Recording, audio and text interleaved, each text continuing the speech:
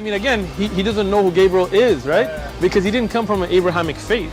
The people of Mecca were pagan. Quran is mentioned, if this book was from other than God, they would have found in it many contradictions. If a book is without contradictions, that has no bearing on whether it comes from God or not. I've had phone books that are inerrant, but I certainly don't think God gave them. That we believe without understanding. The brother asked a very important question, that most of the scholars say that listening to music, watching movies, and most of the television programs, they're haram. So how can we have fun? Let me tell you, brother, at the outset that having fun is permitted in Islam as long as the fun is halal fun. All right, hello everyone, and peace of the Lord to all of you. Let us have some halal fun. And today we will have a lot of fun together. Please invite your friends. And if you are a person who don't like what we say, you do not need to stay here. Like, you know, you see some people in the comment, they say, just to play the video for us and that's it. I want to say to those idiots, I am playing for you a video so I can comment about it. I'm not here to play a video for you. You want to play the video, go watch it yourself. So any potato, he is here, he think he is in a restaurant and we are his waiter. Get out. We do as we wish, not as you wish. You don't like it? You don't pay us. It's for free. And this is not your cable. Switch the channel. So today our topic about so-called Bassem and Morgan. Before we go there, you know, this guy, where is his video? All right. This guy, Bassem, as always Muslims, they play victim. So you cannot accuse them to be the criminal. So before you accuse them, they start crying. And this is exactly what they do. But you will see how stupid he is. However, I'm sure there's a lot of donkeys who have no brain. They will think he is just saying the truth. But if we watch together, you will see how stupid he is and how he exposed himself, actually. So let us go and see. Well, joining me now to discuss the conflict in Israel and Gaza is a TV host and satirist, Bassem Youssef. Bassem is... he's a TV host of which TV? Where? I mean, this guy, he have a program once and he is a TV host. But anyway, yeah, he's a TV host. And are you a TV host too? I noticed that this guy Morgan, before we continue, this Morgan is a you know, I don't want to call him names, but he's a piece of garbage. They are just, you know, trying to find any piece of trash to put it in their program. It's a short time. They want to make money. Just yesterday, he went and he met with the pimp. This is who they are. You know, when you claim to be a journalist and you are trying to, you know, provide something good. So what is the good you got from interviewing? Imagine a pimp these days is interviewed. And there's millions of people watch the pimp interview. I mean, you know, in the old days, if you say Aflaton, if you say Aristo, if you say, these days, no. A pimp, a whore, is their guest. And not only guest, is a favorite guest. So we are in a time where those people, they, you know, like one of you asked me, do you like to be in his show? Do you think I'm a pimp? Do you think I'm equal to those trash who they are there? Those people, they are, this guy is just desperate. He bring anyone just to make interesting, let us say, or you know, where people, they can get angry, upset, you know, because of what's happening. This is the whole idea. For them, it's a short time. For you, it's the blood of your kids. All of them, they are a bunch of scumbags. Who is the one next one will be interviewed? I mean, if there is a scumbag in the world, did not invite him to your program. So they have a, like, you know, a massive, you know, subscribers. And then, okay, who's next? Who tomorrow? Let me search in the internet who is the one people, you know, maybe they will get angry if I have him, or they will, other side will be so excited to have him. This is how it is. It's not about election or selection of something quality. It is for garbage. So we go for a pimp. Now he got the guy and he introduced him as a TV host. You know, I want to know what kind of a job is the one is called TV host. What does that mean? That means nothing these days. As you see, Morgan himself is a TV host. He's a stupid, he says stupid things, and he is useless. In fact, he bring a guest in front of him, and he don't say anything useful. Even when he invite people for a so-called debate, he invite two people that are not qualified for any debate. But today is no different as an example for what I'm saying. You'll be the judge. So let us hear what he is saying. Great to have you back on the program. I wish it was under different circumstances. Oh, I wish. First of all, what is your reaction to what happened on October the 7th? It's very important, by the way, to know the reaction. You see, if you go in YouTube, you will find, like even me, I use the word reaction because I notice how stupid people are. Just type the word reaction, people click. A dog react to a cat, 10 million view. A chicken react to her egg, 7 million view. A child react to his mama. The cat react to me. I mean, just type the word react, and then everybody react to the react. And then they put a thumbnail to bring people to click at the video. His mouth is open, like reaction for this guy, like his mouth is, like, you know, he opened his mouth as much as he can, and he take a picture of himself, and he put it there, like, reaction to the Quran. His mouth is open like a snake. And obviously, I mean, the reaction now is happening, not before. Now listen, this is the first time he saw it.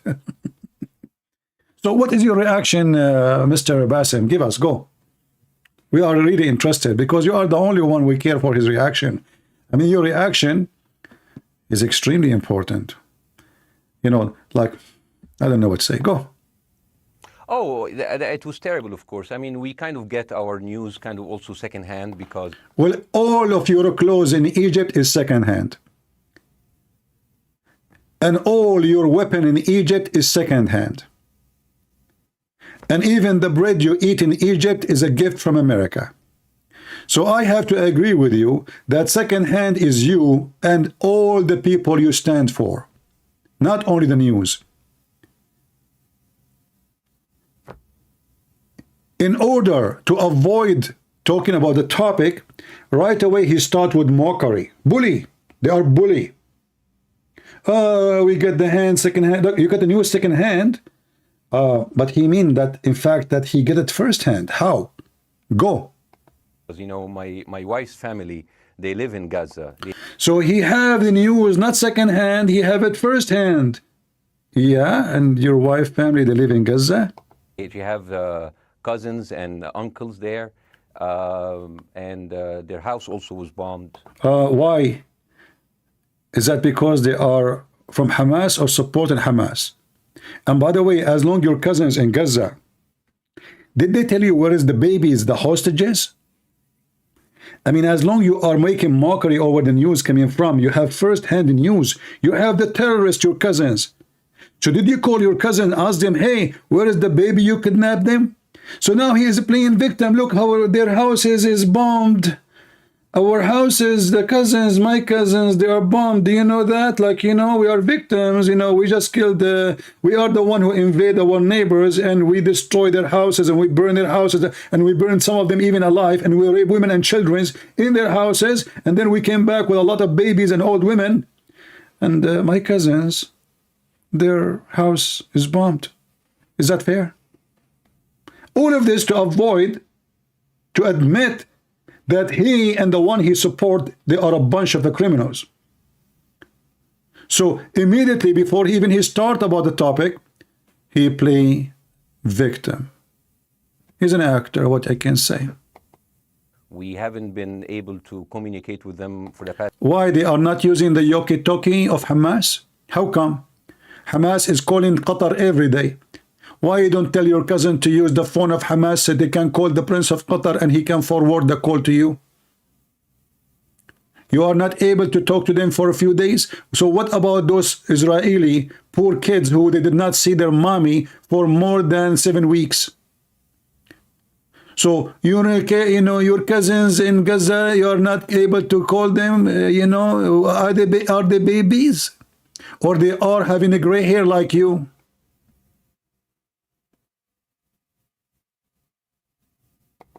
Last 3 days, communication are lost. So we don't know actually what is the how are they doing, but you know, we're used to that. I mean, it's right. just like it's very repetitive. We're used to that. We're used to them being bombed every time and moving. Every time what? Every time you attack the Israeli, they bomb you. We're used to that. Do you see it? So you see, I mean, look how scumbag they are. They are the one who attack. They are the one who go there. They are the one who stab. They are the one who put bombs in the bus stations. They are the one who kidnap girls and daughters. And then we used to be attacked. We used. The Israelis attacking us, you know, for fun. You know, just keep attacking us. We used for that. We used to, you know, what we can do. It's like what we can do. Those Israelis are evil, you know, they keep attacking us. We are just victims. We do nothing, you know. We are just people. We comb our hair. We want to go walk in the sun, have a suntan. And, you know, this is what we want in life. You know, that's it. You know, that's it. You used to be attacked. I want to ask you, scumbag, as long as you are from Egypt, and by the way, you are blonde. And I find it very funny that you're an Egyptian. Egyptian with the blue eyes. Anyway, I wonder how this happened. But anyway, this is a different story. But listen,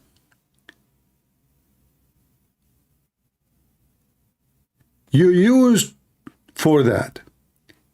When your country, Egypt, attack Israel, how many times Egypt attack Israel and how many times Israel attack Egypt? We will find that every war, it was you, bunch of scumbag, attacking Israel. Israel never attacked you. And each time you go in war with Israel, you got humility and they step and they wipe the floor with you. And then what do? They attack us, you know. We used for this, they keep attacking us, you know, those Israeli Jews, you know. So you wage war on them. You attack them. They give you a screwdriver in your anus, excuse me. And then you say the screwdriver is hurting. Can you imagine how ugly and disgusting this mockery is? And you will notice that this guy, TV host, Morgan, is an idiot. Shouldn't you say to him, but isn't it you, Arab, who always, by the way, supposedly he claims he's an Arab, but he's a blonde with the blue eyes. But anyway, so isn't it you, potato Arabs, is the one who keep attacking Israel? Who is the one attacking who? Can you name for me the war when Israeli attack Egypt? Give me the name of it.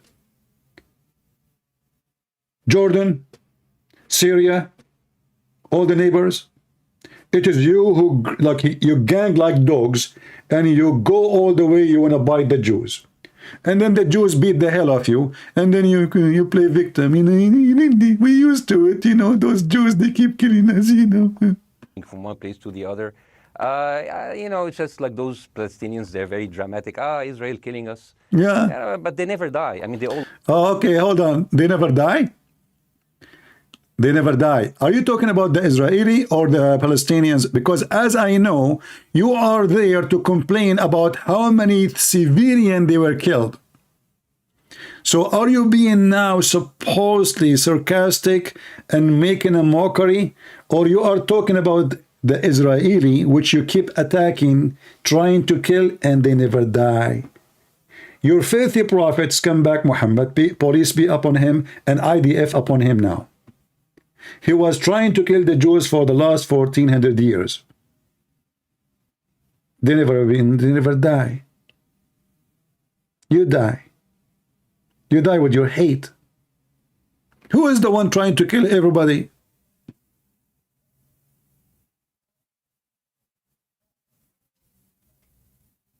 always come back. You know, they're very difficult to. Exactly like weed, man. This is the situation of Islam. There is no benefit from them. They are weed. They are just causing harm to the yard, to the garden. If we ask this guy, what is the benefit of him? What is exactly his job? Why you live in Europe?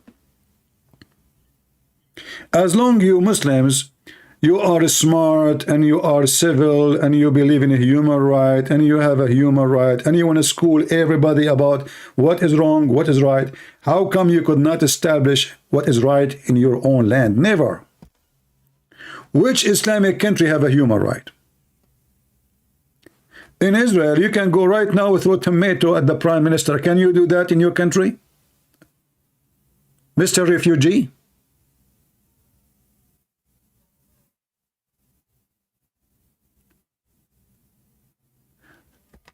So if they brag about a human right, suddenly they claim that they are the one who defend the human right, but in their land, nobody have a human right. Why? Because people are like him. They are hypocrites. They give you a speech about the human rights. The second you speak against the president, you and your family will disappear. Literally.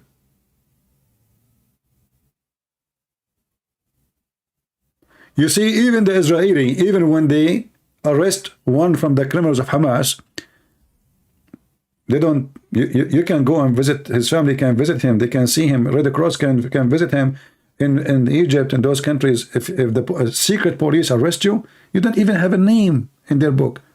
If the family go to check, can we see our son? And you say, which son? We don't have your son. We never heard of him. Go, he's not here. That's it. They take your son is gone. Continue. To kill, very difficult people to kill. I know because I'm married to one. Yeah, I tried many times, couldn't kill her. Yeah, I tried to kill her many times. I could not kill her. You know, I understand your wife, she is from Gaza, and they have a very good reputation in Gaza. You know, I mean, your wife is a Palestinian. They are very good, nice, civil people. You know, we have to say, and they have a good reputation everywhere in the world. To the point, nobody in Egypt, they want people from Gaza. Nobody from Emirat want anyone from so-called Palestine. No one in England, no one in Europe, no one in Syria, no one in Lebanon, no one in Libya, nobody in Tunisia, nobody in Algeria, nobody in Morocco, nobody in Emirat, nobody in Qatar, nobody in Bahrain. Nobody wants you. Why? Should we accept refugees from Gaza? Of course, people will say yes. Remember, we've taken over 500,000 refugees in just the last handful of years. In 1992, Denmark took in 300 refugees from Palestine. 64% of them have turned into criminals. What happened to the rest? Only 64% turn into criminals? Well, this is a very positive. I mean, do you see, guys, how racist those people? They are racist to the point they took 500,000 refugees. Racism. In Saudi Arabia, they have 0 refugee. Qatar, they have 0 refugee. But the racist West, England as an example, they took 500,000 only. In Denmark, they took a couple of hundreds of Palestinians only. 46% of them, they turn to be criminals. That is a good percentage. I mean, they are good. Why you see only the positive part? I mean, the negative part. Why you don't see the positive? Why you did not notice that there's 36% they are not in jail yet? Guys, do you see the racism? Only 64% are criminals. But what about the 36 who they are not, because they are underage, they are not considered criminal according to the law of Denmark?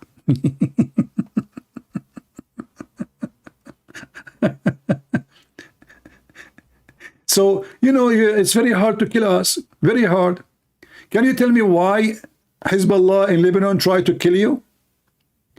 Do you know, guys, what Hezbollah and the Shia militant in Lebanon, they tried to do to the Palestinians in Lebanon? They surrounded their camp for more than a year, and they allow neither food, neither water, neither gas, neither fuel, neither medicine, nothing to enter into the camp. Did any of you see the Muslims around the world striking, making noise? Nobody. The Israeli, after attacking them, they stopped the internet. Oh, stop the internet. They stop the water. Oh, how we can live without water? It's just for a few weeks. So you are taking your water from the Israeli, taking your fuel from the Israeli, taking electricity from the Israeli, and you don't even pay for it. And then you kill their babies, and you kill their women, and you want to rape them, and you want to kill everybody, and you make speeches about we should kill everybody. And then if a minister in the government of Israel says maybe we should nuke them, Allahu Akbar, how disgusting. He just said he want to commit genocide. So you in your speeches you say you want to do genocide against them, but in their speeches they cannot say the same. How come you make speeches saying you want to kill every Jew and nobody get angry in the West, especially those left-minded stupid people, mentally ill people? Huh?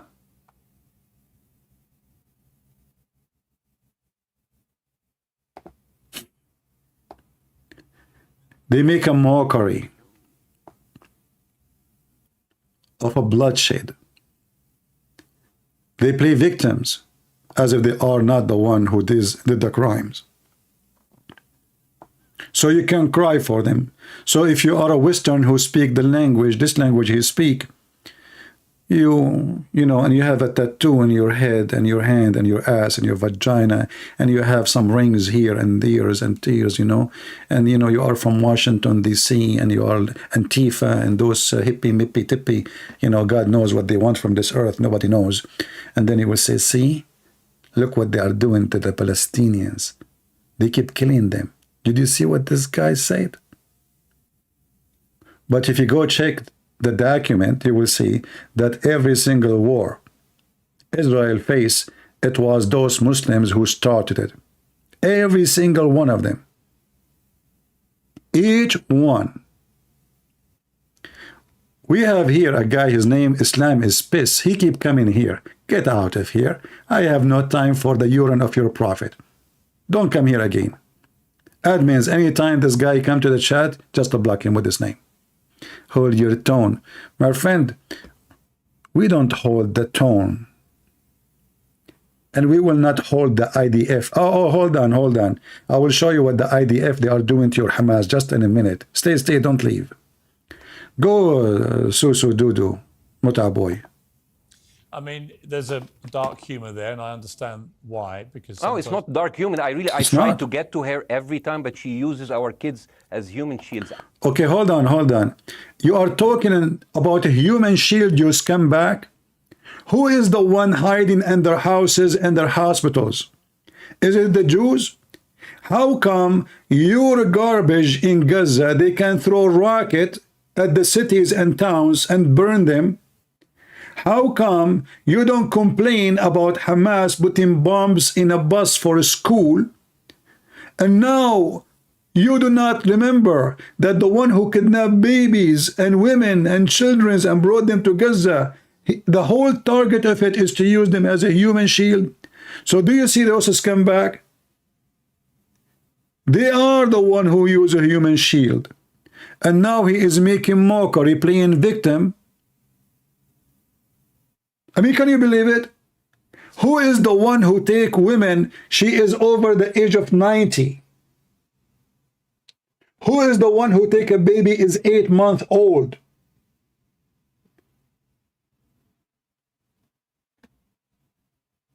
Can you believe it?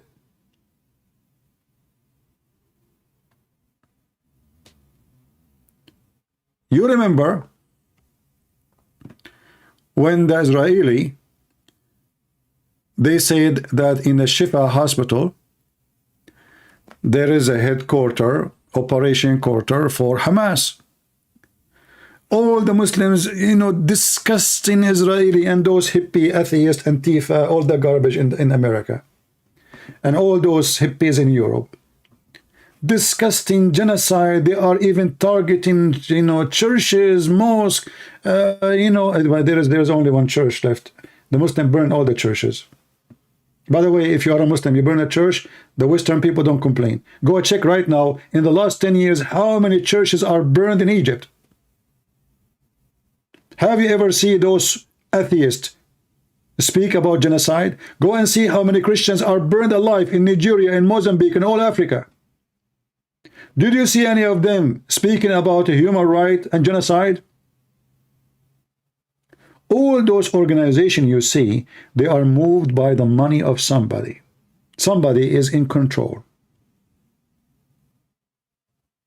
You notice that all this madness goes as soon as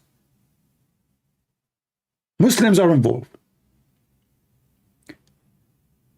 I can understand if the Muslims in the West, they are moving, protesting. Well, that's normal, they are Muslims.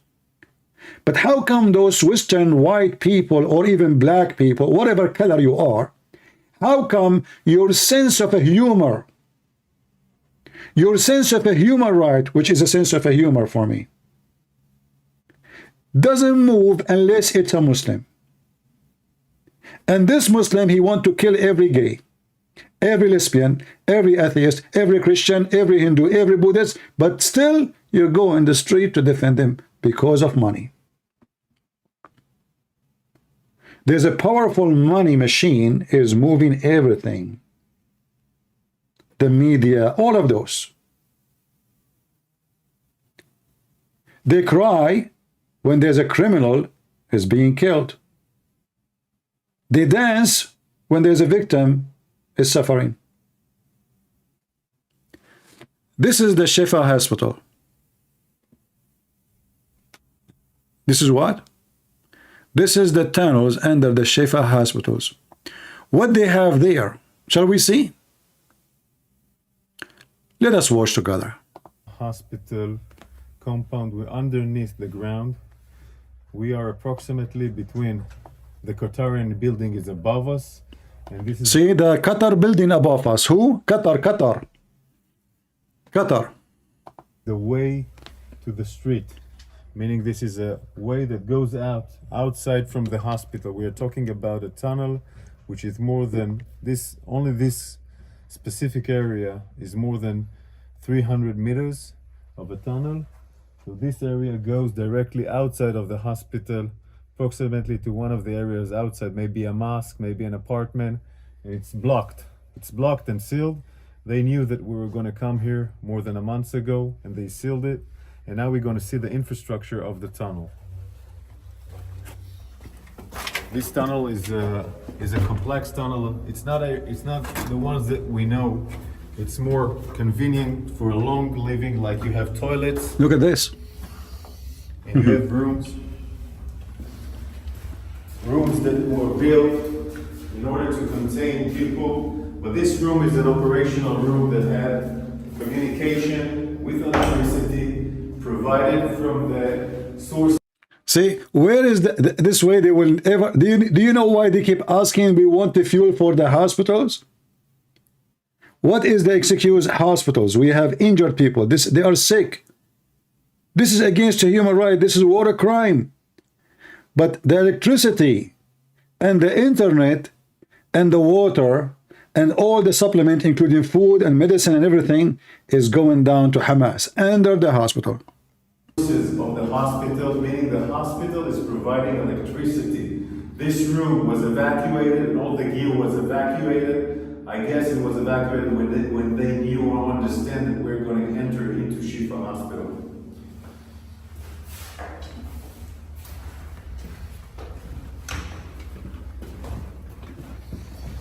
You can see how long it is. The warriors in front of us are going inside the tunnel. You can see a small kitchen. So it will provide them food, water, etc. All these facilities of water and food are coming from the hospital, meaning they're using the hospital infrastructures. They're using the hospital infrastructures in order to provide this I have a breaking news before I continue. US-Canada border is closed in New York after explosion. However, I don't think this is terrorism. I think it's just a Muslim being angry. You know, the media in the West. If it is a Christian prince, if it is a Christian, this is a hatred crime. This is a terrorism. All the ones who vote for Trump, they are terrorists.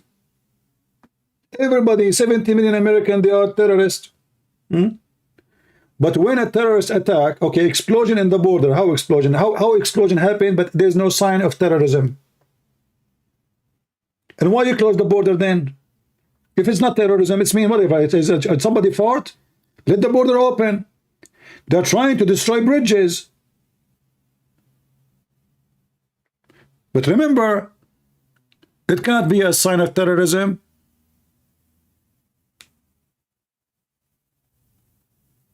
Continue. Mechanism to stay alive and survive. Hold on.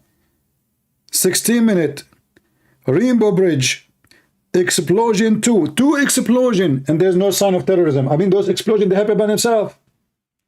Listen. I mean, those the media of Antifa and the media of Joe Biden and his scumbags is beyond imagination. If it is one explosion, okay, you know what? Somebody farted. Somebody, he ate too much beans. You know, American, they eat beans, right?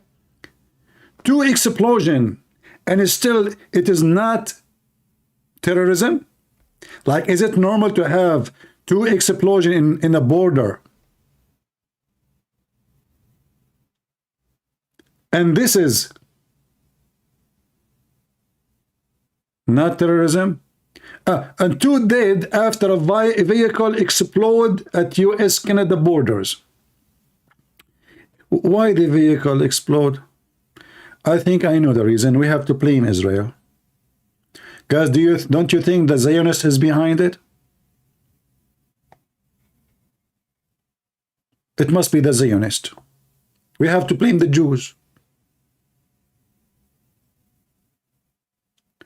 Somebody has come back, he will come now and he will say to you, the one behind it is the Jews, and they are trying to cause a chaos in the state.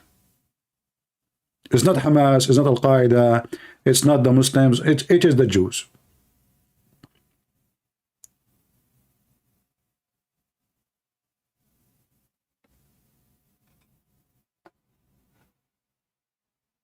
We go back to the hospital.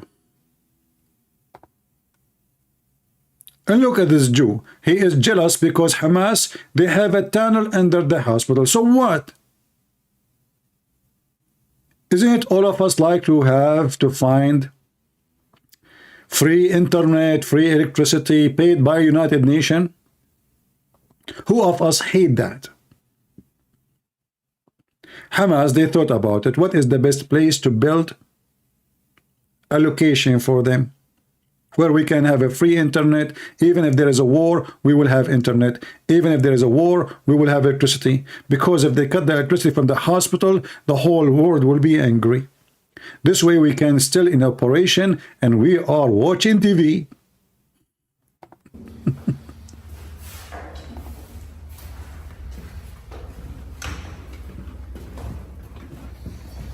You can see how long it is. The warriors in front of us. Look how big. Look there. Inside the tunnel, you can see a small Look at the kitchen here.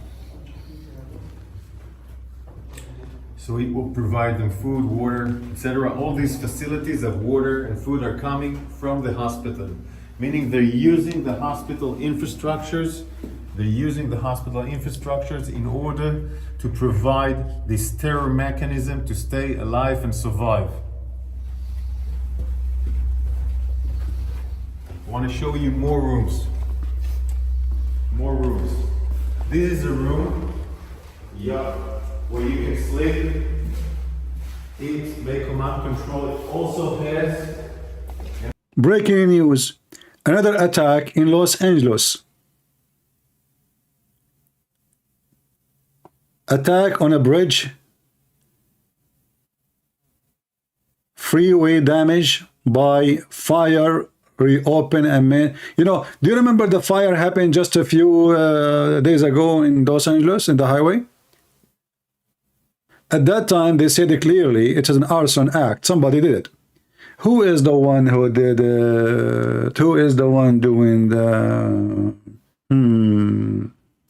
I will give you names and you choose one. The first one, his name Jacob Shalom. The second one, his name Shalom Jacob. The third one, his name Shalom Jacob. Choose one. None of them, his name is Osama or Ahmad or Hassan or Muhammad. We have, it must be the Jews.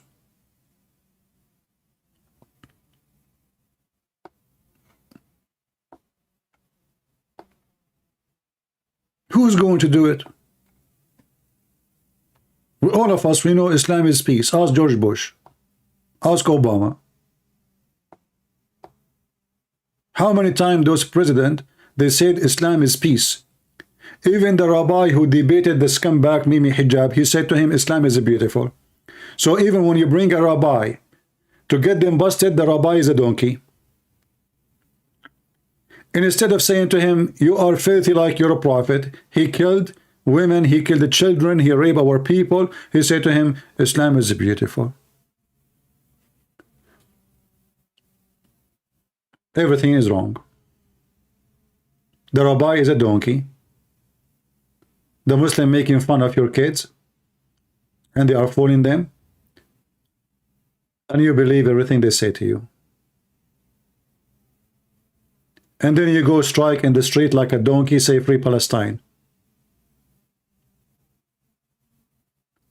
And instead of condemning their act and their filthy religion, we cry for them and we say they are victims. And not only that, people, they donate for them. And where the donation to go? To Hamas.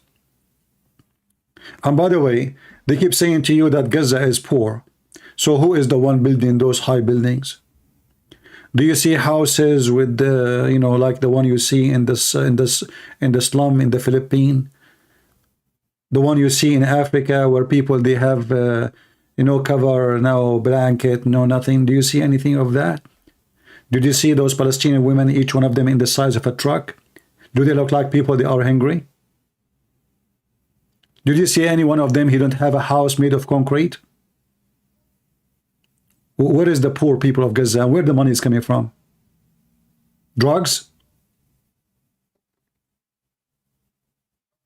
As long as the Israeli are surrounding them, they don't allow them to do anything. We want to know how all those buildings are built.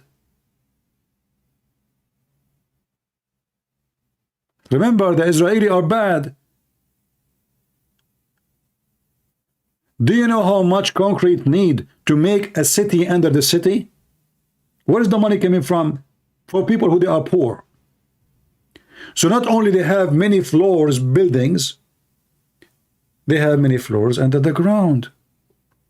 Who paid for this? That is a good question, isn't it? Always you have to trace the money. But we are in a world of stupidity. They just showed you the tunnel, but nobody asked, okay, who paid for this? Not only the weapon they have, who paid for this? This is very costly.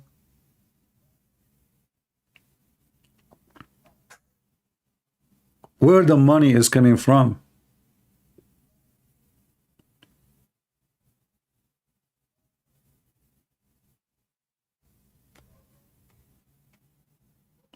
Always chase the money, you will know. Like, you know, how come if somebody traveling, like, you know, they check. So if they find a person coming flying and somebody else paid for his ticket, that is suspicious. Mostly it's a drug dealer. Who paid for all of this?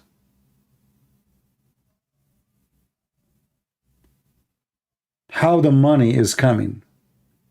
Who is behind it? Why we are wasting our time and we keep saying Hamas, Hamas, Hamas. Hamas, if there is no money, there's no Hamas. If there's no money, there's no Hamas. Those fighters in Hamas, they have salary, they have retirement, they have health insurance, they have, if they die, their family get paid every month. So who the money, where is the money coming from? And why the stupid Israeli government, they could not stop the money? In fact, just to let you know, the stupid Netanyahu, he himself, by his hand, he delivered the money every month from Qatar to Hamas. If you don't believe me, go check it out. This is how stupid every single government for the last 20 years in Israel. A bunch of donkeys. Thinking if we let the money go in and those people, okay, build houses, have fun, you know, grow, okay, you know, we will have peace because that's it. The economy is stable and, you know, money is coming from everywhere. So leave them alone. They will leave us alone. Did they leave you alone? Did they?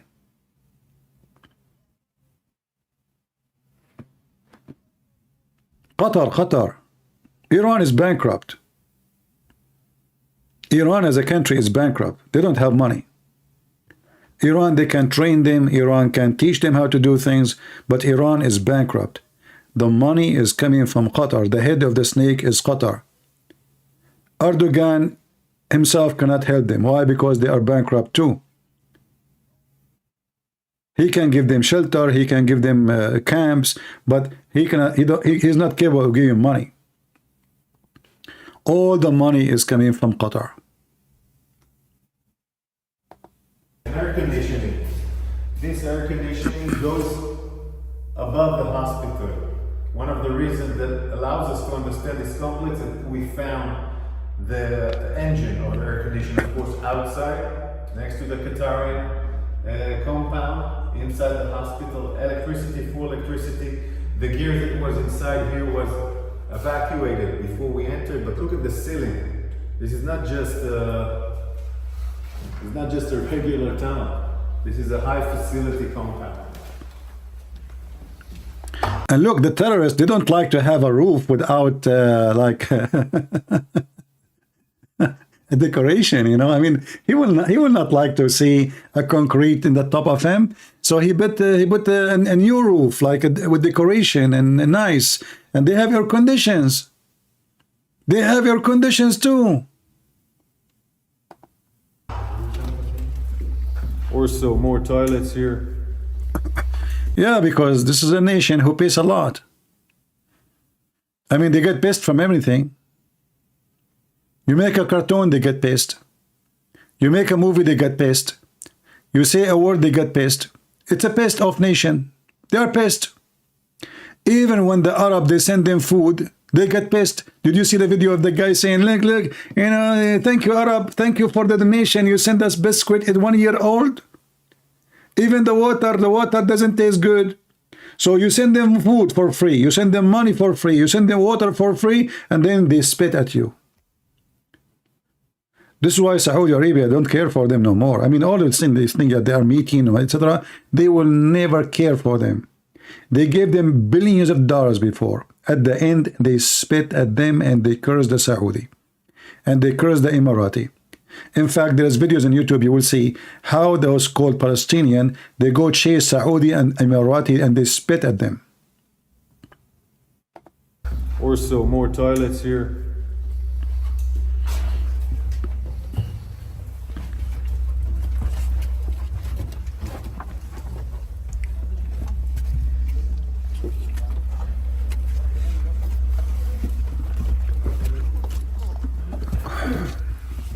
Of course, they tried to seal it. They tried to seal it also with sand and other components that we will not be able to enter here. We evacuated the sand. We opened up those entrance so we can go in, but they tried to ruin this tunnel in order for us not to be able to enter.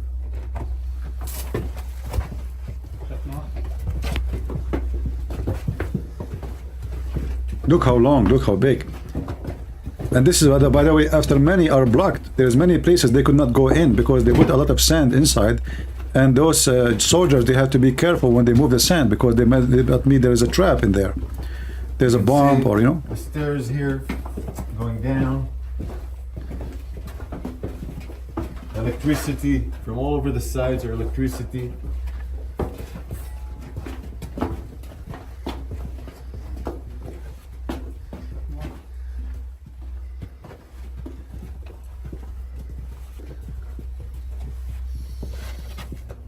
all this electricity compound, of course, all this electricity gear, of course, comes out from the hospital. The hospital provides, in that sense, electricity to this stair mechanism of the tunnel.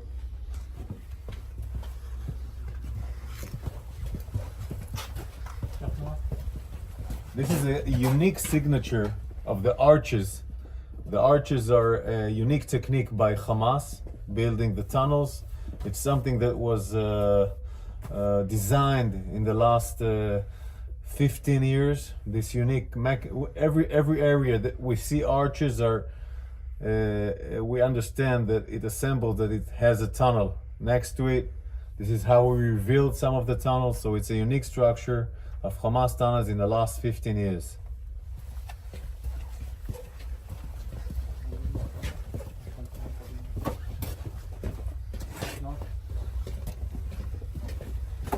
By the way, I have good news. This guy, he won the election.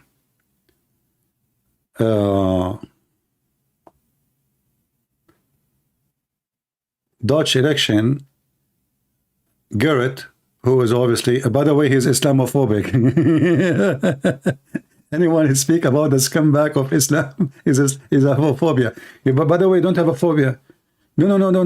They don't rape your kids or kidnap them. No. This is all is a phobia. Phobia. That's not true.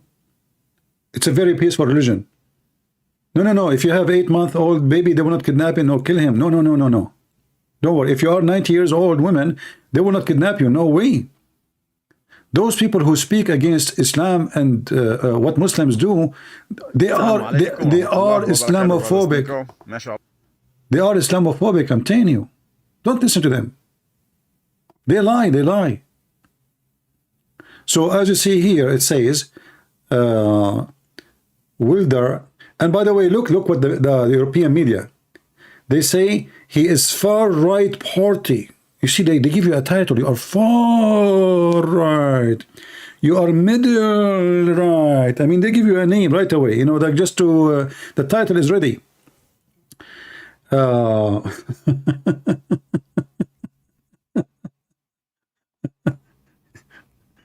What in the world?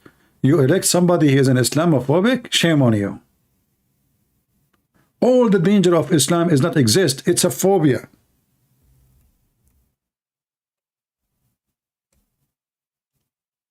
ISIS does not exist. I mean, it's true they killed hundreds of thousands. Al-Qaeda, they rape and they killed and they enslaved Muslim Brotherhood in Syria and Libya, and they killed and raped and they burned churches and they burned Christians and they burned even Muslims. But listen, all of this is nothing but phobia. It's fake news.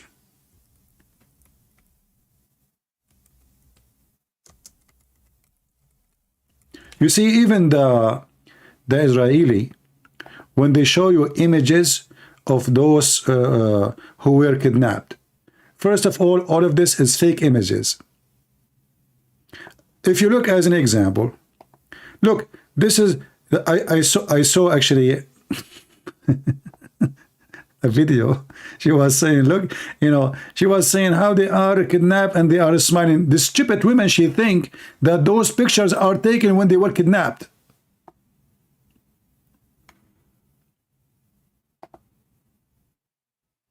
I mean, can you believe how stupid those monkeys? So she was questioning, okay, so they are kidnapped and they are smiling? Who wanna believe this?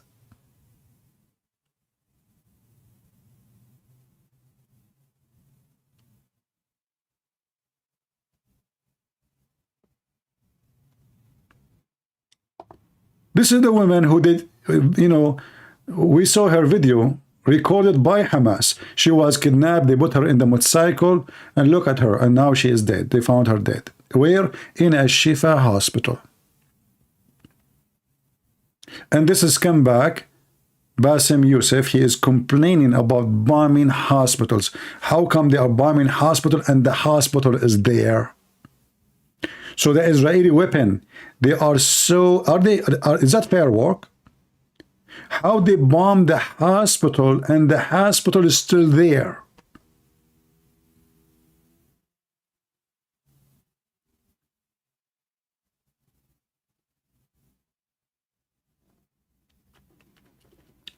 So they have a tactic. Look at this old woman. She cannot walk. They took her with the, you know, this the golf cart. Look at this woman. She doesn't even know what's going on. Why in the world you take such a woman?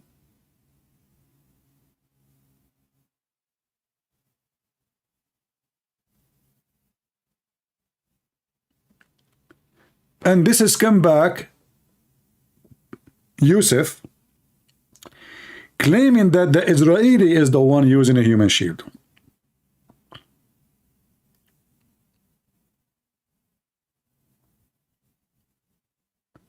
This is Noah Argamani, not Noah Marcino. Okay, maybe I'm mistaken then. Maybe, I'm not sure.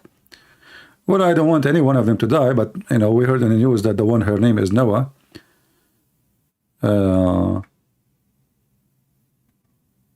Lord have mercy.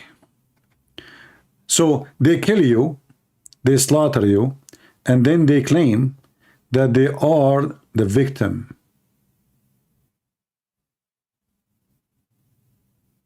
They are the victims. It's not you, it's them. And this Morgan, you know, look at his face, like, you know, those this kind of TV hosts, they remind me of somebody have a diarrhea. Yeah, I understand. That's where are you? I mean, you don't have anything to say besides you say anything, and then understand that the hard time for you. I mean, can you believe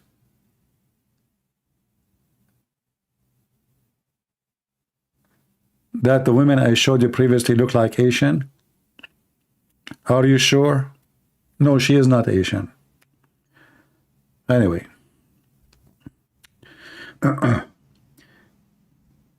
the way, she is not Israeli.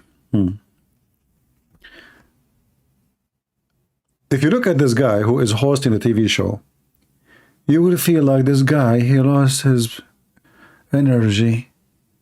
It's like just a guy, he came from the gym.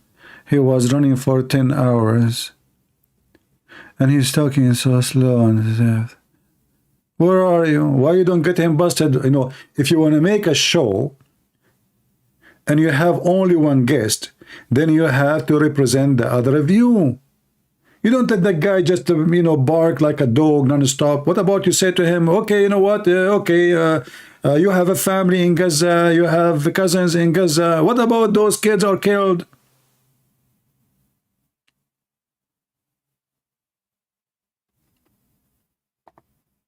What about you call your cousin and ask them where is the victims, where is the kidnapped woman? Don't you have a cousins in Gaza? Call them. Are you telling me not one of your cousins are a member of Hamas? I can never take her out. Again, I understand the humor, but to be serious, Bassem, about this, tonight there is... I will be serious. Now, I will be serious. I was watching your interview with Ben Shapiro, and I'll tell you one thing. Yeah. I think that Ben Shapiro is one of the smartest people. That's because you're a donkey. If Ben Shapiro is the smartest person for you, you must be the most stupid person ever. Continue. Whoever walked this earth, he's very, very smart. Is he smarter than your Prophet Muhammad? I follow him, and I believe everything he said. And when he came on your show, his solution was, and I quote, his solution was that the solution for this is for Israel to annex Gaza. And you are you are a son of a whore and you are a liar. This is what he said. He said, is to kill every one of Hamas. It is you Muslims who say we should kill everyone in Israel. So do you see, guys, how they play the upside down?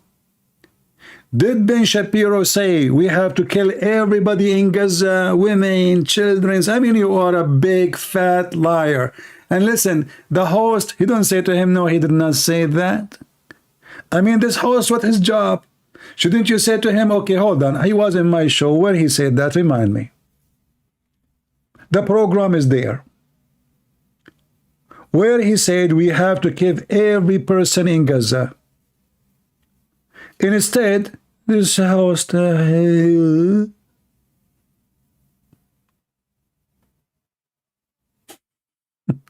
This is a TV host.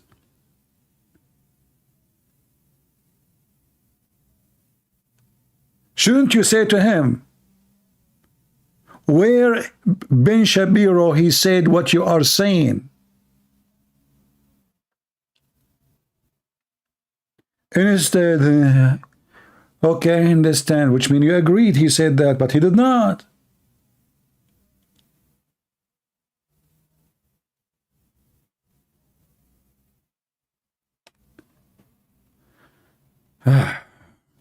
He did not say it directly. No, we know what everybody mean, that they have to finish Hamas. They have to finish Hamas. He did not say we have to, and you know, hold on. Let us say for the sake of argument, Ben Shapiro, he said that. Who is Ben Shapiro?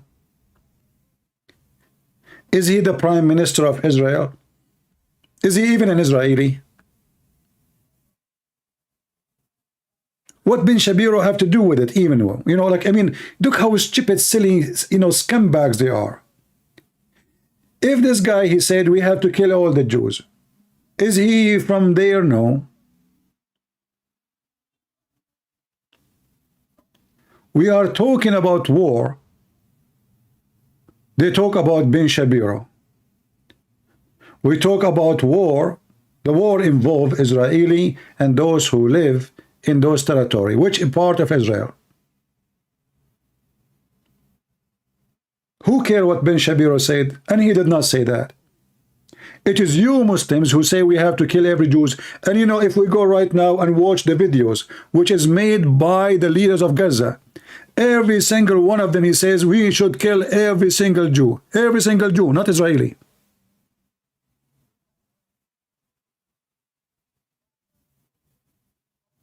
Somebody saying, would you like to go in the Piers Morgan show? No. I will never accept to be in such a stupid show. When you associate yourself with a stupid person, a stupid show, you must be stupid like them.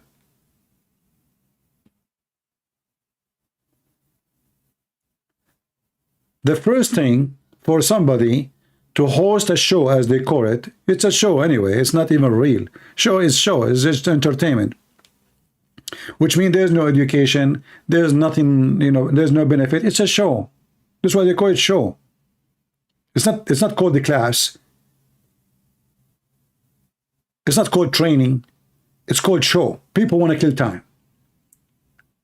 So if I want to be with somebody, I want to be with somebody, he speaks smart, he asks smart, and he answers smart. When you associate yourself with donkeys, you will look like a donkey.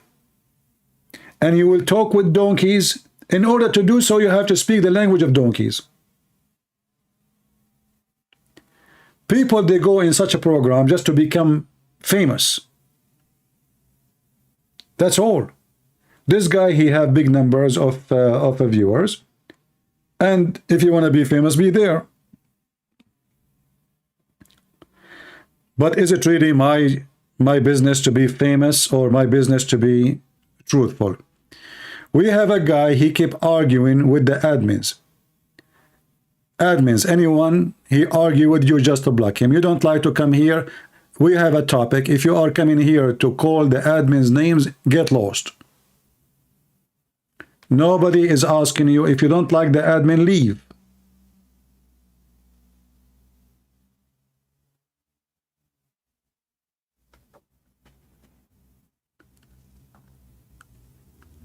All of them are the same equality. They play victims and they take advantage that the host is a donkey. He is so submissive. The host is so submissive. This guy, he washes dishes for his wife for sure.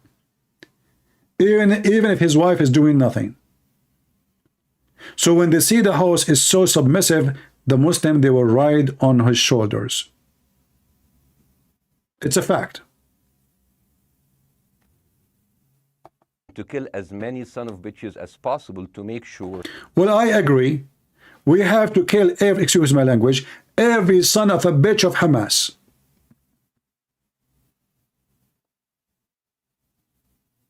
Why not? Is it in your country?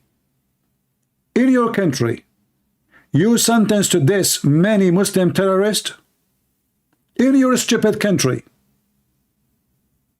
So how come in your stupid country, in your stupid government, in your stupid president, you can kill every son of a bitch of those terrorists, but they cannot kill them in Israel? How come it's lawful for you and it's not against a human right for you, but it's against a human right for them?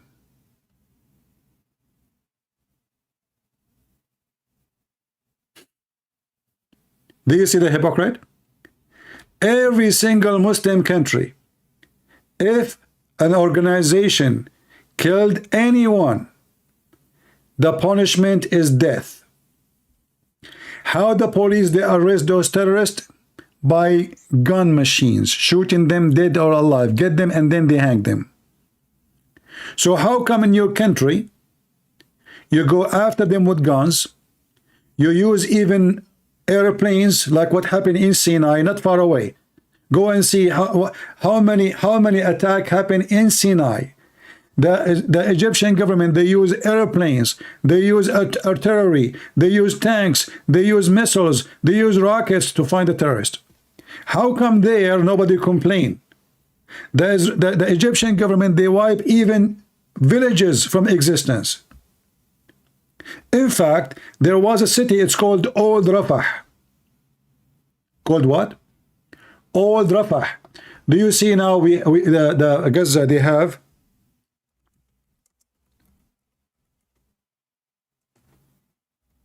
They have a border, right? Correct? But there is a city called Old Rafah. The old one. That one, the one close to the border, is destroyed.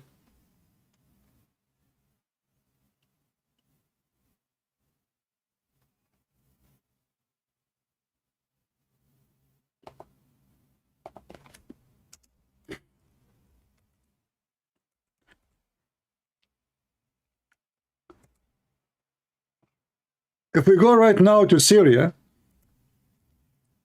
and we look at the pictures, what we will find? Did you see the Muslims in Egypt going crazy?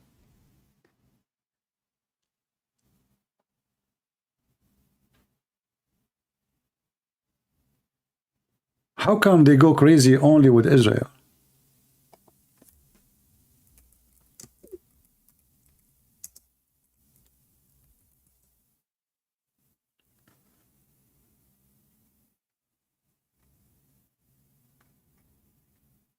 Let us see here.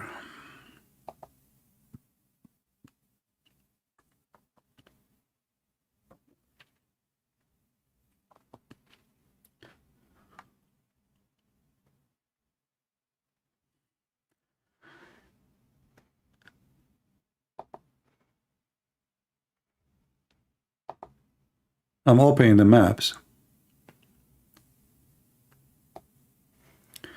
See here, this is Gaza.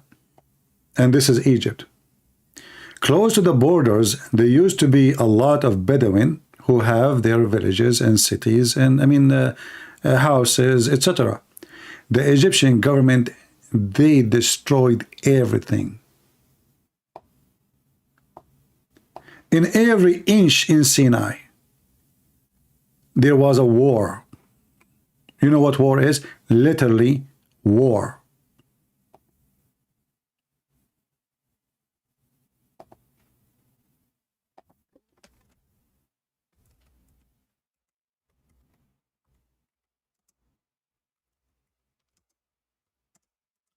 Let me see.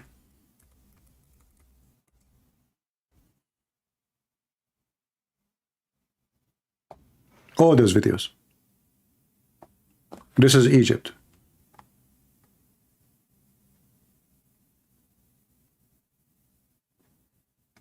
The video name, look how the Egyptian, they are dealing with the ground. They do carpet bombing to kill the terrorist. Here the title is killing, shooting. I'm not going to show the video, The soldier here, he will shoot the captured terrorist alive in front of you in the camera. They record him.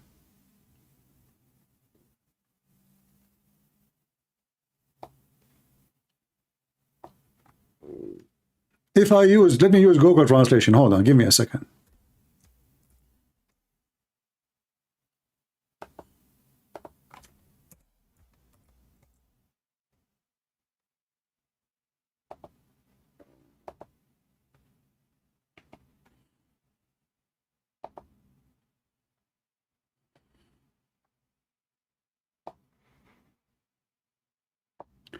Rear video, watch what the Egyptian army did to terrorists in Sinai.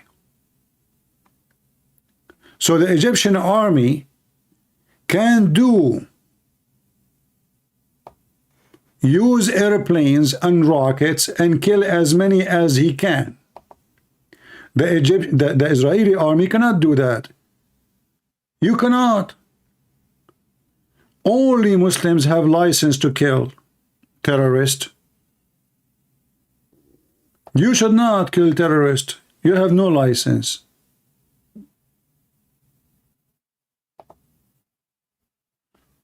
I'm trying to find the video. It's not working.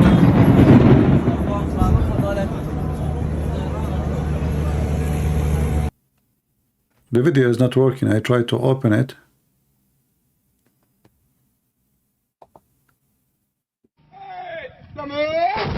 Here we go. Look. Look, this is the Egyptian army fighting against their own Hamas.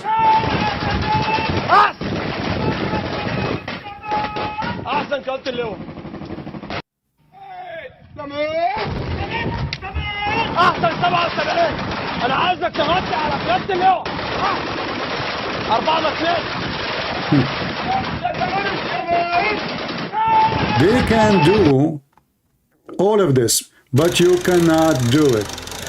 They have a license to kill. This is the Egyptian army.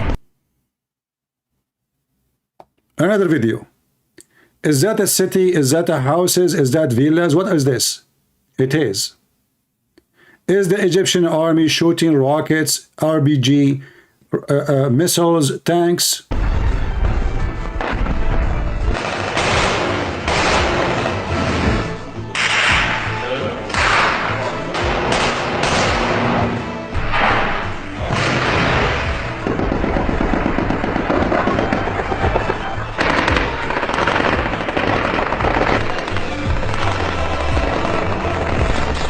This is not a movie, this is a real video of a real war with the organization the same as Hamas. In the comment you will see the Muslims saying, may Allah bless you, army. Look, nobody's angry. May Allah give you victory, the army of Egypt. I just use Google Translation. May Allah protect you, have wide mercy on murder, and give patience to their family. Long life, Egypt. But they are killing Muslims, terrorists.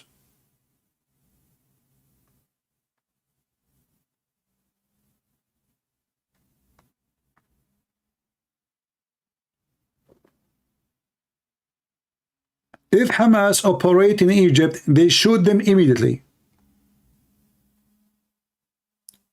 If the Israelis shoot Hamas in Israel, every Muslim get upset. Hypocrites.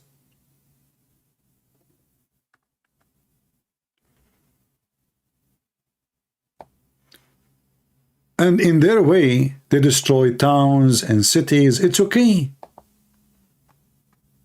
No problem.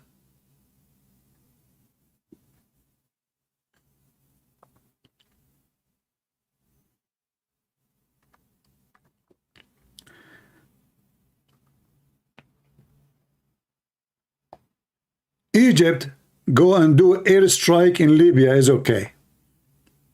Saudi go and do airstrike in Yemen is okay. Emirates do airstrike and killing many people is okay. What if the Israeli did that too? To join the club? No, it's not okay. It's not.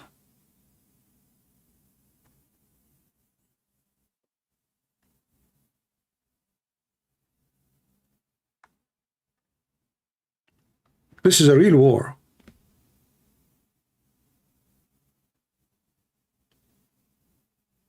Is it okay? Or it's not?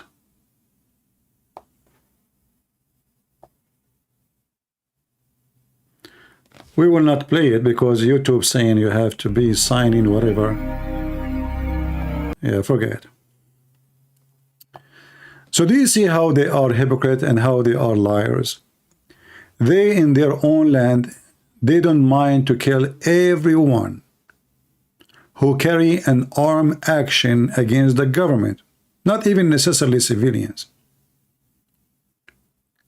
But if the Israeli did that, the Israeli are very ugly, disgusting. In fact, all Islamic governments, all Islamic countries, they kill Muslims non-stop.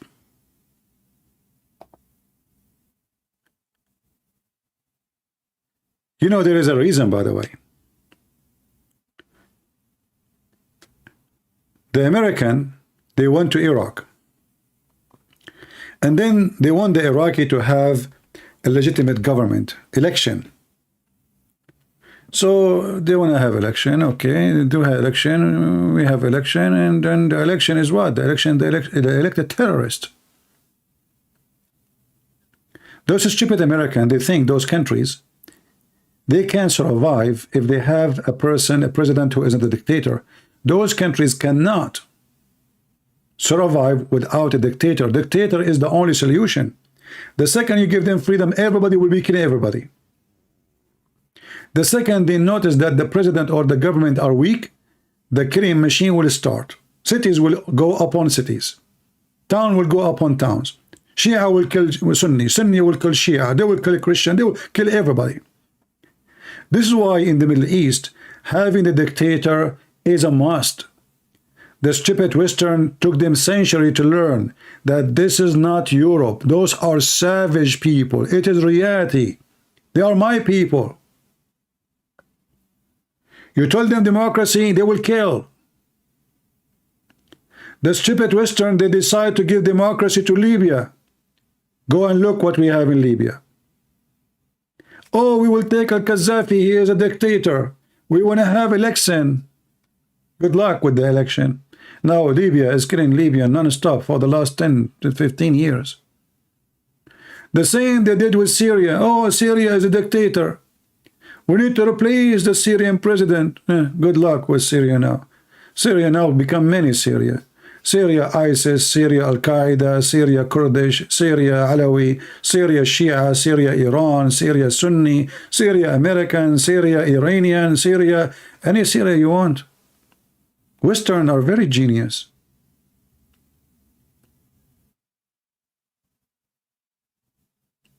Those people, they don't understand any language except violence. The second they see a dictator, he is strong, they behave. The minute they see that he is dying, everybody want to put his knife in the cow. It is reality. And I challenge anyone to say this is not true. You see, why Saudi Arabia is still intact together? Saudi Arabia, there's many problems inside. There's many tribes, they hate each other. There's many tribes against each other. There's many tribes, Shia, Sunni. There's hatred. There's a tribe who believe they should be the royal family. What is making Saudi Arabia still intact together? Because they are terrorists. The royal family are terrorists. Anyone open his mouth, what they will do to them? Do you know what they did to Khashoggi in Turkey? Anyone remember?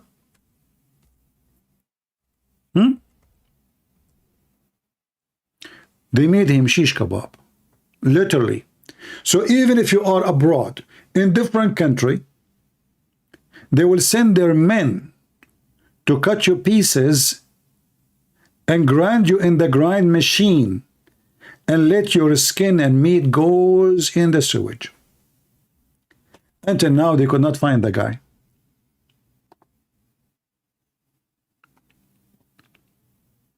This is the Middle East. It is reality.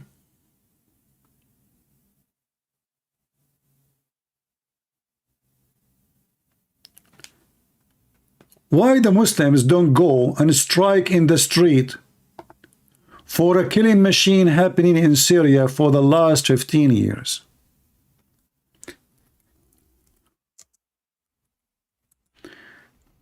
If we look at Syria,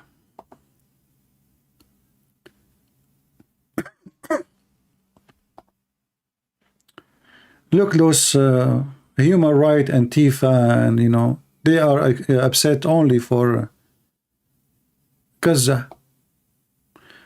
Other people, they don't, it's okay. You know, their human right get activated by Qatar when they want. This is Syria. Dust.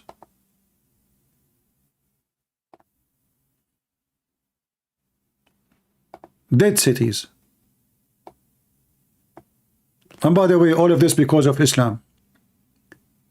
Wherever the garbage the Islamist goes and the filth of Qatar goes, this is will happen. It goes with Qatar. This country was fine, everything is fine, and then Qatar pump a lot of money to the Islamist. And the Islamists will not accept a president who is not a Muslim Sunni. Jihad. And the war started. And where is the money coming for the war? Qatar, Saudi Arabia, Emirat, Bahrain, and then our friendly Muslim neighbor, Barack Obama. Barack or Barack?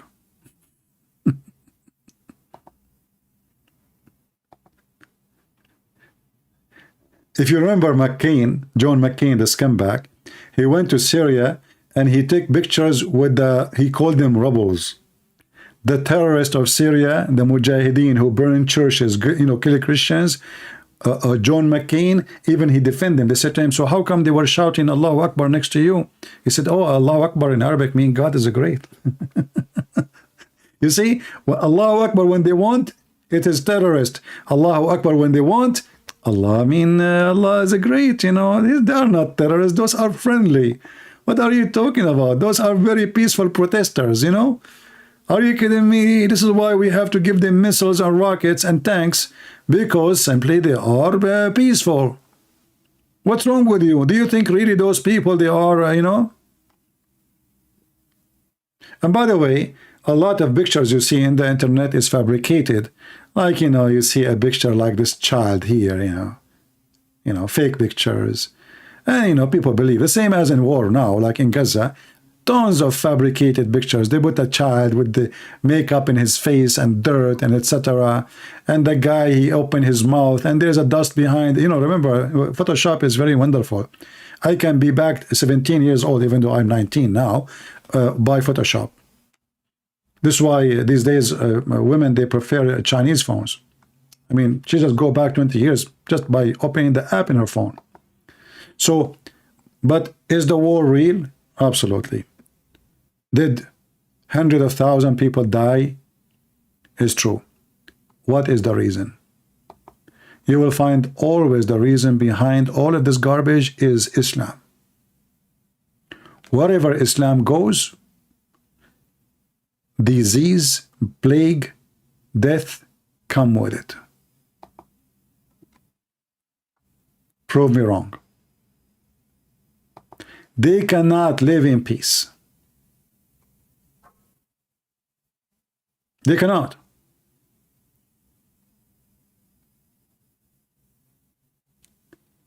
The religion of Islam is the problem.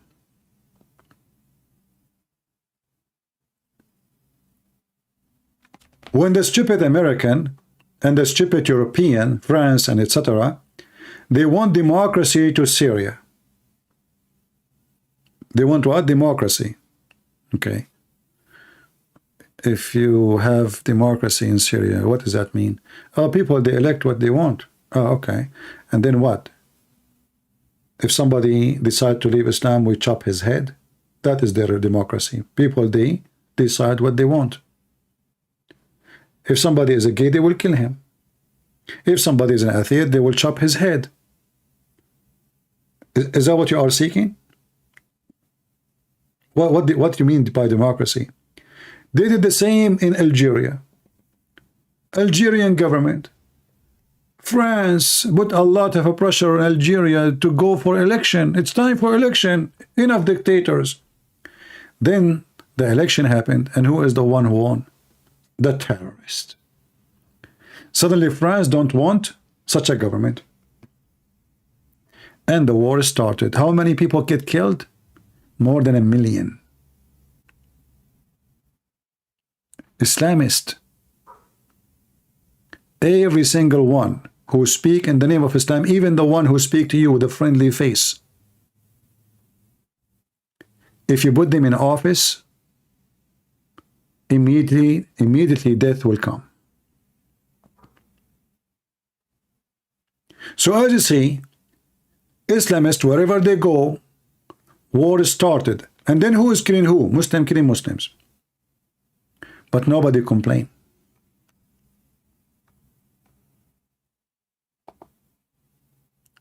Erdogan, he made a speech one day against the Crown Prince of Saudi Arabia. He called him a criminal. He want to bring him to court. Correct? You remember?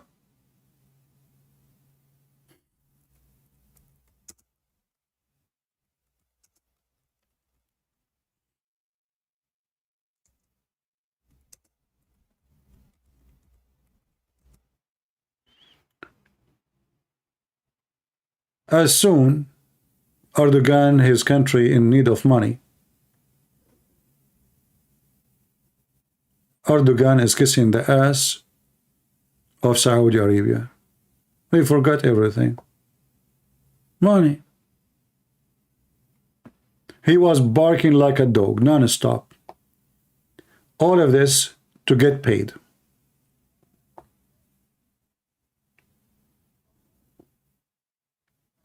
The Crown Prince found it hard to forgive Mr. Erdogan's attitude after the murder, suggesting that the prince was directly responsible. Look who is going to who will forgive who? The murderer, the one who killed the guy, he's not responsible. Are you kidding me? He have no idea what's going on. Those are my men. They go kill people in the street without telling me. I'm just a crown prince. I'm nobody. Yes, it's true that the intelligence, they have to tell me everything. It's true every important decision have to come through me. But you know what, Erdogan, it's hard to forgive you. Kiss my shoes, kiss my shoes.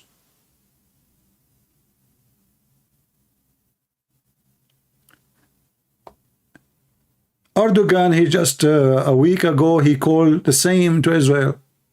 Crime, you know, we will announce Israel as a war criminal. Just wait. 6 months, 8 months from now, he will come to Israel, he will kiss their ass. Who wanna bet?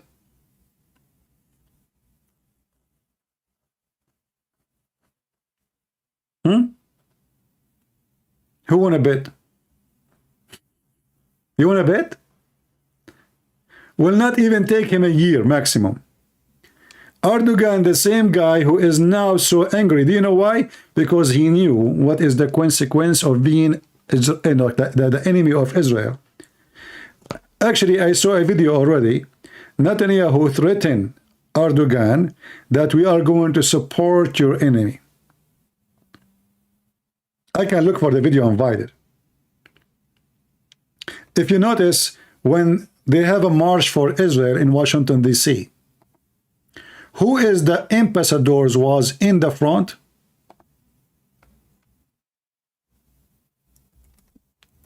Cyprus and Greece.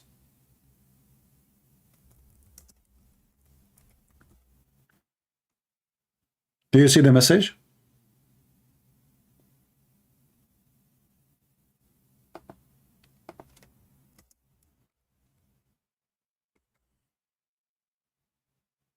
Cyprus and Greece. Which means the Israeli saying to him, behave yourself or else.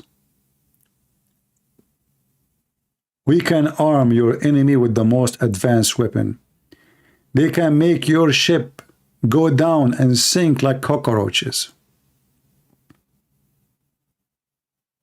300,000 they march in Washington, D.C. for Israel. And 2 foreign ambassadors, Greece and Cyprus. I am sure you know that this is not what was not a coincidence. It was a big flag for those like Erdogan.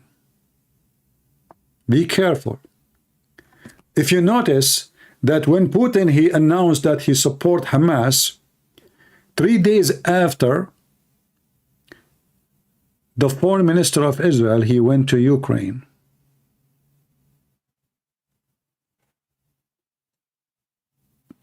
It's very strange, isn't it, to go to Ukraine at a time like this?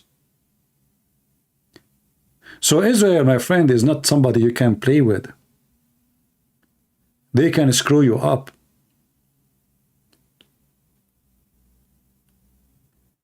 This is why Erdogan, he is mute now like a dog.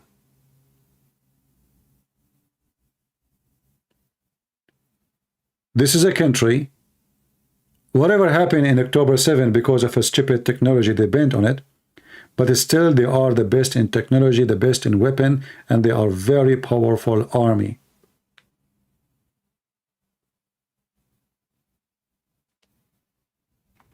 In fact, even America, most of our technology here depend on Israeli scientists.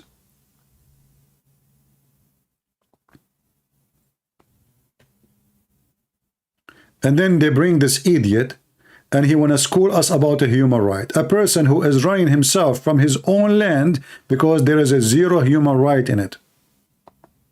That this will never happen again. And anyone who call for a ceasefire will be a terrorist sympathizer. So God... Sure. You know, I will go with you. When first day Egypt attacked Israel, do you want me to show you your videos? Should I search for them? Speaking about the victory of the Egyptian army? 6 days, and then you, Egyptian, and all the Muslims, you start asking for a ceasefire. In the first day, Allahu Akbar. As usual. Allahu Akbar Takbir. Go. Then the Israeli, they give you a screwdriver in your anus. Then what you do, you go and kiss at that time the ass of the Soviet Union to stop the war.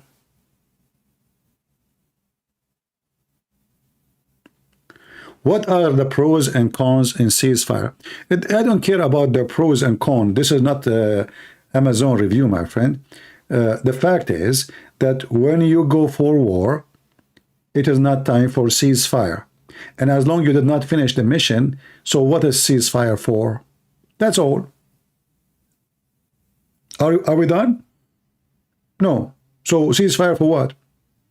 And always the one who asks for ceasefire is the one who is losing.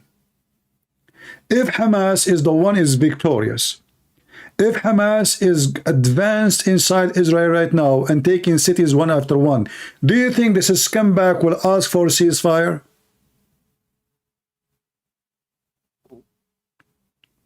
Just be honest with yourself. Do you think those who they are striking now for ceasefire everywhere in San Francisco, those scumbags, If the Hamas is the one invading cities, taking one after one, do you think anybody will go in the street and ask for ceasefire? No. It doesn't matter how many Jews die. It doesn't matter how many women raped. It doesn't matter how many children are burned alive. They will never ask for ceasefire. Ceasefire is when they are losing.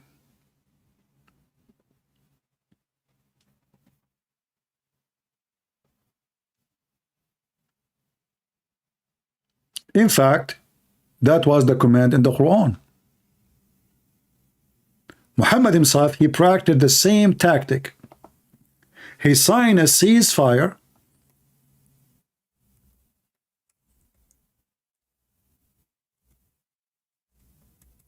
when he's weak, until he regroup, prepare himself, getting stronger, he attack. And the enemy thought that they have peace. The Quran made it clear. You cannot ask for cease of fire unless you are not the uppermost.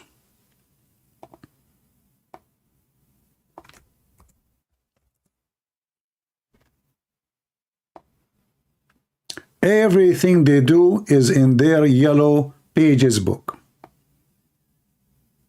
The filthy Quran. So be not weak and ask not for peace from the enemies while you having the upper hand. Do you see it? So when the Muslims are allowed to ask for peace, this peace will be temporary. Until they have the upper hand, then they attack again. But they are forbidden to ask for peace as long they have the uppermost. See now, Egypt signed peace agreement with Israel. Do you think this peace agreement will live? I assure you, I don't know when this will be broken, but I assure you, as I know everything about myself, I can see it, that the war with Egypt is coming. Those are Muslims. The only way to have peace with them if your neighbors are not Muslims. In the Quran, in chapter 9, Muhammad, he signed a peace agreement with his enemies.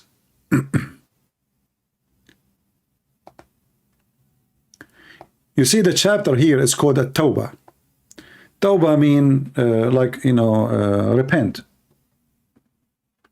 But this is not the real name of the chapter. The real name of it is Bara'ah. What Bara'ah is? It is the first word here. Bara'ah. What does this word mean? Freedom from all obligation of peace agreement. Kill them. He signed peace agreement with them. He regrouped. He prepared his army. His stupid enemy, they are taking honeymoon. And then suddenly he sent them a warning. You have 4 months. Either you leave the town or I'm going to slaughter you all. 4 months. After 4 months, anyone I see here is dead. He took over the city already. You have 4 months. Then those people, what they will do? I mean, they will lose their houses, their animals, their everything. They convert to Islam. And Muhammad, he promised he will chase them to the end of, even if they go to China.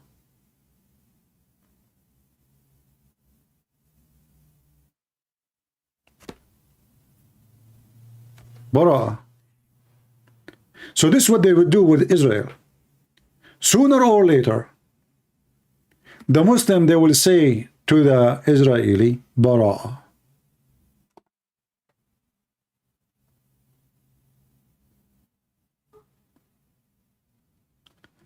And if you don't understand your enemy, that's your fault and this is your stupidity. Until now, there's a lot of donkeys, by the way, in Israel. They think they can reach peace with those Middle Eastern Muslims. You cannot. because they are motivated by their religion, not by argument about land. This is not about a land. Only stupid people think that this is about a land. The war is religious war. Muslims versus Jews, Muslims versus Christians, Muslims versus atheists, Muslims versus Hindus, Muslim versus Buddhists.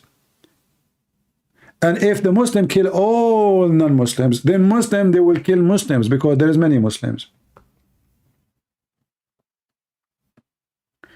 This is why I say to you, Islam is a curse. Islam is a curse.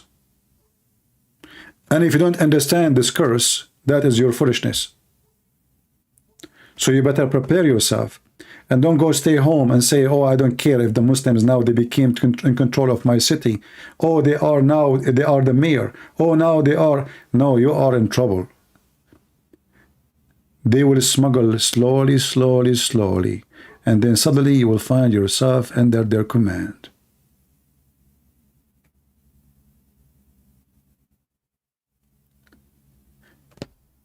And always you will find, which is very weird and funny, that the one who Muslims hate most is the one who support Muslims most.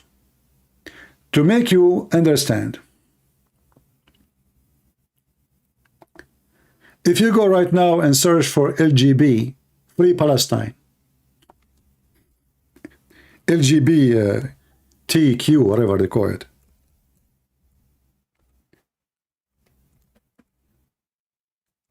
now it's LGBTQH, which means Hamas.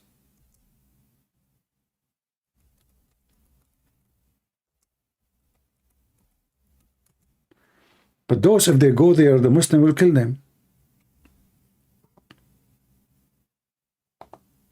They will. Let me show you this funny comedy interview. And don't tell me this is not real. I know. We know it's not real. Because I know some smart people there, they will say to me, this is not real. In fact, it's real. Even though it's like a sketch and a comedy. But this is what they do. The West is suffering from foolishness.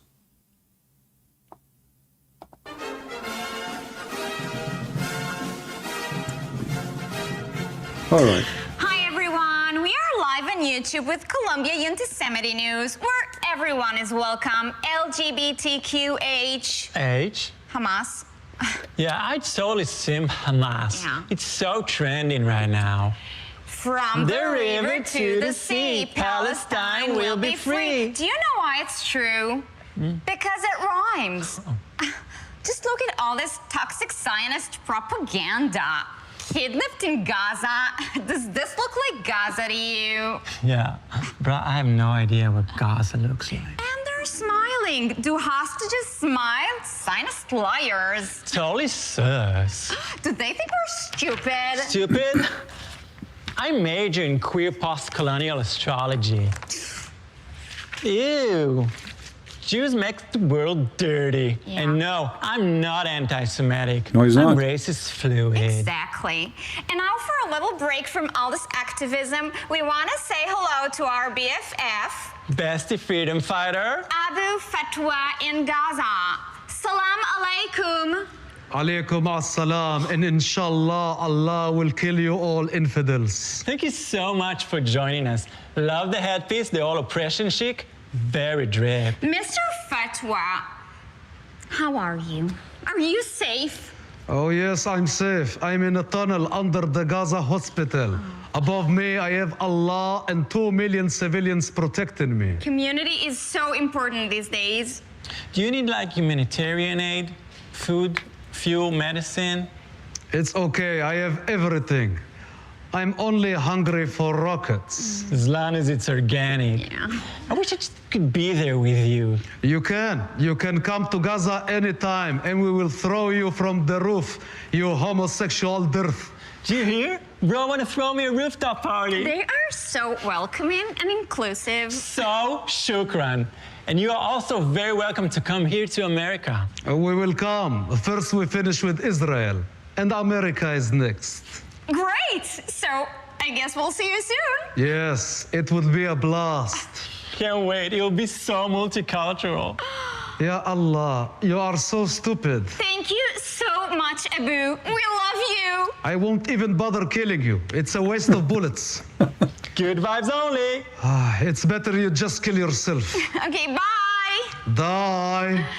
From the river to the sea, Palestine will be Jews free. Yeah, that sounds better. It is better. Even though it's a comedy, but it represents really the stupidity of those people in the West. This is exactly, he said to them die, they said to him bye. Die, bye. We will throw you from the roof. Oh, they will throw me a party in the roof. Thank you. Very welcoming, very exclusive. They changed the meaning of everything. If it's us, the Christians, who say we will throw them from the top of the roof, imagine what they will do. As long as a Muslim says that, it's you know, I mean, those are people. They are under stress. They are under stress. We need to understand. He is so thirsty for rocket. As long as it's organic, no problem. It's our problem. Organic, you know.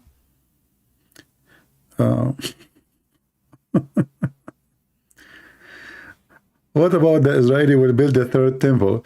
You know, I find it very funny. People are really busy about the third temple. I mean, those people, they are not even able to take the temple first. Shouldn't you take the ground first? Don't you see they are afraid even to offend them? They are very much politically correct. As long as you have people who they are politically correct, you will never build the temple and you will never even build a house. Give me a break, Mr. Temple. This is what you are worried about now? You can build the temple when you will have a man, he is a real leader, and he is a dictator, not democratic. He say, you know what, this is our temple. You like it. We have 40 to 24 hours to evacuate. You don't, we will evacuate you. But when this man will come? Netanyahu, no. The left, no. What you have now in Israel are a bunch of potatoes. They have a very massive, powerful army, but they don't have any real leader. In order to do that, you have to have a man who is a leader, not a politician. You see, Netanyahu now, he wants to cease fire for 50 hostages. If he have little intelligence, he should accept only if we release either all or none. What 54? What you did, still you have 200. What you have done, I mean, is that a victory? And did you ask yourself what Hamas will win? While they are desperate to get 4 days? Which is not supposedly not a ceasefire, like, you know, a howl. But what does that mean? So he did nothing. I mean, they are not real men. They are not real leaders. They are just doing politics. Netanyahu trying to make himself look better after what happened. Okay, I will free 50. But you have 200. He should not allow to free any terrorist unless you free all. Why he accept even 50 for 150? What about we say 150 for 150? Stupid.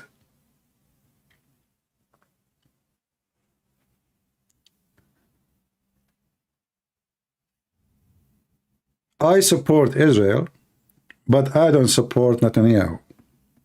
However, in time of war, if I am an Israeli, I will support him because it's war. In wartime, we have to be united against the enemy. And even after the war, by the way, we should be united, but we should choose a better prime minister. Someone is smart, strong, and not hypocrite, and not after money. Israel are desperate to sign a peace agreement with Saudi Arabia. In fact, it is the Saudi who they are desperate for it. Why you are in a rush? Already they have a relationship with Saudi Arabia. Already Netanyahu, he met with the crown prince. Already Israeli can fly over the airspace of Saudi Arabia. Every single airplane going through Emirat or going through India go over Saudi Arabia. The airspace of Saudi Arabia opened from long time ago. What this? Why you are desperate? For what? They need you. You do not need them. Emirat need Israel. Saudi need Israel. Bahrain need Israel, because without Israel they are doomed with Iran. They don't love Israel. They need Israel. Their bullet is not good enough to fight Iran. They need Israel. So the whole idea of what you see is to build a coalition against Iran. Israel, Saudi Arabia, Emirat, Bahrain, and whoever like to join. As simple as that.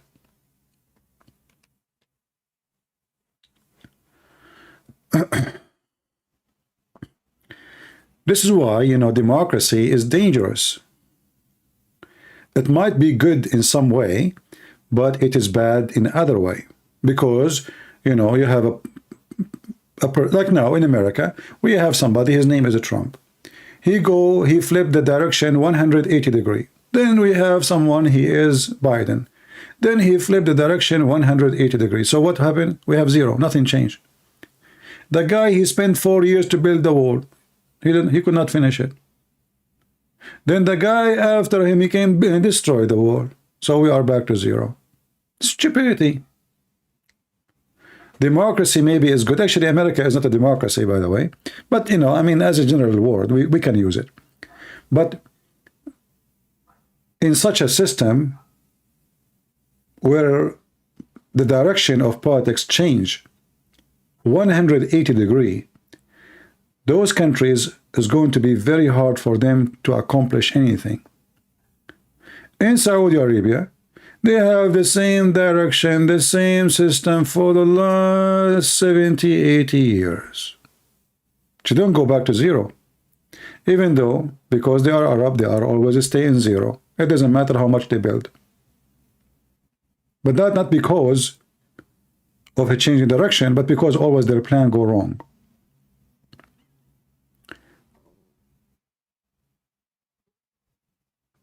In Israel, it's the same as America. It's a democratic society election. And because of that, the government is not too much effective. Even decision for war and peace, it's not in the hand of one man. It's very complicated, it's very hard to do it. And after all what happened in Israel, until now, there's many opposing the attack on Gaza. This is how stupid and how many stupid people until now they are living in Israel. In Israel, they have other problem. There's some group, they call themselves Orthodox Jews. Those that don't want to serve in the army. Why you don't force them to serve in the army?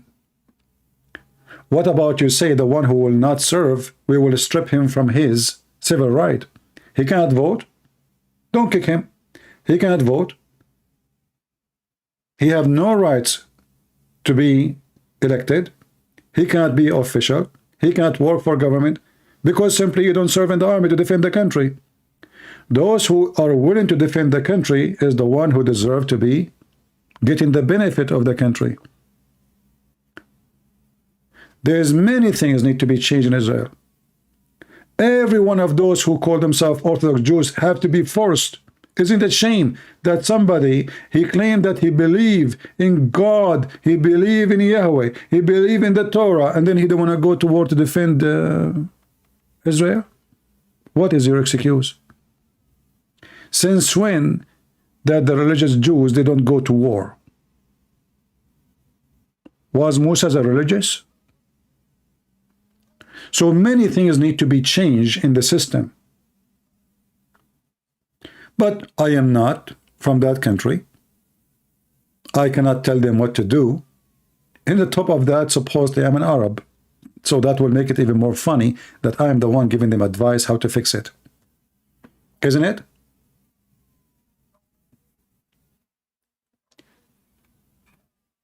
Sometime democracy can be a big problem. Bad problem. It makes countries weak. Now, all the enemies of America, they knew what the weakness of America is. When Trump, he lost the election, Erdogan, he sent a letter to Joe Biden a week after saying that all Trump supporters are KKK. A week before, he was kissing the ass of Trump. They knew the weakness. So now we have two parties, they are in enmity, and those Biden is dividing them. He started calling those who support Trump terrorists. Yet he claimed to be the president who unite America. But yet he called more than 70 million who vote for Trump terrorists, literally. So the Muslims, they took advantage of that. They knew now how we can... Remember we spoke yesterday about divide and conquer? You remember we said to you, we Christians should be united? Your enemies knows how to use your weakness. They are looking for the spot where you are, where it hurt most. This country is very much divided. And that will make this country is very much weak. And this is why Hamas is able to mobilize all those socialists, stupid socialists, to work for them for free. Hamas is not alone. The terrorist of Hamas is working with the massive power of the socialists in Europe, in America, lesbian, gays, LGBT. They are using everybody. And there is a machine behind all of this. And I'm sure the high intelligence in this country, they knew what's going on. Who's behind this?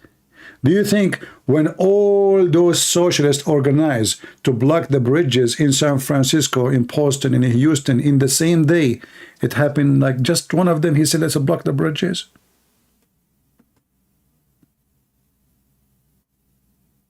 Something big is happening.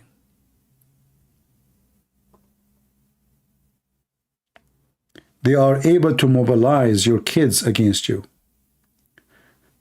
And one of the biggest reason, because we as adults, we are just leaving our kids to schools, and schools run by socialists, and the socialists will poison their head that those Palestinians are, their land is taken from them, those Jews are racist, they build wars in the walls and fences like in South Africa, the white and the black, and they will tell them that the Israeli are white and those Gaza people are black and they are African, and all the madness.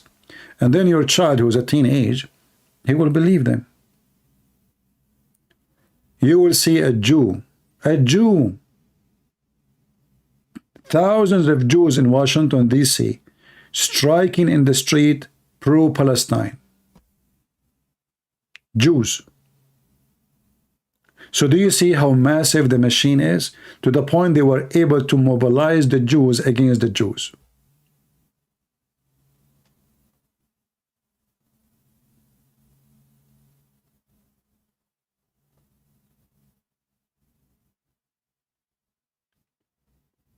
This is what we are trying to do here, so we can warn people about what's going on. But as you see, the big machine is so big. Like this guy Morgan, you will notice he is helping to spread the propaganda of those terrorists. Tucker Carlson, Morgan, and all the scumbag in the media who they are very famous, and the stupid, many stupid who so-called Christian, they think that those are conservative Christians, when the fact they are supporting terrorism.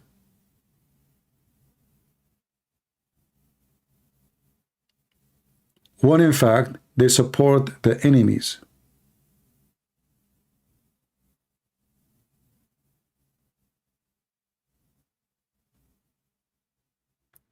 But the second you say Tucker Carlson, people, they will say, oh, this is the guy.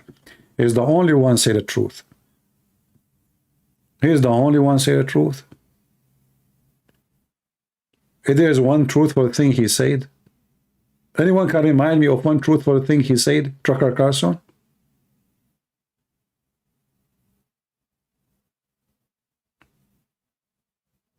The reason they are the enemy of Russia because Russia is the only Christian country. Now Putin is the only Christian country. Is that because he sent a Muslim army to kill the Christians in Ukraine? Christian country? Is that because they have a web camera business in Russia and women, they are opening their legs in front of cameras? When the last time you heard that this Christian country is arresting people for porn? Putin is a Christian country? KGB guy?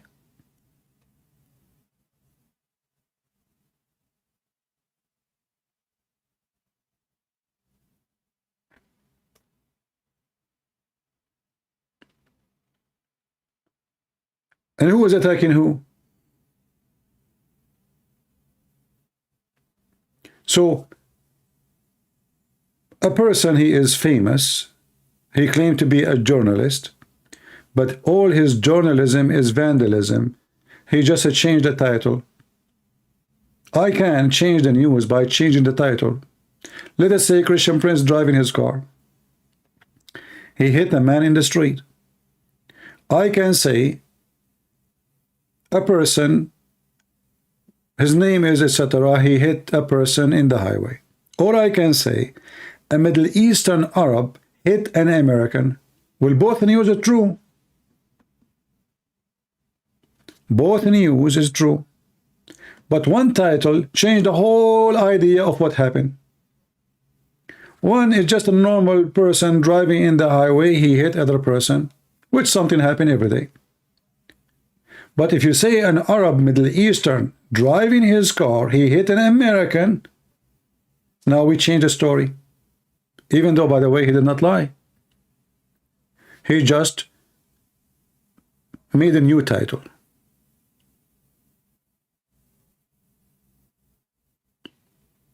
Do you understand? Somebody saying, CP, do you know that Putin, he wanted to join the NATO in the beginning? Okay, let us say that Putin, he wanted to join the NATO and they don't want him. Is that a reason to attack Ukraine? And just to show you that all this excuse is false. Isn't it Putin now so friendly with Erdogan? Isn't it Erdogan is the center of the NATO now? Isn't it America have more than 100 nukes in Turkey? How come Putin is so close to Erdogan and he bring him to Crimea and he built a big mosque and he invite Erdogan to cut the silk? So how come the NATO is his friend when it's come to Turkey, the NATO is his enemy when it's come to Ukraine? Do we have a brain? Do we?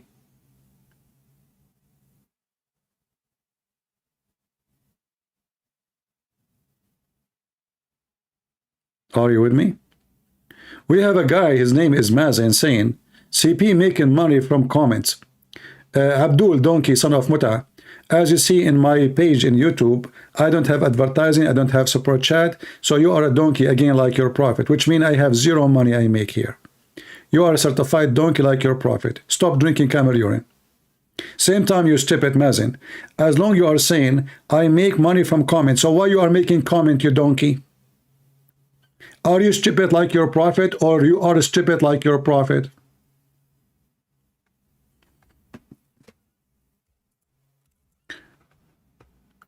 CP making money from comment. Somebody delete the comment. Why you delete the comment? Just wait, I was going to copy it. Oh boy.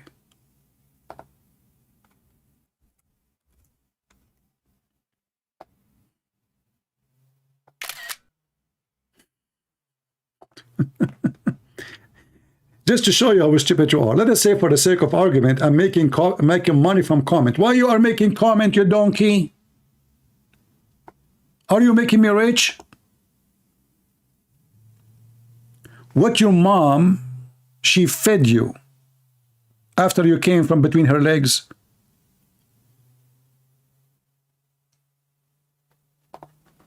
And how we can make money from your comment? Just tell me, please. I want to understand. I take your comment and I exchange it for gas in the gas station. Do you see people giving me money here in the chat, and the chat like coming like money like rain?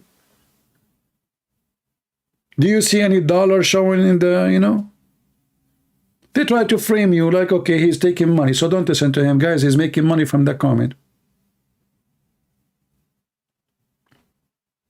Somebody saying, why you cannot criticize Islam without criticizing Hamas? Abdu, you are stupid again. Because Hamas is an Islamic organization. Somebody told you that Hamas is a social club for homosexual.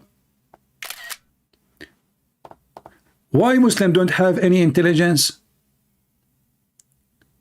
Is Hamas, what is the name of Hamas? Do you know what Hamas mean? Abu Darahim, why cannot you criticize Hamas without insulting Islam? This is not for a man to do. Oh, it's for you to do, says the Prophet says we will kill the Jews. The Prophet says we want to kill every single Christian. Is your Prophet a man to do? Scooby-Doo?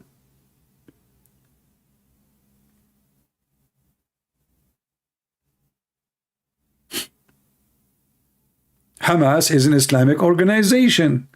And Hamas, when they recite to kill the Jews, recite what the Quran saying and what your Prophet said. They are not communist.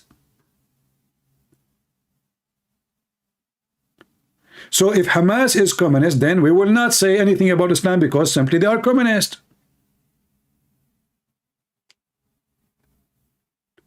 Why they want to kill the Jews? Hamas, they speak why. They say because Prophet Muhammad said.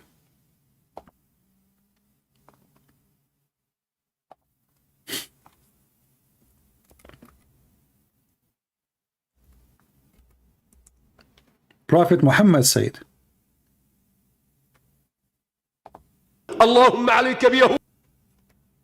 Here we go. What Hamas say? Oh Allah, bring annihilation to upon the Jews, Allah. This is their prayer. شل أركانهم ودمر كيانهم اللهم مكنا من رقاب يهود اللهم مكنا من رقاب يهود فلقد اقترب يوم ذبحكم وصالكم والقضاء عليكم حتى لا يبقى يهودي ولا صهيوني على وجه هذه الأرض. عقيدتنا في قتالكم أننا سنبيدكم على بكرة أبيكم. Do you see it? He said our doctrine, our religion is to kill you all. And we will not leave one of you is alive. Any Jew, not Israeli, any Jew. And this guy says to me, why you cannot, criticize Hamas without attacking Islam? Because the problem is Islam. The problem actually is not Hamas.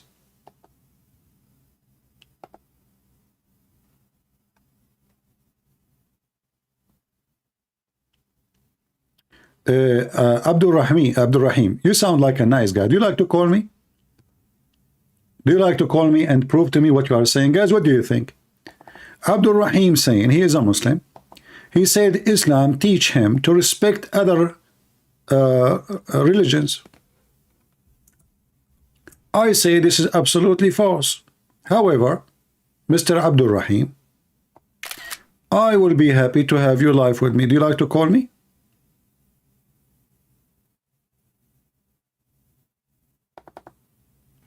Do you like to call me? And I will listen to you. If you can prove what you say, I will apologize from you in the front of everybody. What do you think?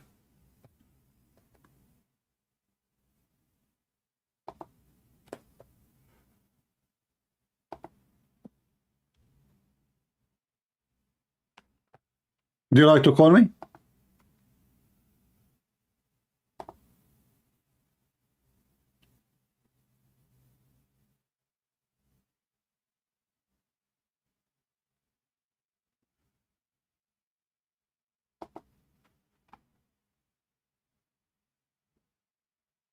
What do you think?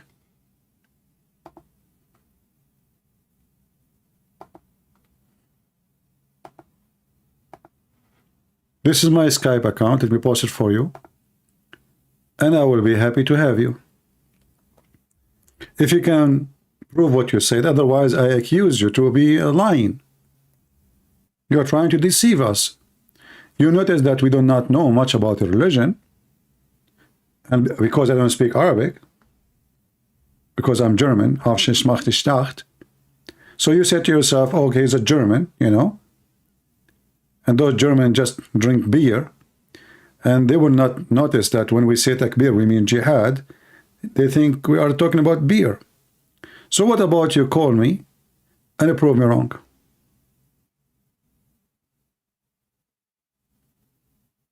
Or just because I'm from Germany in China, you are taking advantage of my ignorance.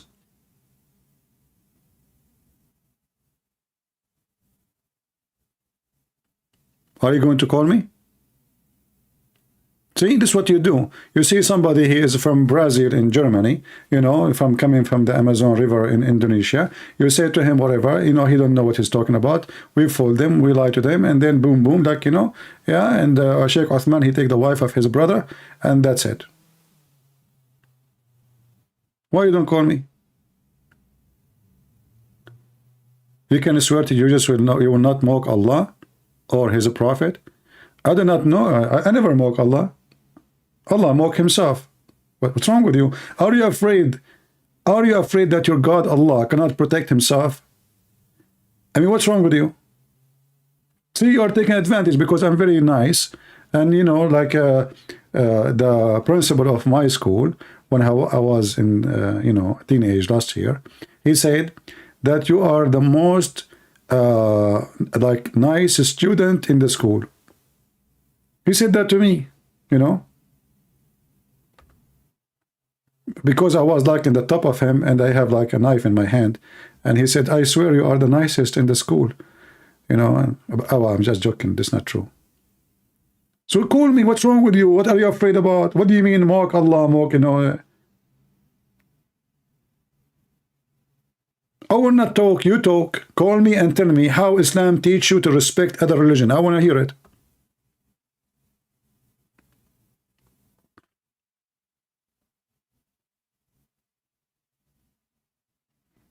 Okay, I'm exaggerating. It was not last year when I was teenage. Not, it was like a year and 6 months. Guys, come on, take it easy. I mean, you know, Muhammad, he took a donkey, he fly to the seventh sky, and nobody saw. I mean, why you go in details too much? Just let it go. Last year. Okay, make it 2 years. Are you happy now? Even though it's not even 2 years. I think it was like a year and 9 months. Do you like to call me Abu Abdurrahim?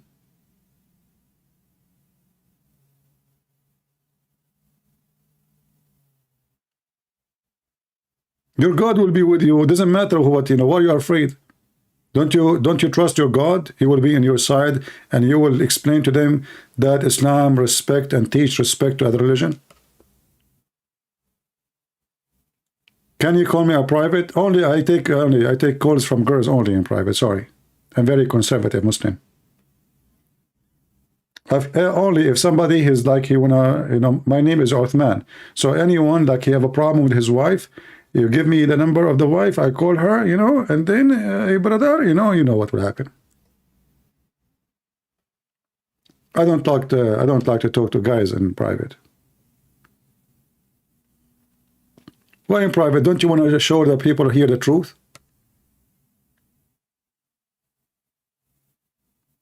Guys, did you watch the video we did yesterday for Uthman? I took it off, but I'm sure it's in many channels already. Go watch it. Uthman is a wonderful guy, you know, turned to be this guy. He's very helpful in the society. His friend, he came to him, he have a problem with his wife, and they are separated, so he gave the number of his wife. Uthman, he took the wife. I mean, how nice this chick is.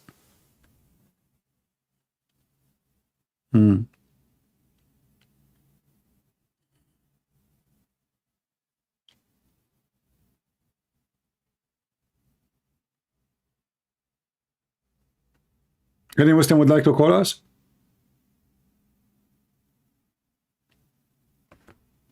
Do you want to join us? Abdul Rahim, let's call. If you don't, just let me know. You know? All right. Well, obviously, he's afraid to join.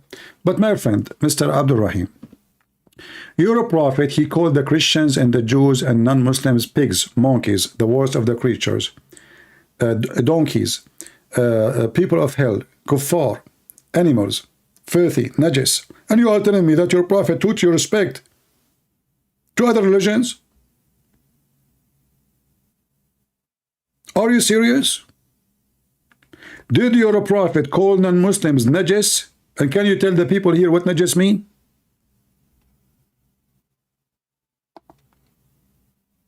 So this is what the Muhammadan they do.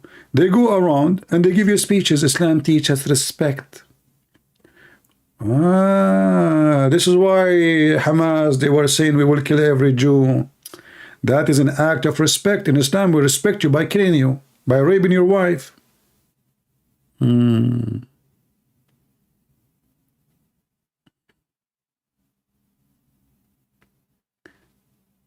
All the apologists are adding to it. Oh, people, they are using my videos now in their video. Okay, that's good.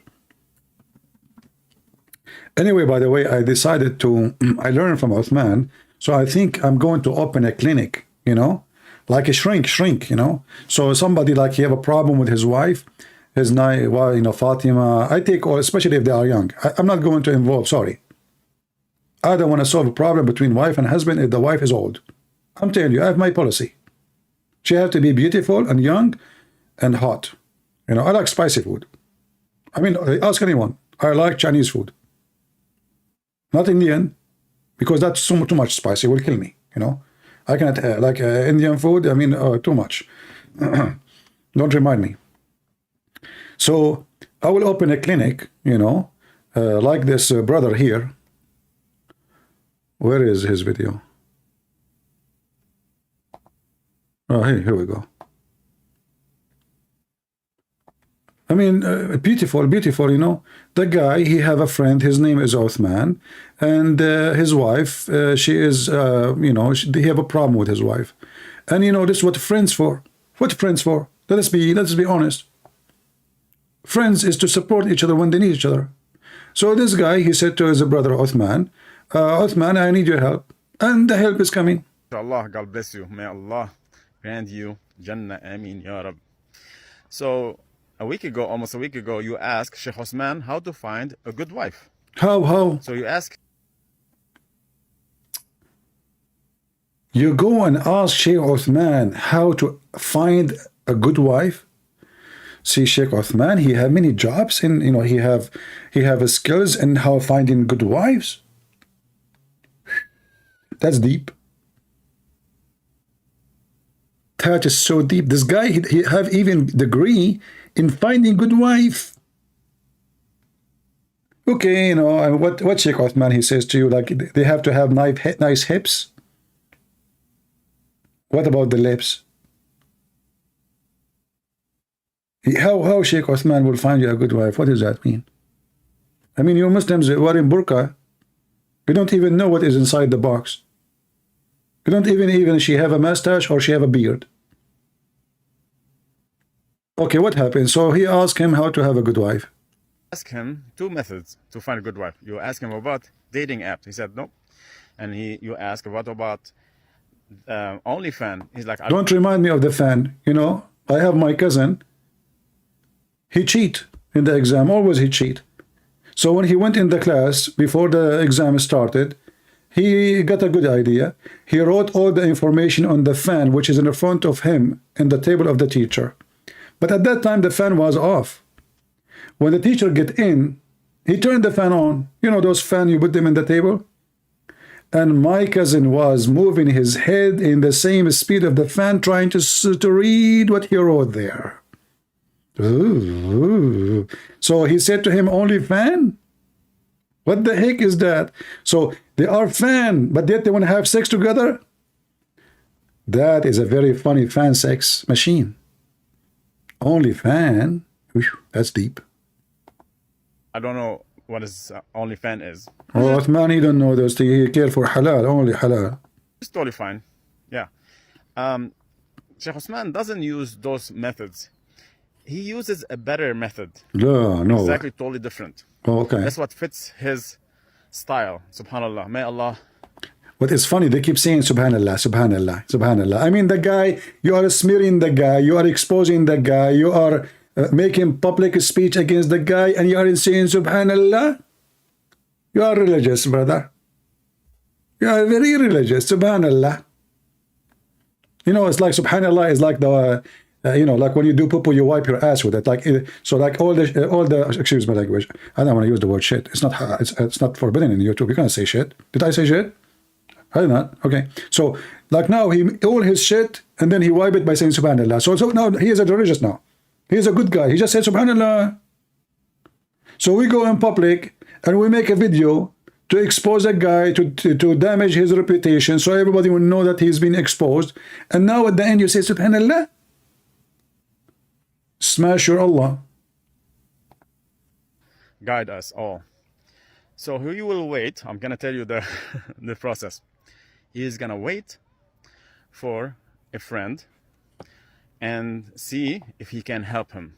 For example, a brother, which is me, I reached out for him because he's a sheikh to fix our marriage. So what I did is I gave him my wife's number because we have some trouble I had trouble between me and my wife.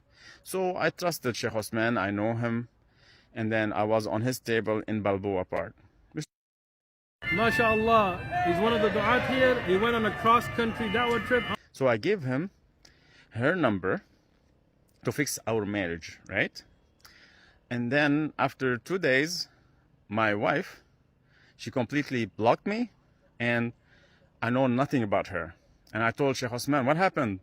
Why she doesn't talk to me? She's like, she doesn't want you, that's it. Yeah, don't bother her anymore. I'm like, okay. I was like, okay, well, this is my fate. So I got suspicious a little bit. Like, what's going on? So somebody told me that she got married, like after a month of our separation. I was like, this is weird. This is not Islamic way. And then she's still my wife. Why she married somebody else? I'm like, this is weird. She's a very private person. She doesn't talk to any guys. Okay. So subhanallah, I just. She don't talk to any guys. Very private. It took her only 1 month after she left him to be in the bed with somebody else. She's very private. Look how long it took her. I mean, because she's so private. Took her 30 days only. No, actually, he said after 1 month he heard. After 1 month he heard. So we do not know how long it took her to be in the bed of the other guy, you know. But she is very private. Some research, and I found out that Osman married my wife. He's doing you a favor. I mean, she is a troublemaker. Just say mashallah, man. Come on, say mashallah. Say mashallah. Come on. That will solve all the problem. I mean, okay. I mean, you know, obviously, maybe you are not doing good in bed. God knows. Sorry, Allah knows what you are doing there. You know? Maybe you are like the same Muhammad. She play anthem, nothing working. She play music, nothing working. She do striptease, nothing working. So she said, Uthman maybe is better. Something there is working. This is Islam. And then after all this scandal, he say, MashaAllah. And then you go to the other guy, he say, MashaAllah too. While under the table, everybody is screwing everybody. But in the top of the table, MashaAllah, Alhamdulillah, Bismillah, Alhamdulillah. Alhamdulillahi Rabbil Alameen. Al-Rahmanir Rahim. Allati of Harim. Boom, boom, Ameen. Ameen. So, yeah, based on this experience, I am thinking to open a shrink business for Muslims. Somebody, his wife is young. He and her, they are not liking each other no more. You know what? If Uthman, according to his video, took him 2 hours to convince her to marry him, I think it's going to take me 5 minutes.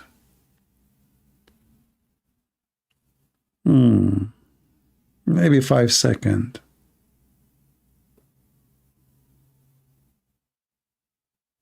Not sure. Depend. This is religion. Lord have mercy. So what happened now? Uthman, he married your wife. Aren't you proud? Be honest with me. I mean, at least she is married from a nice person. He do charity, and this is additional proof of his charity in the community. You know, I mean, the guy giving semen for free. Did you pay? No. Did that cost you anything? No. So what is your complaint? What is the problem? You ask him for help, he helped you. She's gone. Instead of fixing my marriage, he fixed your marriage. What are you talking about? He fixed it. That is the real fixing. Married her. Still, she's still married to me. Okay, oh, hold on.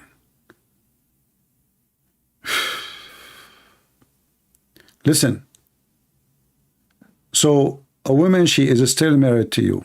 You go online and you make a video that there is a guy, he took your wife from you. I mean, what kind of a man you are? You are a hero, my friend. Let us be honest here. You are the man. I mean, look, you have a beard, huh? It says that you are a man.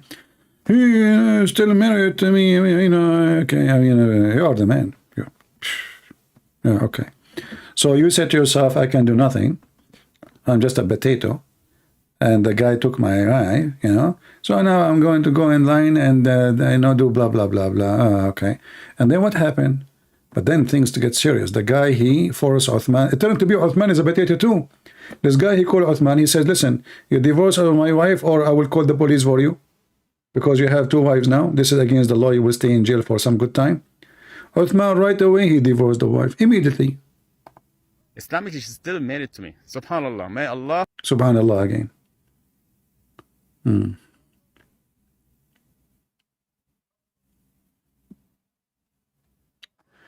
All right, anyway.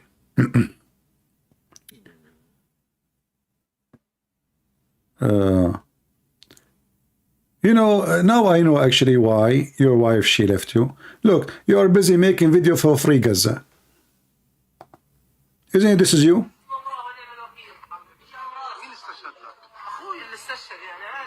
Free Gaza.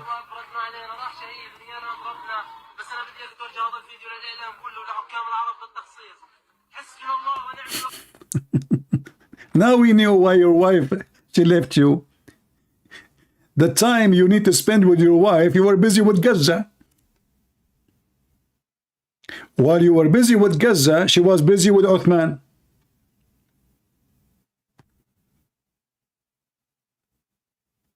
See what happened to those who support Palestine? They got screwed. Shocking act. Uthman is Zani. Assalamu alaikum wa rahmatullahi wa barakatuh, brother Sneeko. MashaAllah, God bless you. May Allah. This guy, suddenly he is connected to Sneeko now. Every video he makes is Sneeko. Sneeko, he became his spiritual father. Assalamu alaikum, Sneeko. I mean, there's a billion people in the internet, but this video is for Sneeko. Who's this Sneeko? I mean, the guy, his name is a shoe. Sneeko is from a sneaker. From all the people in the world, you choose to talk to Mr. Sneaker? Peace be upon him. What do you want to say to Sneaker? Allah grant you Jannah, Ameen, Ya Rab. That's it. He's praying for him. You will go to Jannah. I mean, they are a holy community. What are you kidding me? This is a very holy community. May Allah take you to Jannah, brother. Make your penis endless and your testicle, the right one, is bigger than the left one. So when you walk, always you walk in the right direction. Because then the right testicle will be heavier and that will force you to go to the right direction. Always you will take the right exit and you will take the right street and you will go to the right bathroom and then you go to the right Gaza and then you will never come back because the IDF is there. Go. So almost a week ago, you asked. Are you sure it's a week ago? Are you counting days, aren't you? Sheikh Osman, how to find. He's a sheikh, isn't it? He. So you call him sheikh after he just took your wife, you call him sheikh? What a shaky person you are. A good wife. Good wife? She's good. So you ask him 2 methods to find a good wife. We played this video already. What 2 method? I want more method. We don't want the same method. What is that? Let us see this one. Is that a new? If somebody goes to your mother's house, does that mean they're married to you? Thank you, Sheikh Osman. Got permission from my husband to try and sell these for my mother-in-law. These. What? What's going on here? More scandal. It's a new scandal, guys. Invite your friends. More scandals. A new scandal. This is a new video. Fresh video. Allahu Akbar. Allahu Akbar. I will take the job of Tucker Carlson now. Hey, Tucker Carlson, I'm taking your job. We have a new scandal. Bombshell. Look, bombshell. I mean, do you see those internet? Bombshell. Trump. Bombshell. Biden. Bombshell. I mean, you think you are listening to the news of Hamas. Everything in the internet have to do with the Trump or Biden, or it's a bombshell. I mean, there's bombs everywhere.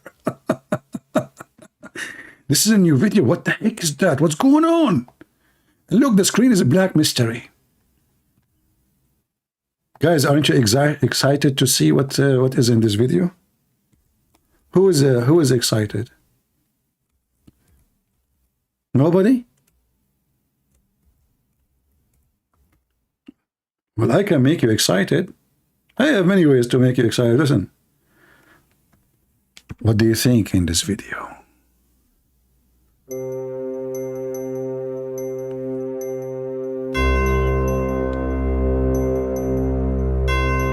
The screen is black.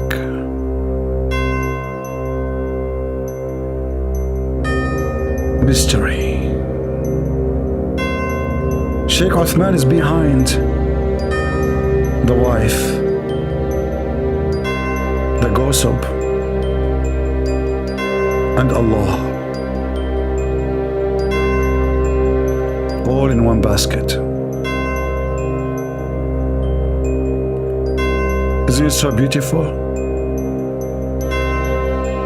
It is time for shish kebab. Let us eat. If somebody goes to your mother's house, does that mean they're married to you? What the heck? What? If somebody goes to your mother's houses, does that mean they are married to you? Thank you, Sheikh Osman. Got permission from my husband to try and sell these for my mother-in-law. These are not my paintings, they're hers, but she wants to sell them and get rid of them. Assalamu alaikum wa rahmatullahi wa barakatuh. A lot of craziness happening. I didn't want all of that, but subhanallah. Hold on. I see a picture there. What is that, a mushroom? Well, this is Othman. He looked like a mushroom here, I don't know. Honestly, because suddenly the picture came up like, it looks small. I thought that like a mushroom, you know. What? Again, subhanallah. And you cannot make a video without subhanallah. You're making me sick. Your wife is taking subhanallah. The guy is doing boom, subhanallah. The guy is cheating on it, subhanallah. Okay, subhanallah. Subhanallah, how stupid you are. Okay, go. I have rights, and I believe... You have rights? What about your left? What is your right? Even my rights. What? Islam. What? Hold on. You remind me when the police, they come to arrest me. Each time they arrest me, they say, we are going to read for your right. I say, no English. You say, what the heck? And therefore they can't arrest me because they have to read my right. And I can't read English. I don't know English, you know. Let us read your right, Mr. You know. I say, no English no. And then they let me go because the guy, I mean, you know, in America, you cannot arrest somebody who don't speak English. Haram. You know, that Joe Biden will be upset. He must be a refugee. So even when I joined the army in USA, the drill sergeant, he came to me, he screamed at me, no, go down in the mud. After he screamed and his head is sweating and his hat is flying. By the way, his hat looked like a spaceship. Anyway, so his nose gets so close to my nose, screaming in my face. And then I said to him with very, very cold blood, I said, no English. What? What happened to this army? They are putting in the army people don't speak English. You know, he have like his, Texas accent, you know, like cowboy accent. What happened to this country? They are bringing us people don't speak English. And then all the rest of the soldiers, they were in the mud for like a half hour, an hour. And I was watching. He said, get out of here. Don't go there. I don't want to see you. So I went away. At night, I was speaking to the guys in the, you know, in the big room. What they call it? I forgot. I was speaking about Islam. And then suddenly the room became so quiet. And nobody is moving, freezing. I felt there is something wrong. You know, I'm the smartest between all the Arab. It was the drill sergeant behind me. He put his hand on my shoulder and he said, no English, huh? No English? Follow me.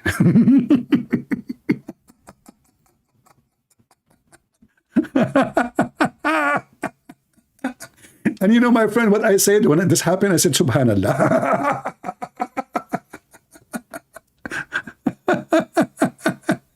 And I was explaining how filthy Islam is, and you know, and then the room became so quiet, like nobody even moving. I told them not to move, like not to say anything, not to talk. And I look at them, there is something fishy. What happened to those people? You know, I know he's behind me, but it was too late. You know, I said, no English, huh? Follow me. Then he took me outside. Listen, I heard what you are saying. I like what you said. However, go and make your clothes dirty and make it look like I was punishing you for the last 2 hours. Come back here after 2 hours. Be sure, make your face dirty and your clothes dirty. Sir, yes, sir. Okay, bye-bye. And then I met a guy in the airport with his wife. He was serving with me. He forgot my name, but he remembered one thing. He said, hey, you know English, how you doing?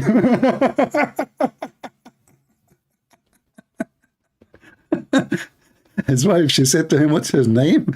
She said, no, long story, I will tell you later. I don't even remember his name really, you know, but right away I know that he was with me because he said no English. So I said, hey, you know English, how you doing? I said, I'm doing fine. So are you done with the service? No English. So brother, can you tell us in English what's going on? Because honestly, I don't understand this gibberish. What she is selling stuff. So now you have a proof that those are your mother stuff, is aren't you? And your wife, the wife of Uthman, she is selling them. Got permission from my husband to try and sell these for my mother-in-law. These are not my paintings; they are hers. Oh, hold on. There is a message here in the top. It says, "Mother-in-law house, San Diego, Aka Osman mother house." Uh-oh. To sell them and get rid of them. Assalamu alaikum wa rahmatullahi wa barakatuh. A lot of craziness happening. I didn't want all of that. But subhanallah, I have rights and I believe in my rights in Islam. So let's make a summary here. After all the evidences I gave you, there is still some guys that don't believe me. They think I'm tripping or lying. Or I want to put Osman down. That's not my intention. I want people to be aware from some claims they are Muslims and follow Islam and ride the wave of Islam. When they get money and fame, they lose the basis of Islam. Oh. I hope I'm wrong, but this is the truth. So let's get to the point here. I have a question to Osman. What is my wife doing at your mother's house? And you know that she's still my wife. Your son told me that the paintings, I'm gonna show you in a video, those paintings are your mother's, okay? So why my wife call your mother my mother-in-law? And I will give you options. Your wife, she is calling his mother, her mother-in-law, because according to Islamic law, all brothers, Muslims, and brothers and sisters. I mean, isn't it obvious? Now, about the paint which is going to sell and those owned by the mother of Uthman, very simple. Muhammad, he attacked the house of Uthman. He took the booty because Uthman at that time, he was a Jew. So he took the booty, and now those booty been given to your wife to sell them in the eBay. Here we go. The problem is solved. So what the problem? What do you mean? Why your wife? She is calling Uthman mother, her mother-in-law, because she is his mother-in-law. Okay, what is this? Let's get to the point here. I have a question to Osman. What is my wife doing at your mother's house? And you know that she's still my wife. Your son told me that the paintings, I'm gonna show you in a video, those paintings are your mother's, okay?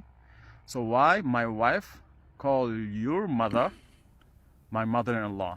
Oh boy. And why she's at your mother's house? That's a good question, by the way. Why? You know, I don't know, seriously. Why a woman, she is in my house?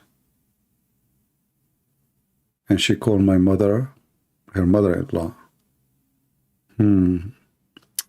I need to think about it. You know, I think, guys, sorry, it's not easy. We need to think, honestly. This needs some music.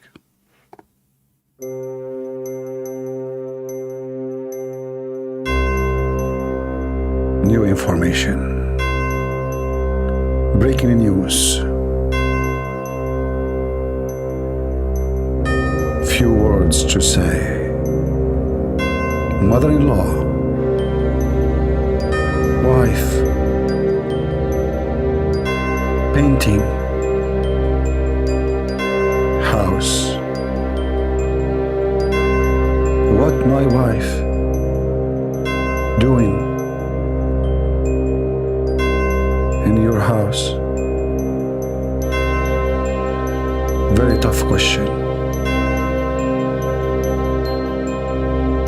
Very easy, idiot. I mean, go in there to ask for consulting. He's a sheikh. He will shake hands and other stuff, and then he will get all the answers. Okay. I have a tree, olive tree. And this olive tree, you cannot get any fruit from it unless you shake it. Be careful. Not too much. You might break it. I mean, those questions are very smart. And the Muslims until now, I think they did not understand what's going on. Brother, subhanallah, Muslims aren't smart like you. What your wife is doing in the house of Uthman, he's asking the Muslims. Muslims until now, they could not find the answer. Maybe she is taking drive test, sorry. I mean, you know the thing. Like, you know. Yeah, what your wife is doing in the house of Uthman? Your son told me that the paintings, I'm gonna show you in a video, those paintings are your mother's, okay? So why my wife call your mother my mother-in-law? And why she's at your mother's house, okay? Why? Why? You know that she's my wife, and you know me very well. Why you didn't tell me, Abu, your wife is renting? You said she rents there. Why you didn't tell me, Abu, your wife is renting from my mother? That's what you said. Why didn't you tell me that? Why you hiding that? And why you lied to me in a message that you told me that your mother lives alone? Guys, okay, see, guys, I want to teach you a trick. Do you see this?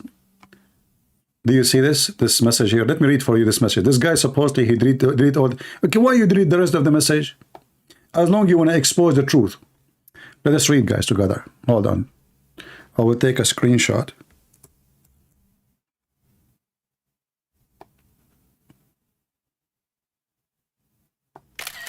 And I will translate for you.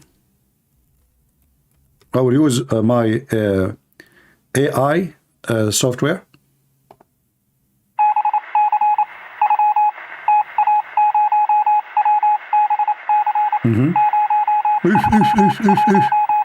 No way.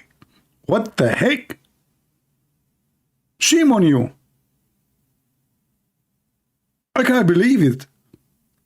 Let me hold on. Let me hear the message again.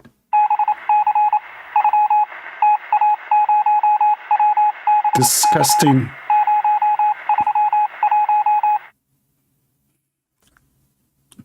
I need to call somebody, guys, just from the KGB. Just I will be with you, right? Video. What? Wait.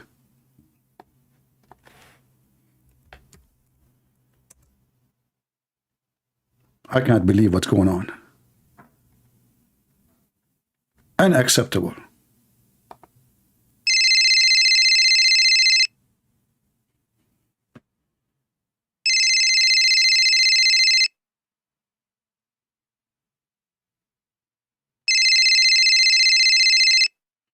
What? Answer, it's urgent. Listen, Prince, I told you don't call me. Just, don't shout, man. It's very urgent. It's so important. I just received a message, a very secretive message, and it was coded. Christian Prince, did you say coded? I assure you, it's very coded.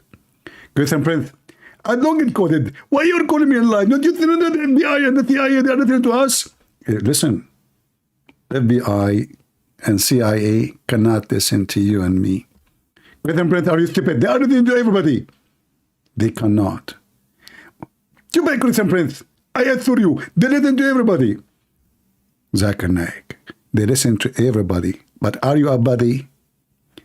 Christian Prince, you get a point there. Thank you very much. Okay, go ahead and tell me. I don't have nobody. That means they will not listen to me because they listen to everybody. You get a point. Listen, Uthman and this man, his name Abu Adnan. Listen, Prince, are you making poetry? No. The first one, his name is Uthman. The other guy, his name is Abu Adnan. Listen, Prince, I can't believe you. How come both of them have the same name? Idiot, it's not the same name. The first one, his name is Uthman, end with the last letter N.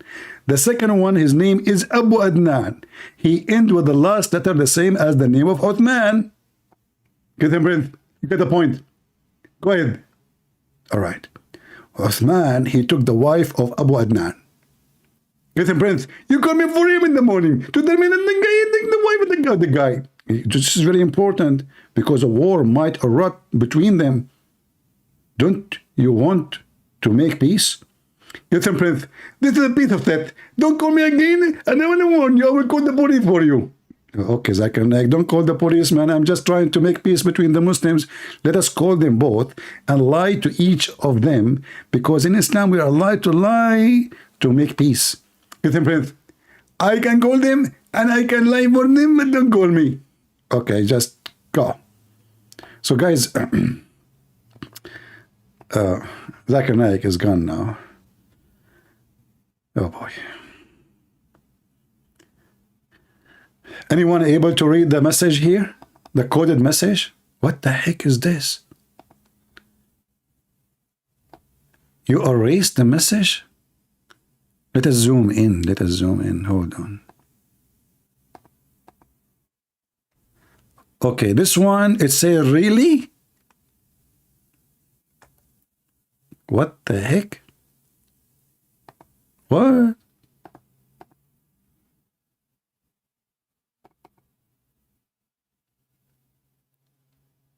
Who? You see, we are solving the problem, like, you know. Who? Really? So? R. No, this is EO. Okay, we will need to find what this letter here. Okay.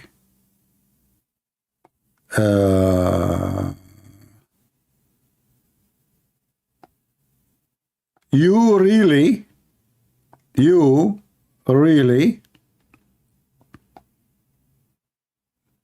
tell. Okay, can you post more messages? And why you are, what about the other coding? Like, what is this? Hold on, what is this? Recording? He is telling him, why you are recording me? Ah, I see the word recording there. Ah, okay. It's a war in WhatsApp. What's up? What's up? Let us have war.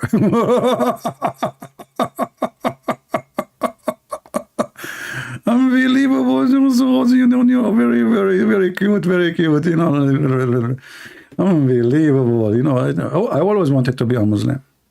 You know, Because I heard once a philosopher saying that the only one is happy is the one who is dumb.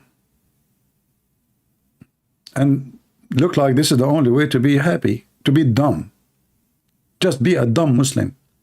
So now you are posting, why you are sugarcoating, I mean, why you are, sorry, erasing those messages? Don't you think people, they will say this is suspicious? He is hiding something? Okay. This is my last message to you. Until you both get on call with me. She want to talk to two men in the same time. No, with, oh, this is, I don't know who's calling here. This is the message from who? I don't know who is that you are talking about why my mother lives alone.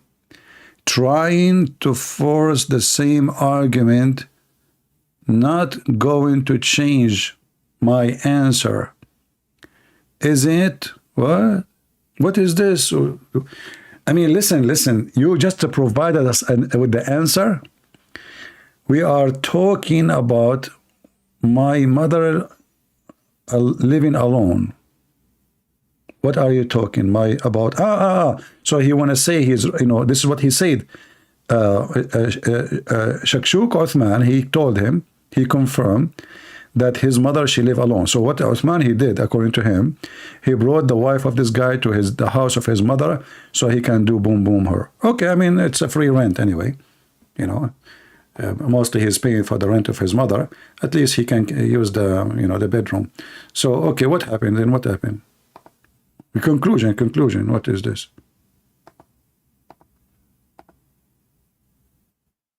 Seemed like you didn't know that I have a video of my wife calling your mother-in-law. So anybody who slandered me, may Allah forgive you. May Allah forgive you again and again and again. Please, guys, I told you, have patience. Islam is about patience. Patience. I was wondering what's going on. I spent years trying to study this religion, and now we discovered that Islam is about patience. Well, the guy was not patient to take your wife. I mean, she just left you, second day she is in his bed. He wasn't patient. But brother, I have to say, you are so patient. I mean, she is there doing boom boom, and you are, you know, making videos in TikTok. Tick, tock, tick, tock, tick, tock. And look here, the Muslims are giving advices. Look, this is a serious advice. Let me show you the comment. You want to see the comment, guys? Do you like to see the comment or to hear the comment? Tell me. Because as you know, here we care for customer service. Which one is more effective for you? You like to hear it, don't you?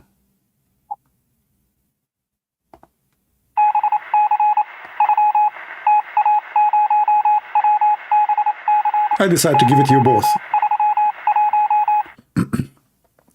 Daman, I hope from Allah, SWT. I'm telling you, we need to use Morse coding. SWT, what is that?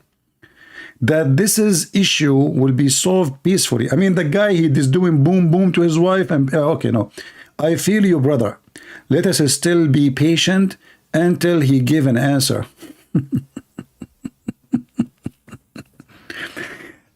You know, like, this is why I love Amazon. Yeah, 30 days to return the product. Patient, have patience, you know. Abu Adnan, he said, I hope so too. Look at this guy. This guy is a smart Muslim. Couldn't there be better approach to this akhi, which means my brother? The big anti-Islamic Christian. He's talking about me. I hate it. I hate it. The Muslim, they get me wrong. I'm not anti-Islam. What are you talking about? I just friendly criticize the garbage of Muhammad. So YouTubers are eating this story up, and having a field day with it. Subhanallah. You say Subhanallah? Even you? Everybody look like Subhanallah is a pandemic, you know. Subhanallah, brother. You are much better than bro. This will pass with all the right answer and growth. Don't talk about the growth, please. I mean, just stop. For everyone to remain on the straight path. What the heck would this comment mean? Did you say anything to him? Nothing. May Allah give you strength. Trust me. This is exactly what he needs. If he have the strength, the wife will not leave. Sorry, guys. I would be so angry. Oh my Allah. But don't, Muslims, why you are saying, oh my God? You change your God name? Oh my Allah. Just imagine, guys, you trust that sheikh with your marital problem. Marital? Marital problem.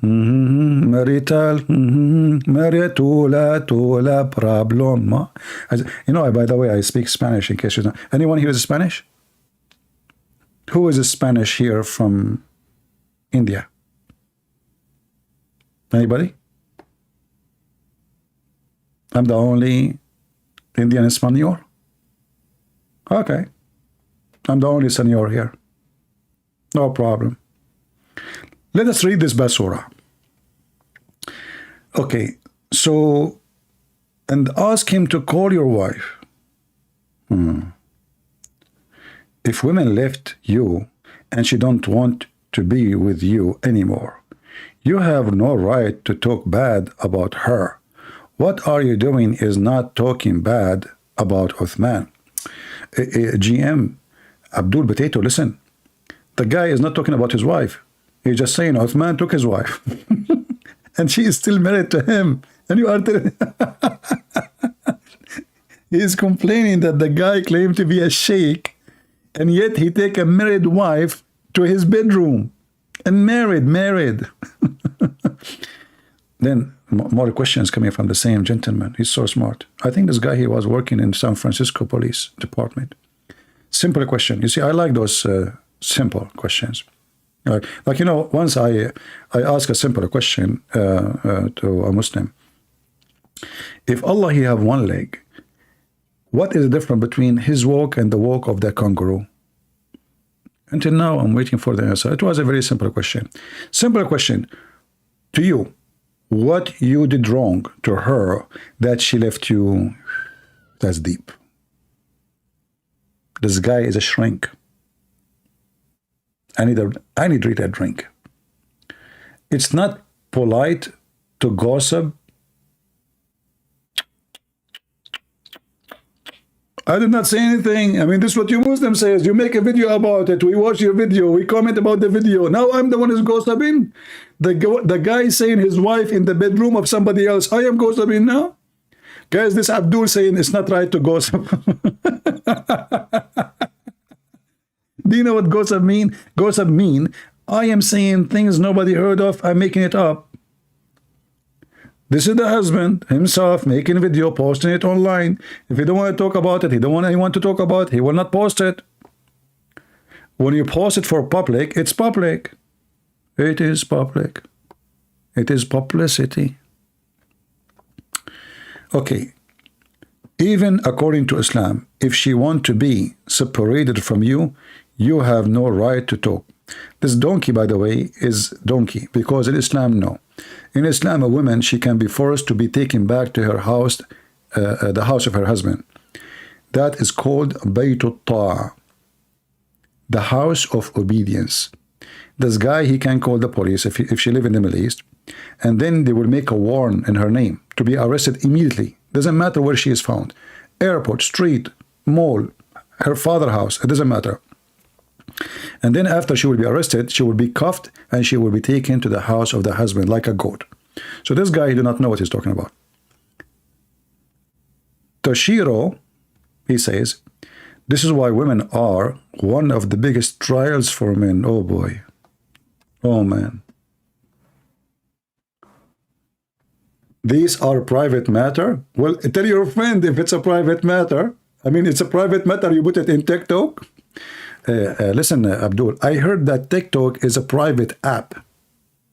So the guy is posting it in TikTok. He have 26,000 subscribers.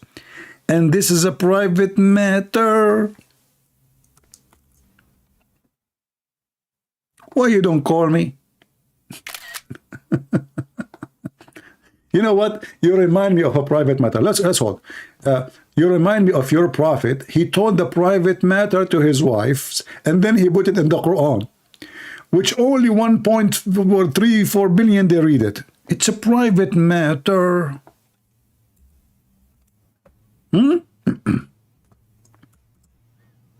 Is that your Quran?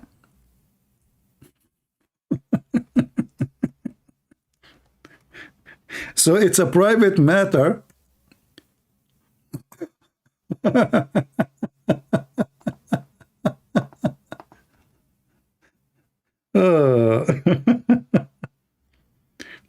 will show you an example about how Muslims, they have a private matter.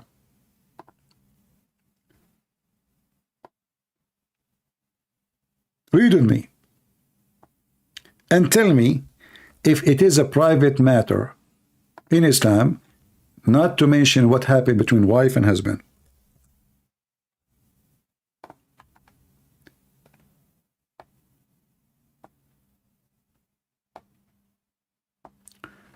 And when the Prophet, SAW, disclosed a matter of confidence to one of his wives, Hafsa.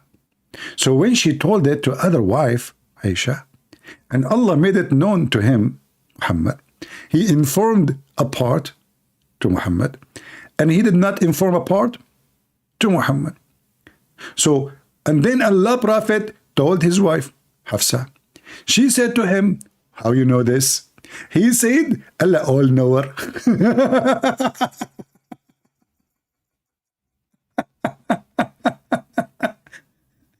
And by the way, they say to you, who can make Quran like this Quran?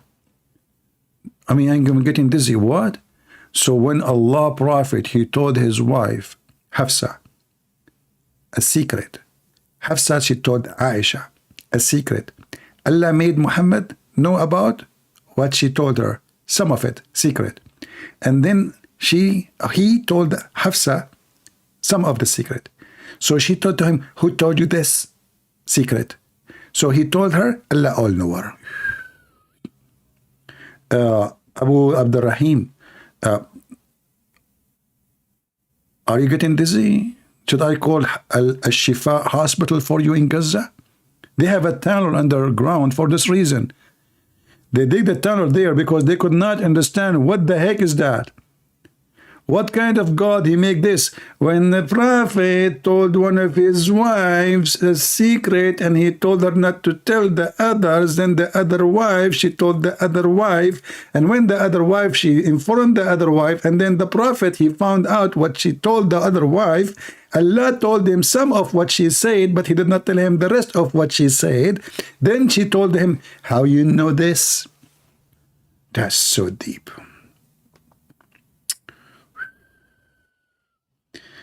Abu Abdurrahim, my friend, if I know your secret, I would not share them. I am a respectful man. Abu Abdurrahim, as long as this is the case, please call me right now. I will tell you all my secret. Because you are the only one I can tell my secret. You just told me you will not tell anyone. You remind me of my cousin. He said, I want to tell you something, but you promised me not to tell to anyone. I said, okay. He said, you promise? I said, okay. He said, you promise that you will act as if you heard nothing? I said, okay, I promise I will act as if I heard nothing. And then, you know, he told me, can I borrow from you $10,000? I said to him, consider it as if I heard nothing.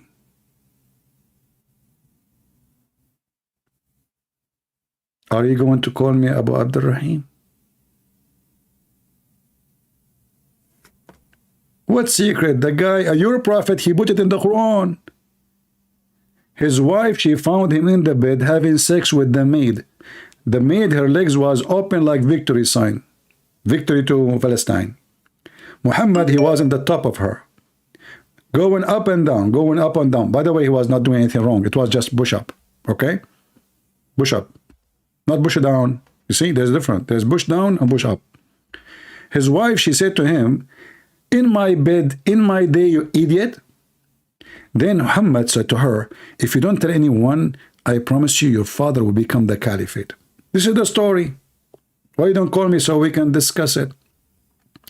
Hold on, the guy with the glasses is calling me. No way.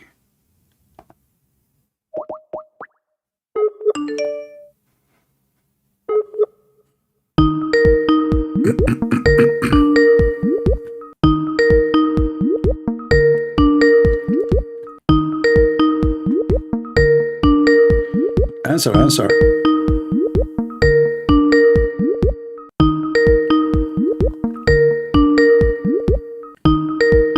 Answer, buddy.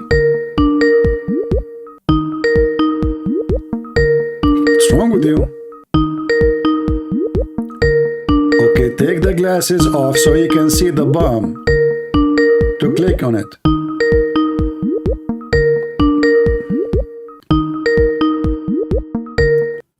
Oh boy.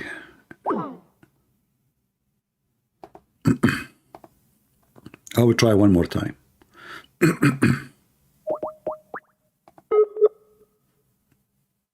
I wanna buy glasses like those.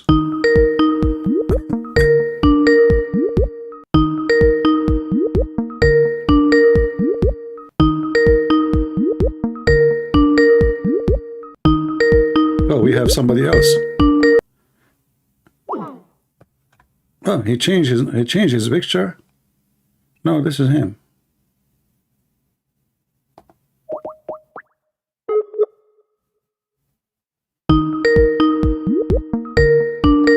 Did he say he is at work now?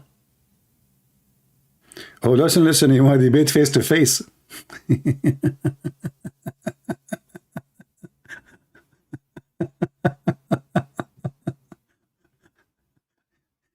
Trust me, you will be afraid even to debate me ass to ass. You are making poo-poo even over Skype. What will happen to you if you see me? I get scared when I see myself, you know. Just go. Just go. So, Abdul, don't complain, my friend. Your brother, he himself is posting his problems online. He's inviting everybody to help. We're trying to help. Why you are being negative?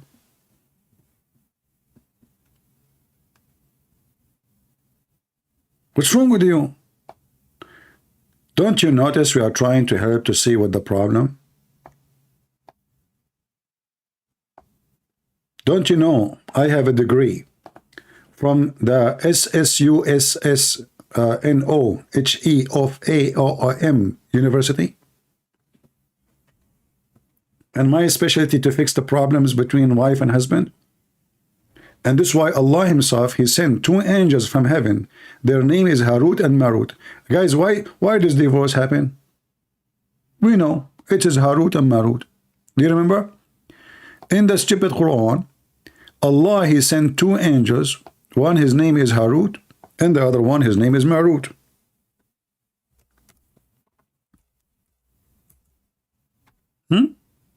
And Harut and Marut, they opened a Harry Potter school in the Babylon Tower, which makes sense. You watch the tower and the Lord of the Ring, the Lord of the Ring, Ring of the Lord. I mean, English is funny. You know, in Arabic, we say like, you know, we say, like in English, you say beautiful house. In Arabic, we say house beautiful. Honestly, in Arabic is like different direction. Lord of the Ring. Oh. Okay. But who is the Lord of Harut and Marut? So Allah, he sent 2 angels specifically to earth to teach magic, and the purpose of this magic is what? Is to make the wife and the husband fight. Who is here? He is fighting lately with his wife. Be honest with me. Give me one. Give me one. I will start with myself. Even though I'm not married, just to encourage you, you know. Here we go. Don't be ashamed. It's okay. I mean, you fight with your wife, so what? You know. If you have, by the way, if you want to buy bandage, I have some for you. I mean, you know, women, those high heels is something dangerous, man. You know, you go to visit your friend, he opened the door for you, he have a bandage over his eye, over his forehead, over his head. What happened to you? He said, nothing. I fell in the driveway. Yeah, you really? In the driveway? And why the driveway have number 10 in it? The size of your wife's shoes. You know, she have a big shoes, you know. Anyway. So if you have a fight with your wife, thank you for all those, the one who fight with his wife. I appreciate your fight, honestly. I'm a lawyer. We need customers. Call me. My specialty is divorce. You know, once I was in McDonald's, and there was a birthday party, and the guy was giving cards, you know, like they reserve a part of McDonald's. The guy, he's a photographer, giving cards. So I said, what is? He said, oh, this is if you have like a wedding, you know, baptism, engagement, you can call me. I am a photographer. I said, do you do? He said, we do baptism. We do. I said, what do you do? He said, wedding, baptism, engagement, graduation. I said, do you do divorce? You should see his face. He said, what? He said, you don't do divorce? He said, no, sir, we don't. He was looking like, what? And I look serious, you know, I'm serious. I said, well, I mean, you take pictures for people when they get married. But divorce is a lot harder. Shouldn't you take a picture and have party too? Anyway, so now, Harut and Marut, sent by Allah, police be upon him. I mean, IDF. And Harut and Marut, they teach people magic. And they are angels. But remember, before they teach you magic, they make you sign a disclaimer. What the disclaimer do? They teach you magic about how to cause separation between a man and his wife. Hey Allah, just a question.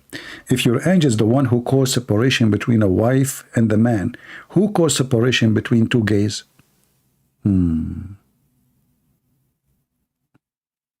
There's something you did not tell us? Oh, anyway. But then the angels, after they teach you how to make separation between the wife and the husband by magic, they will tell you that you should not do it. It's a trial. Disclaimer.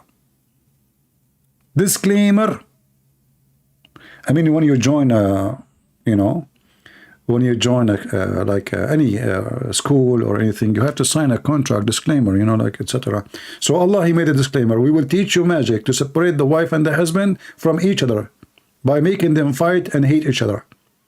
But disclaimer, any learn that which harm them and profit them not. Look at the decent Allah. So he opened a school to cause divorce, and then he tell you after you graduate, don't do it. What the heck is that? So why you taught them how to do it? Like what? Guys, why you are laughing? Are you laughing at me or laughing at the Quran? If you are laughing at me, I have a warning for you. I know a person, he made fun of me. Second day, he woke up in the morning, he looked like me. Literally. You know, I got scared. He called me, he said, I am you. I said, you stupid, what are you talking about? He said, I swear by Allah, I am you. I said, you are what? I am you. I made fun of you today. I became you. I said, that's even better. Two of me, better than one. The earth, this is the sign of the end of the time. Anyway, you know, forget about me, you know, like laughing at me or laughing at the Quran. It doesn't matter really. What is important is your health and to be laughing, you know. Anyway, you will wash dishes after 5 minutes because your wife, she will say, hey, it's Thanksgiving, you idiot. Come to the kitchen. Anyway. Anyway, so Allah, He opened a school of Harry Potter to separate between the wife and the husband. Now we go to our friend story. You see, we forgot about even the original story, Bassem, but we are done with it. We expose him. So this guy now, obviously, he don't understand that whatever happened between him and his wife, it was because of Harut and Marut and the school of magic of Allah. Anyone here can prove it wrong? Christian Prince, you crossed the line. I unsubscribed from you. Bang, do me a favor and close the door behind you. I unsubscribe. As if I care. Abdul, listen carefully. I go live on air if I have 1 subscriber or if I have 160,000 or 200,000. You are a stupid fool. Just to let you know, when I came in YouTube, I have 1 subscriber. Still, I go on YouTube. And by the way, the WhatsApp subscriber was only me. I make another account. I subscribe to myself. And then I talk. And I chat with myself. I ask myself questions. I answer them, immediately. I'm very fast, And I debate with myself. Like I say, I will get you busted. So do you think you, potato, fried potato, you are telling me you crossed the line? Which line? Do you think when Muhammad, he went to his own son's wife, and the wife was alone, and he flirted with the married wife to his son, he crossed the line? Or you don't care? You Muslims have a line since when?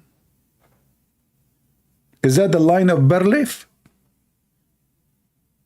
The Jews, they break it.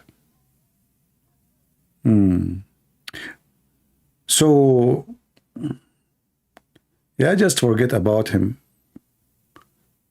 I'm so glad that he, man, I felt like there's something in my shoulder. Thank you for unsubscribing, man. You were heavy.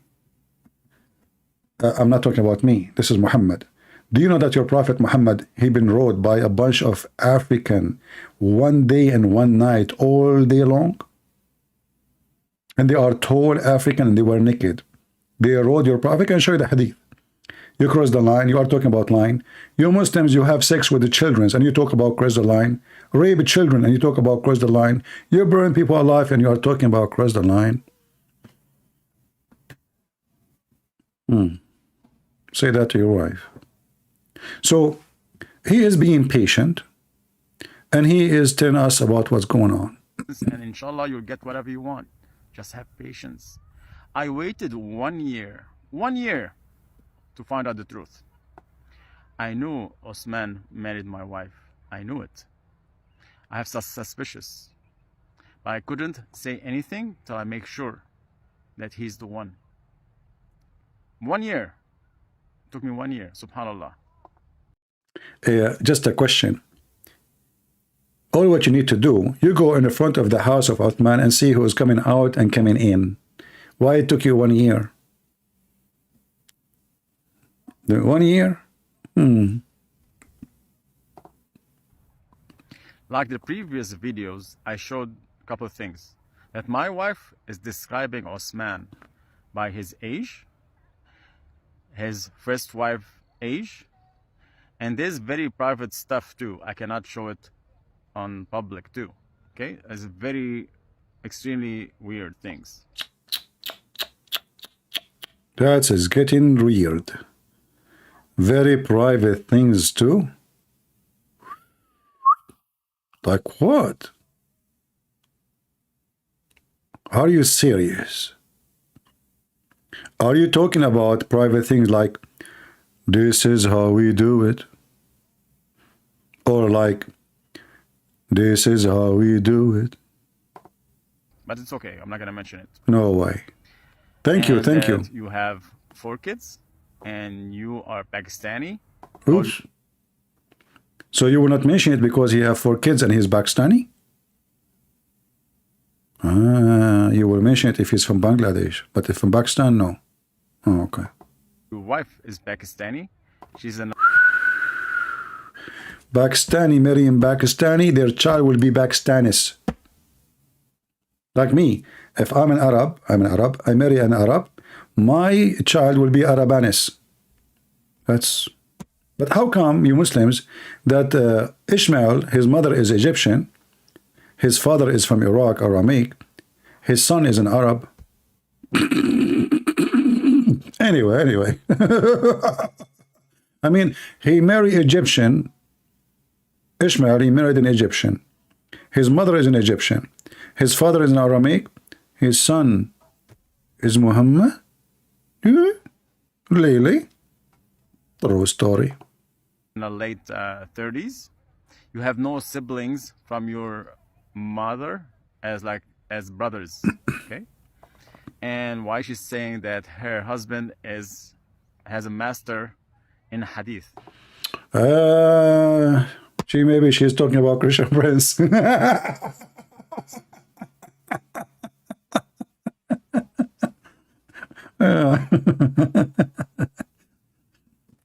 Oh boy. And why she's hiding the fact that she's married? Well, she's not hiding that she's married, but she's hiding who is she married to. If a woman is proud of who she with, she will be proud of him, not hide it. Are you saying she isn't proud of being with Uthman? That's a lot of stress to hide her husband. Why you have to hide your husband? That's very normal. Any woman she is married to you too, she will hide you. I mean, look at you, you're dumb. You're like a mule bragging about a guy taking your wife. So everybody will laugh at you. Why you go online and talk about it? What about you? Shut up. So people will not laugh at you and you look like a stupid idiot. What you get from this now? You will get the wife? Hey Muslim, just tell the guy, Christian Prince, he advised you, just shut up, man. What is this for? You want to expose Uthman? You waited a year? A year? What about you wait 2 years? 10 years? There's something weird in there, right? Why she choose San Diego? She does. Oh boy. Why she choose San Diego? Aren't you in San Diego? She doesn't know how to work. She doesn't work. She doesn't make enough money to live in California.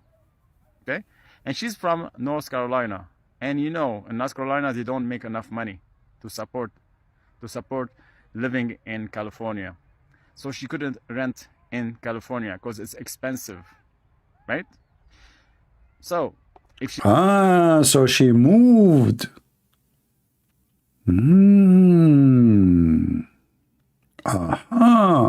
is renting at your mother's house as what you claimed, can you show us the receipts? I know my wife, she doesn't pay cash at all. She always use either her credit card or checks. Can you show us any receipt? Shame on you. You use the Jewish credit card? Visa and MasterCard? Hey Muslims, how many times I told you you need to be caught Israel? Free Palestine, you idiot. So you make a video about Gaza and then you use a credit card? Idiot. Of the renting. And why she traveled from San Diego to North Carolina, like when everything popped out, right? Another thing. Why she chose your mother's house? United States is extremely big. She's choose San Diego and your mother's house. Subhanallah. I have rights on you. I have rights on you. And why your friends are threatening me? It's like, I know you. If you come to San Diego, we're gonna take care of you. Or you're not welcomed in San Diego.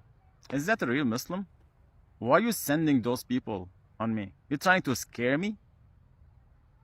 I'm a Muslim. I fear nobody but God. You Muslim don't fear anybody? So why you don't call me? You Muslim fear nobody? So why all of you go and you seek asylum in Europe, claiming that you fear death in your country? Suddenly you fear nobody? You don't? Are you sure? That's true story. So why when the IDF, they come to you in Gaza, you go in the tunnel? Is that because you fear nobody? We Muslim, we fear nobody. True story. That's why you ask the American to protect you in Saudi Arabia, in Kuwait, in Bahrain, in Qatar, you name it. Because you fear nobody. You are fearless, brother. You are fearless. And I wish I was wrong about you. I wish, wallahi, I wish I was wrong about you. Wish. Ya Allah, subhanallah. Again, subhanallah. I mean, the guy screwed you up, man. You keep saying subhanallah. So again, what is my wife doing in your mother's house? Oh, this is the same question. A serious question. Okay. What about we ask, what is Hamas doing in your mother's house?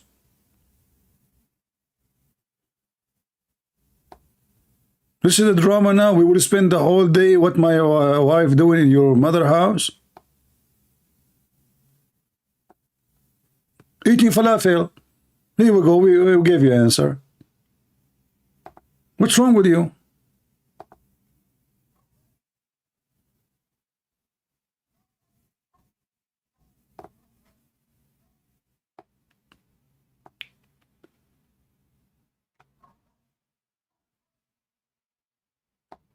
The same guy, he go change his name and he come back. Christian Prince, you are being unfair here. Change your name, come back. I thought you unsubscribed already. The compound, we're underneath the ground. We are approximately between the Qatarian building is above us, and this is the way to the street, meaning this is a way that goes outside from the hospital. We are talking about a tunnel which is more than this, only this specific area is more than 300 meters of a tunnel. So this area goes directly outside of the hospital, approximately to one of the areas outside, maybe a mosque, maybe an apartment. It's blocked. It's blocked and sealed. They knew that we were going to come here more than a month ago, and they sealed it. And now we're going to see the infrastructure of the tunnel. This tunnel is a complex tunnel. It's not the ones that we know.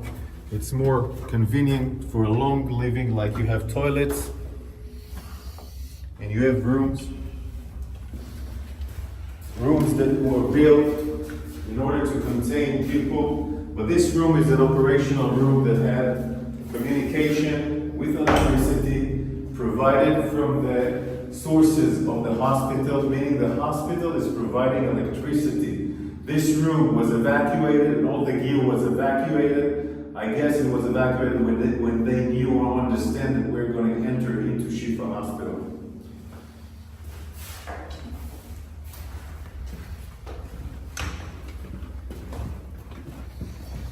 You can see how long it is. The warriors in front of us are going inside the tunnel. You can see a small kitchen. So it will provide them food, water, etc. All these facilities of water and food are coming from the hospital, meaning they're using the hospital infrastructures. They're using the hospital infrastructures in order to provide this terror mechanism to stay alive and survive. I want to show you more rooms. More rooms. This is a room, where you can sleep. Look how big the rooms look. They command control. It also has an air conditioning. Air conditioning too. Air conditioning goes. Do you see the air conditioning in the tunnel? From the hospital. One of the reasons that allows us to understand this complex is that we found the engine of the air conditioning, of course, outside, next to the Qatarian compound, inside the hospital. Electricity, full electricity. The gear that was inside here was evacuated before we entered, but look at the ceiling. This is not just a regular tunnel.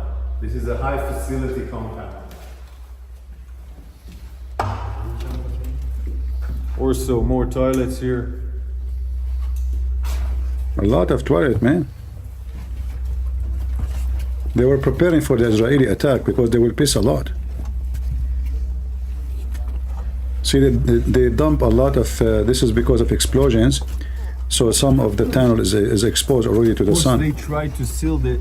They tried to seal it also with sand they put sands and other components that we will not be able to enter here. We evacuated the sand.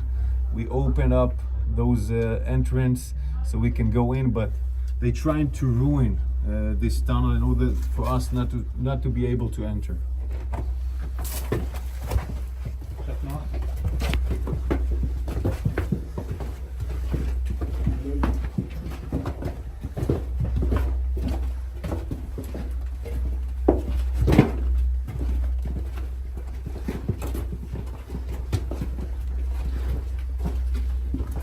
You can see the stairs here going down. Electricity from all over the sides are electricity.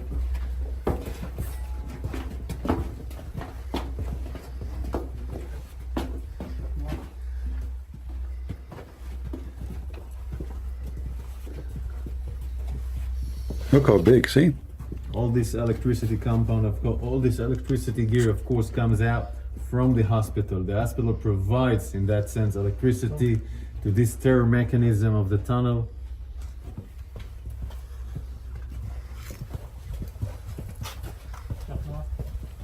This is a unique signature of the arches. The arches are a unique technique by Hamas, building the tunnels. It's something that was designed in the last... I see Andrew in the text, he's saying Hamas bombed the hospital, not IDF. In fact, neither Hamas, neither IDF bombed the hospital. The hospital is there. They lie. Nobody bombed the hospital. It was a big fat lie.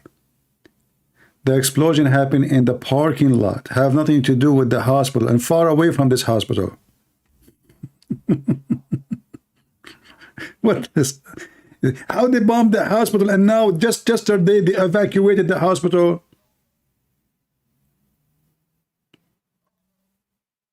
I mean, what the Israeli are using, like fireworks to bomb the hospital so they destroy one room? Either we say they bombed the hospital is destroyed or not. Israeli, when they bomb a place, the whole place will collapse in a second. The hospital is there. Actually, they got down from there, from the hospital. And not only that, did you see the videotape they got from the hospital? So they have still the videotapes, the cameras, everything is working. The electricity. 15 years. This unique every area that we see arches are. We understand that it assembled that it has a tunnel next to it. This is how we revealed some of the tunnels. So it's a unique structure of Hamas tunnels in the last 15 years.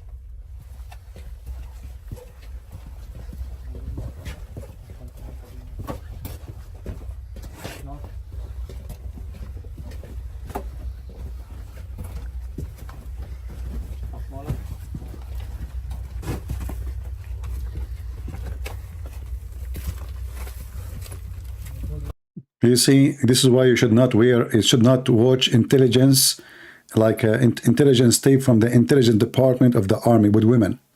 Tracy, she is saying, move the clip. He have a scary eyes. Oh boy. This is why we should keep only in the CIA and FBI men only.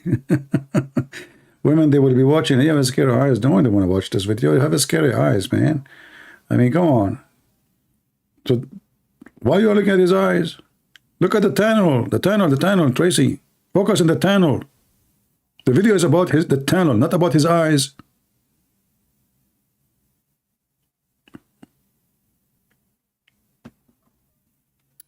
Oh boy. His eyes. The warriors, it took time to make sure that this area is not booby-trapped. We were worried that it was booby-trapped. Cleaning this area, opening it so we can go inside, was a huge task for the forces of the special units that were here.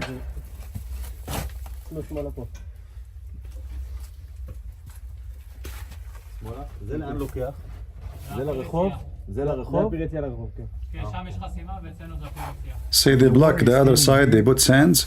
It goes directly to the street, meaning it again goes out from the hospital to the north side of the hospital, where we found another tunnel which has an elevator like the Rantisi tunnel, and it goes up and goes out. So it's all a tunnel systems that ends in the hospital. It's a mechanism of a tunnel system that ends in the hospital. Now we're going to turn left and go out again in the hospital just to see the size of the tunnel.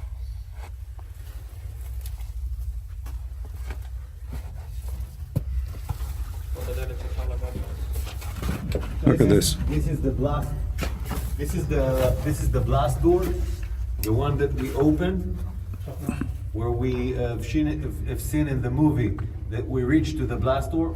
We took us time to open it. We were making sure it's not booby trapped. These blast doors allows them to prevent blasts by our Air Force, meaning it can maintain the preservation of parts of the tunnel to be protected, and also it's So is it true when the Israeli army said from the beginning of the war that under a Shifa hospital there is a command office of Hamas? Guys, did they lie? By the way, they brought many journalists inside the tunnel already, many TV stations already. I'm playing just the IDF recording, so nobody can come and say this is a copyright thing. But already many stations, even FP, Reuters, CNN, many stations, they've been there already to record, and you know they have their TV team. They went inside the tunnel. They check to be true. Is it true? Is it really in the hospital or it's in a different place? So when they said that they are using the hospitals for terrorism, they were not lying. It's true.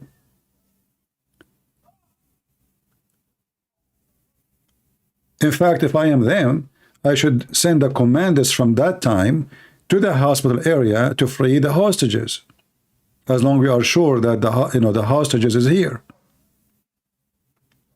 We should not wait.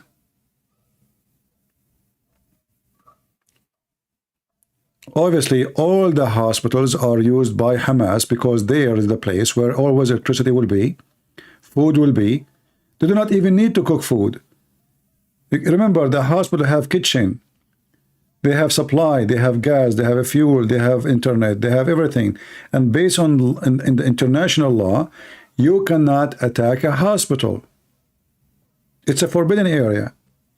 So Hamas using hospitals as a very safe, secure location where the enemy can maybe will bomb every inch of Gaza. All what they need to do to be under the hospital, and they will be protected.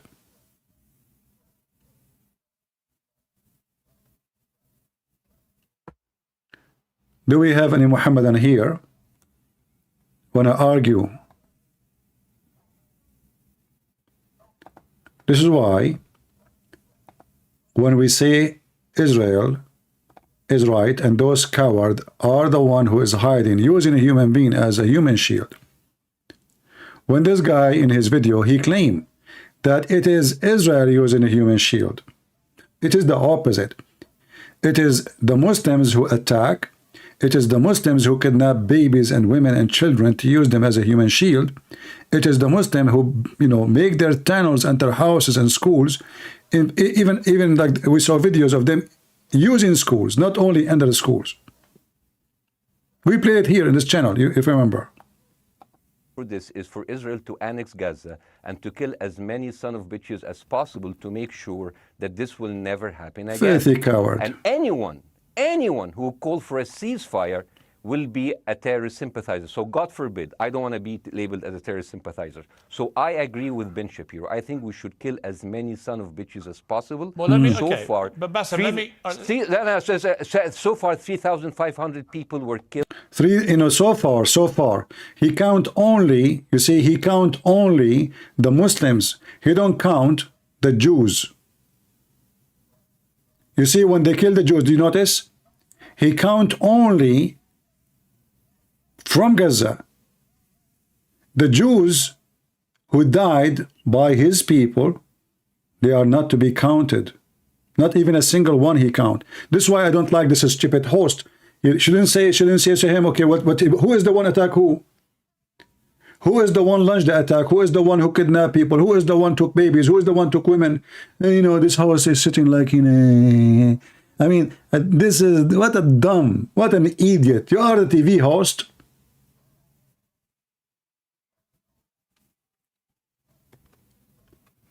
When people, they told me to make a video about this, I said, I don't watch them, those things. I know they are a bunch of liars, and you know, those are not, they are not even serious. You cannot take them serious.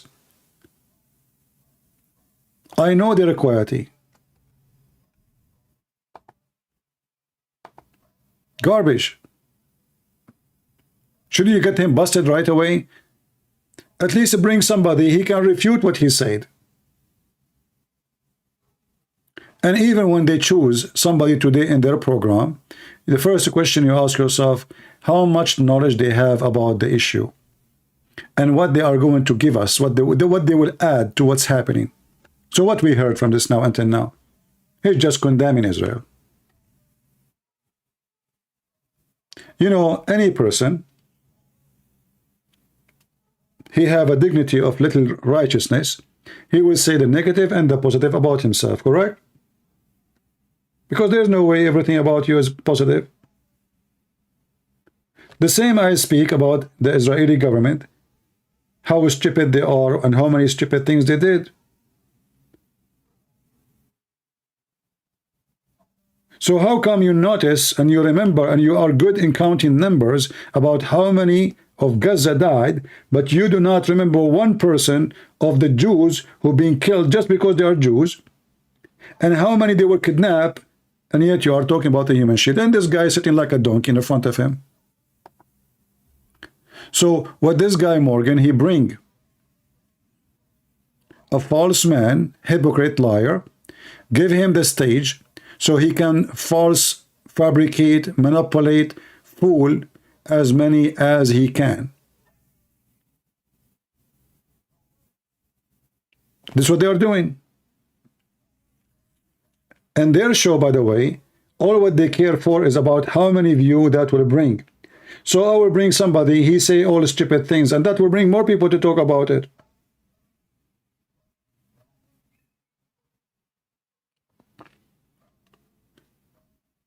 Imagine if I am the one who is the TV host. Do you think this guy, Bassem, he would dare even to be there? Do you think any of them would dare to be there?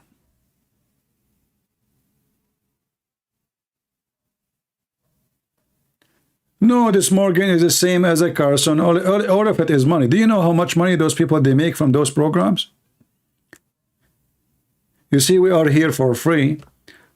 We don't get paid from YouTube, right? But those people, they sign contract with big company. Huge money. Ramble pay them. What it's called Daily Wire. You know, like this woman, her name, Candace? What her name, Candace?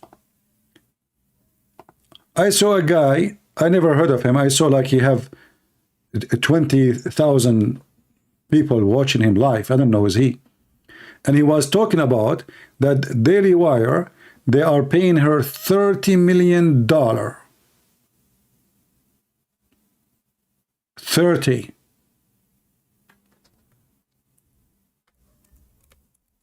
Do you see how much they serve you?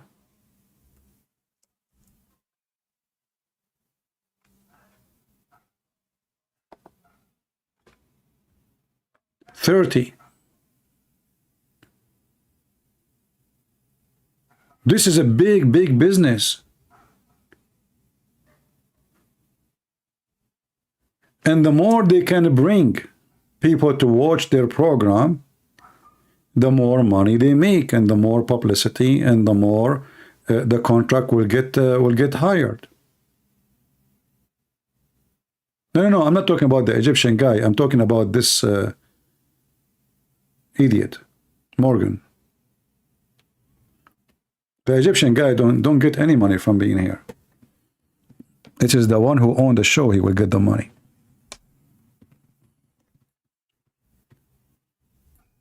All of them are garbage. And you know, all of them, they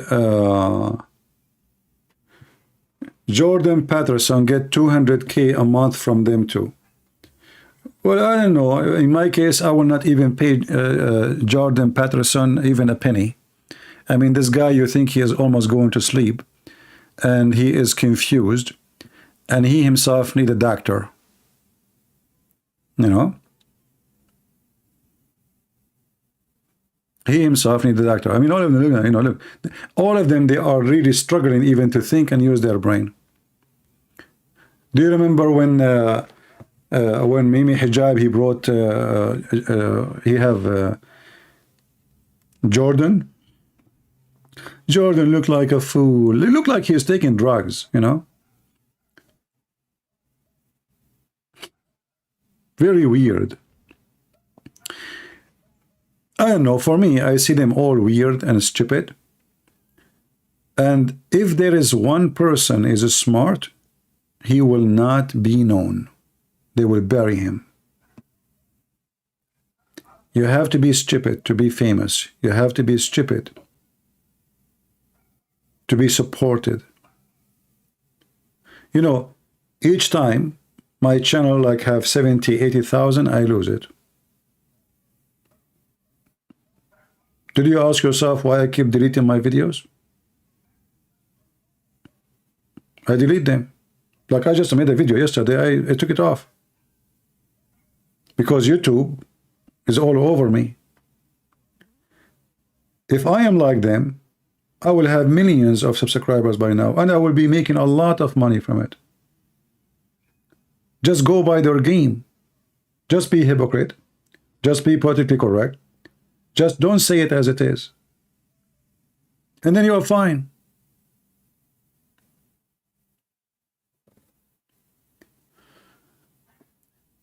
Thank you for supporting Jewish community and standing with Israel. Myself, I am not always pro-Israeli government, but always pro-state of Israel. Thank you, my friend. I am not really, you see, I don't support because you are or not. I support what is right. So this is the land of the Jews. As simple as that. If it's not their land, I will say it's not. I'm not taking side. This is the land of the Jews. The book of the Muslims says this is their land. The book of the Christians says this is their land. The book of the Jews, it says their land. So what the problem? The problem is there's a scumbag. His name is Muhammad. He taught hate against the Jews. And since then, the Muslims, they cannot live in peace with anyone. They want to kill everybody. And everybody avoiding to speak about the problem. They keep talking about Hamas when the whole issue is not Hamas. Is somebody living in Pakistan is Hamas? No. Somebody living in Iraq is Hamas. Even the Shia, they want to kill the Jews. Somebody living in Iran, he said death to Israel. So what the problem? The problem is Islam. Why somebody living in China don't scream death to Israel?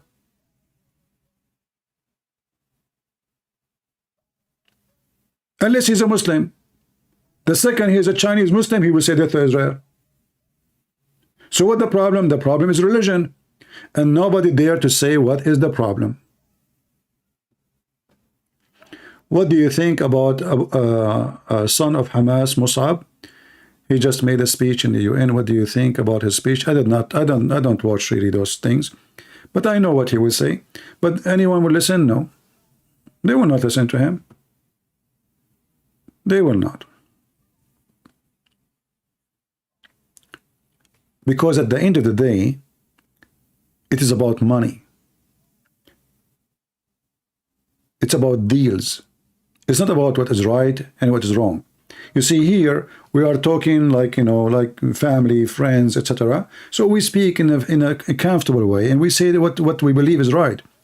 For those who they are in the offices, the mafia, those, they don't care for what is right and what is ethical and what ethical. They don't care even for bloodshed and killing who died. No, they care for the deals, the money, how much we will make from the oil, what we will get from agreement.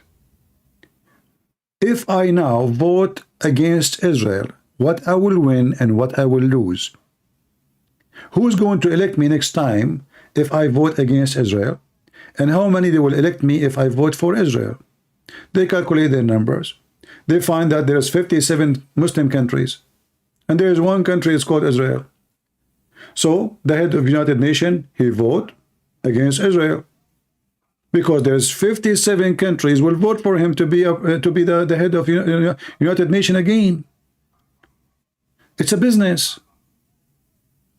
It's not about what is right or what's wrong.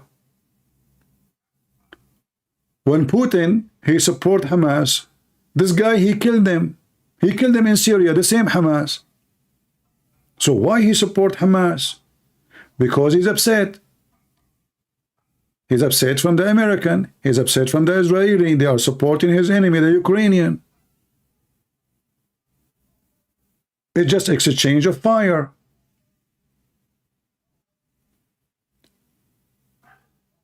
Otherwise, what he have to do with Hamas? The guy, he killed thousands of them in Syria.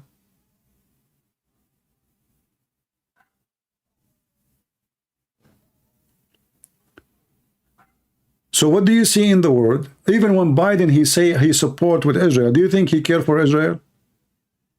Anyone really here think that Biden, he care for Israel? He don't. He care for his coming election.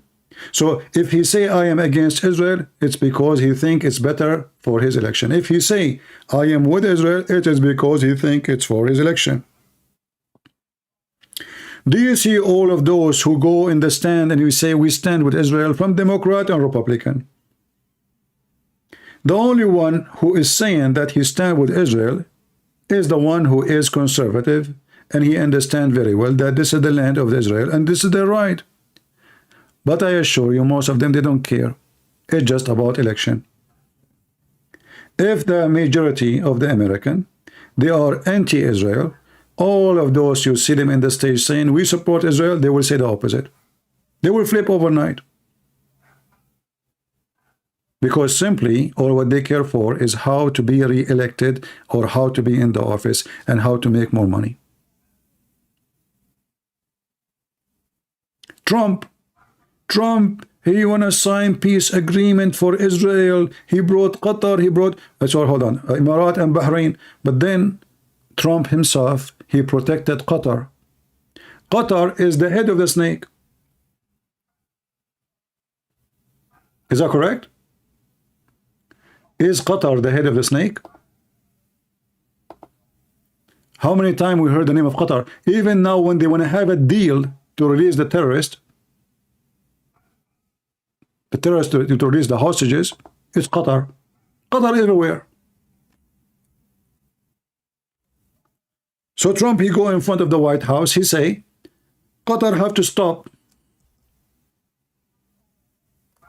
supporting terrorism. Okay. Few weeks after, Qatar rent a building from his son-in-law for $1 billion. Suddenly Qatar is a friendly country.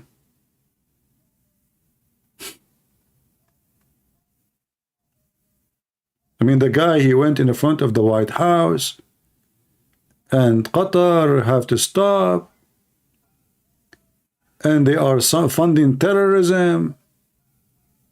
What happened? Money. Even the one who you think he is for Israel, in fact, he is just for his pocket. So when he support Israel, he just supporting so that he can be elected. Even when he speak about being conservative, he is not. Isn't it obvious? This guy just after women, you know, he is not conservative. He just say what the crowd like to hear. The group who vote for him. As simple as that. They like guns? Okay, we will keep your guns. You are Christians? Okay, I will hold the Bible. Historic trip to Europe and the Middle East. I addressed a summit of more than 50 Arab and Muslim leaders, a unique meeting in the history of nations, where key players in the region agreed to stop supporting terrorism, whether it be financial, military, or even moral support. The nation of Qatar, unfortunately, has historically been a funder of terrorism at a very high level. And in the wake of that conference... Did he say in a very high level? Did you hear it? Did you hear it? Qatar is funding terrorists in a very high level, which means, what does that mean? The prince himself, the ruler.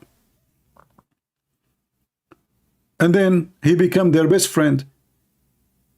But why Trump, he attacked Qatar in this speech? Because the Saudi, they gave him money and they asked him to go against Qatar. He is their dog. Then the Qatari, they offer more money. You see, he said, I just came from meeting from Muslim leaders. He met with the Saudi. The Saudi, they hate the Prince of Qatar. He is supporting Hamas. He is supporting Muslim Brotherhood. He is. Do something. He go in front of TV. Hamas, Qatar have to stop supporting terrorism. Qatar, they got it. They went to Washington, D.C. They met with his son almost bankrupt, son-in-law. They rented his building for $1 billion. Did you ask yourself why until now the FBI and the Department of Justice did not question his son-in-law about such a deal? Isn't it obvious? $1 billion rent from Qatar. So a foreign government rented a building from an official. He is a private consultant to the president. And you know, here you ask yourself, why even who is he to be private consultant to the president? Who is this guy? Like, do he have degrees in political science? Maybe he is a lawyer, he studied international law, or who is this guy? He doesn't even talk. And the daughter of Trump, who is a Barbie, she do fashion and she sell purses and shoes. Suddenly she became a private consultant to the president. Those are people hired about decision for a nuclear war, for something serious. Those are the private consultant for a president. And then Qatar go and rent from Trump's son-in-law a building, and they pay the rent in advance for the coming 99 years. So all of them, they are lying. Don't think they support Israel. Nobody, they don't support Israel.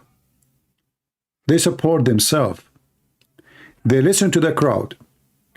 If Biden, he notice that the majority of the Americans, they are against Israel, trust me, he will send arms to Hamas.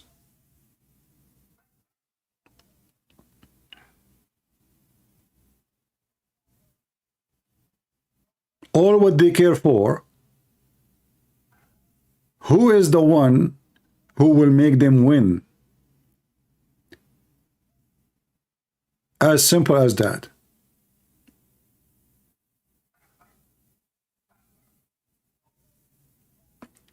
But people think that those are trustworthy and they are good. Like if now I speak negative about Trump, many will be upset.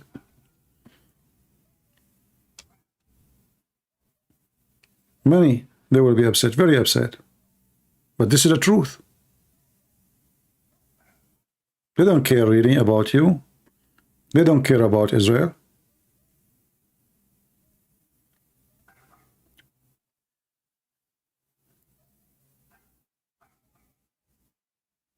So all those who see the work in politics, you look at them as a Christian in a very, let us say, like in a classical way, like you are a Christian. They stand for conservative value. They are against, the woke culture, etc. And because of that, we vote for them. Okay, good. But how many of them really are really conservative? This is why it's very important to check the list. How many times they vote conservative? How many times they did not vote conservative? How many times they absence from vote against something not conservative? Because when you don't vote against it, it's the same as you vote for it.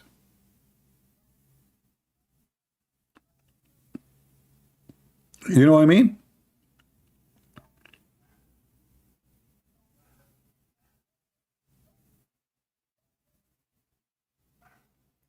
So when they say they want to legalize marriage for homosexual, and then you claim that you are a congressman voted by Christian groups, and you claim that you are conservative, and then during the day of vote you are absent. What does that mean? This is the day we need you. So when he is absent, in fact, his absent is to make it happen.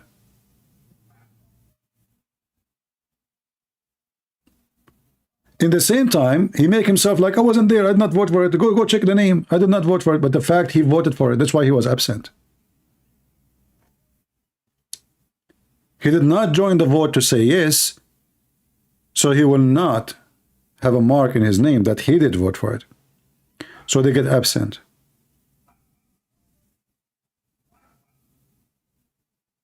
I will never work in politics because I will be kicked second day.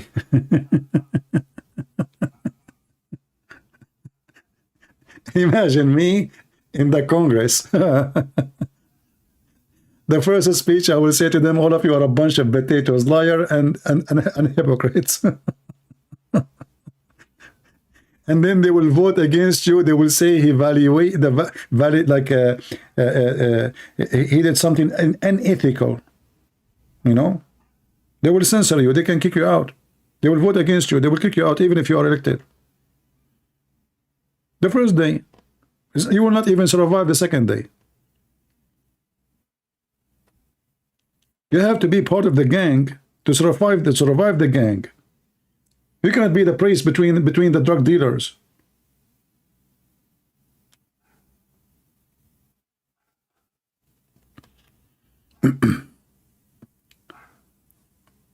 Yeah. Even though I know if I go and make a speech, a lot of people, they will like me to know about me, but they will not let you go on. They will not let you stay. You will not even be able to be in that day where you can say, I want to go for election. They will smear you, they will frame you, they will say, look what he's saying, he's Islamophobic, he's Islam, etc., you know? Yeah. Anyway, I don't want to be in such a place because when you work for government, you are not afraid. You're not free. If you have money, they have the right to check where you got your money. They can frame you. They can say, oh, where he got his car from, where he bought his house, how he made this money. We have subpoena for his phone. The second you became an official, you need to be ready for all the garbage they have. Like now, Trump, he become a president. I mean, how higher you can be. I mean, the guy, they are taking him from court to court to court to court. And all of us, we knew, regardless if he is good or bad, all of this garbage is just because they don't want him to be the president. They are afraid he will go for election. We know it. And here you understand that the system is not good. Democrats are terrorists like Muhammad. They are trying to terrify the guy. If you don't withdraw from the election, we will put you in jail. Terrorism is just a form of terrorism. All the problems Biden he have, Hunter he have, there's no problem. January 6th is the big problem. The guy, he took a mortgage, he paid the mortgage, he did not even take extra penny. He gave them the interest, and now they are going after him. Oh, you overvaluate. They are looking for any reason to put the man down. You see, I speak against him, right? I just 5 minutes ago, I told you what he is doing. But obviously what they are doing is evil. They are not decent. That's why we cannot trust the system. Like we say that we have democracy, we have election, we don't.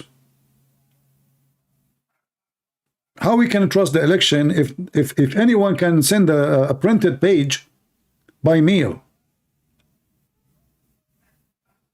What they will lose if everybody will vote, will go and have his ID with him. What they will lose? They will lose the election. Because then they cannot do fraud. Because we don't know who is making election. People are dead, they are voting for them.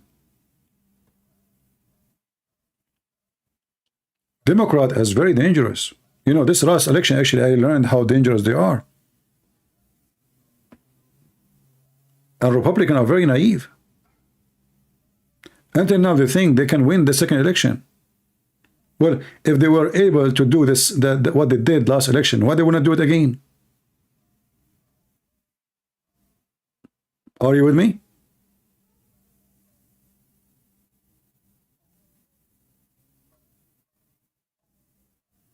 If they can do it last election, well, they can do it now. And you know, you ask yourself, why Trump did not change from the first day he'd been elected? He have the majority in the House, have the majority in the senators. Why he did not clean the House? He did not. He was stupid. Shouldn't he change the election law when he was in charge in the Senate and in the Congress? He have full control of both. Stupid. He was busy meeting with this guy, the mentally ill. What's his name? The singer? Meeting with the Kardashian? I mean, are you stupid or what? You are a president of USA and you bring Kardashian to meet with her. Who is Kardashian? Who are those people?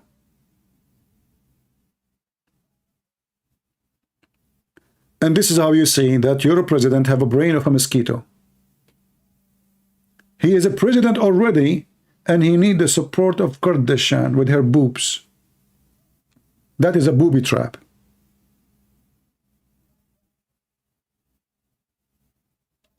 Isn't this an insult? You are #1 person as a president in the world. And then you bring those potatoes, low-class people, who make their money from their body, from showing, from stripping. What you will do next time you go for election, you bring Andrew Tates? I will not be surprised, by the way. I will not be surprised. Because they have no ethic. They will use anything, anyone. They think that he can support their election. So do you understand the problem? This is why if we want to vote, we should try to find somebody. He is conservative, a Christian, for real. Those, they have nothing to do with conservative. Those, they are just businessmen. Sex, money, fun, and power. All those people, they go and they meet in the golf club. The business of America is done in the golf club. War and peace in golf club. Rich people. The rich, they rule. And the poor is the fool. And you believe the speeches and you get excited. I can advise him. You see, people like Trump, they cannot have advisor. Did you notice that his guy, he keep firing his official every 2 weeks? How many foreign minister he has? Nobody changed his foreign minister as he did. How many minister for justice? I mean, this guy, he keep firing people every 2 weeks.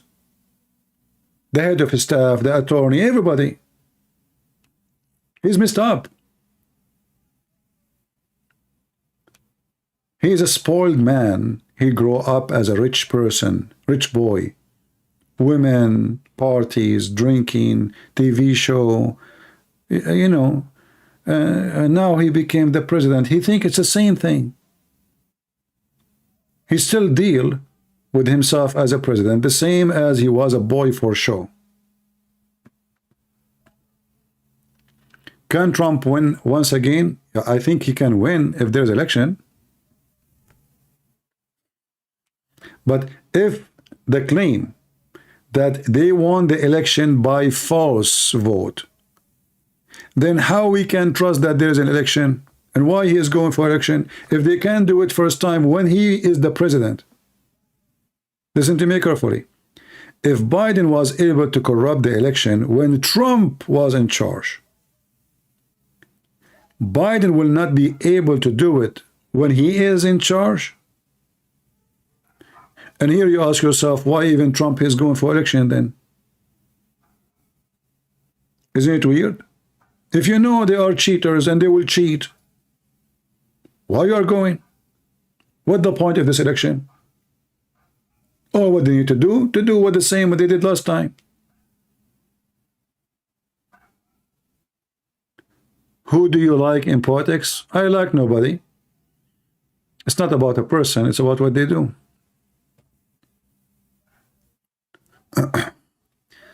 Anyway, who should be the next president? I think the sentence, he is smart, he's educated. His wife is very smart too. He have a good advisor. I heard her making a speech. And he did a lot of work, not like Trump. This guy, he drove those nuts, the woke culture like crazy.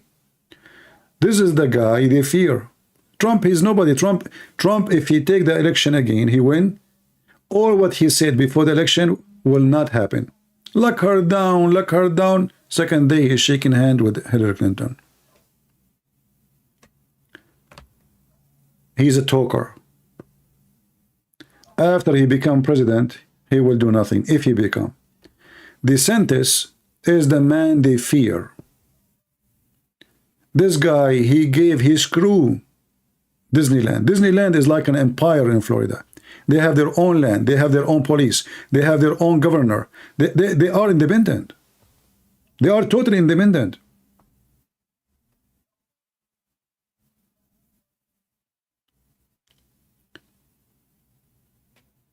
I don't think DeSantis will lose to Biden because he is the man, my friend.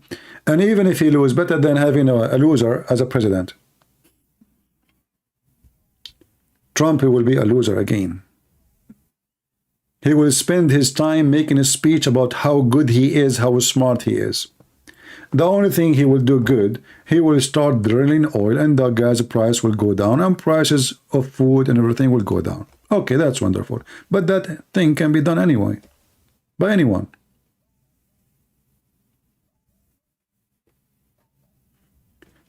If Trump he won, he will spend the first 5 weeks talking about how good he is and how smart he is and how stupid everyone else. And then he will hire people who praise him, which means he will hire people who they are hypocrite. Because the second you criticize him, he will fire you.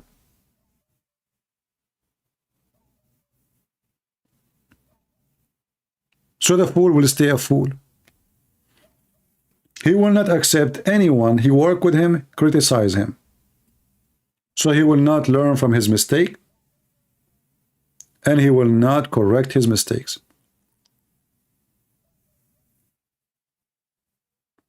However, if you ask me, for sure I prefer Trump over anyone from the other party. Like imagine now this guy Biden, he die. I mean, that will be horrible. We will have this laughing machine Harris. Ha ha ha. What do you think about Vivek? I mean, this guy should not even be in the stage. He's just a kid. Go right now, check where he is. I'm sure he is in the bar. Presidency should not be for someone too old, he cannot remember his name, and should not be for someone is too young, for it's easy for him to be doomed. Should be for someone is smart, intelligent, educated, have experience, not just a guy he just took off his jeans and he is 30 years old and now he want to become a president.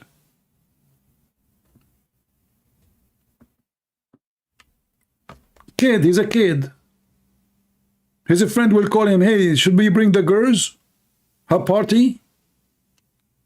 Imagine Hunter Biden become the president now. And by the way, Hunter is way older than this guy. So don't do it. It's a kid. It is just a kid. You have always to have somebody have experience.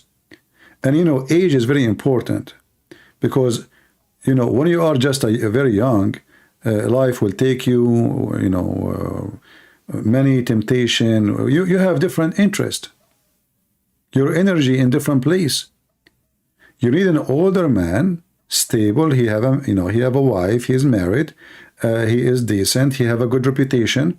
And at the same time, he prove himself in things he do, like DeSantis. Trump is an idiot. Biden is idiot. The only one was smart, by the way, between them, it was Obama. Obama is a snake.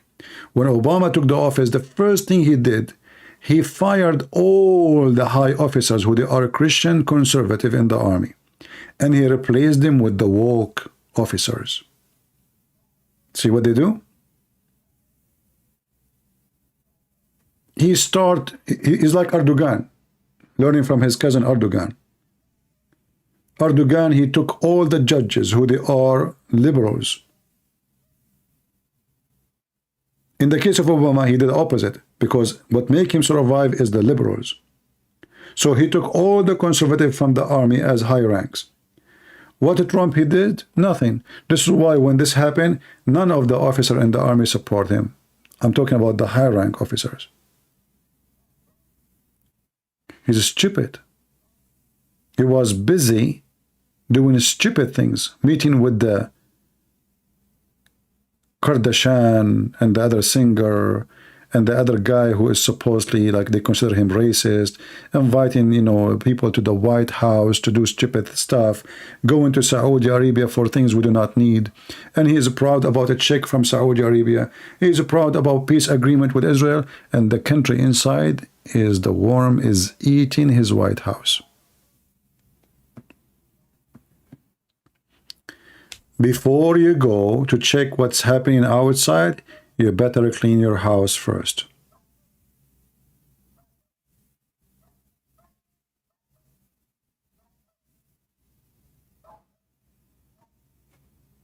All right? Before you go abroad to help Israel, he spent a lot of time about Israel. But he did not notice what's going on behind him.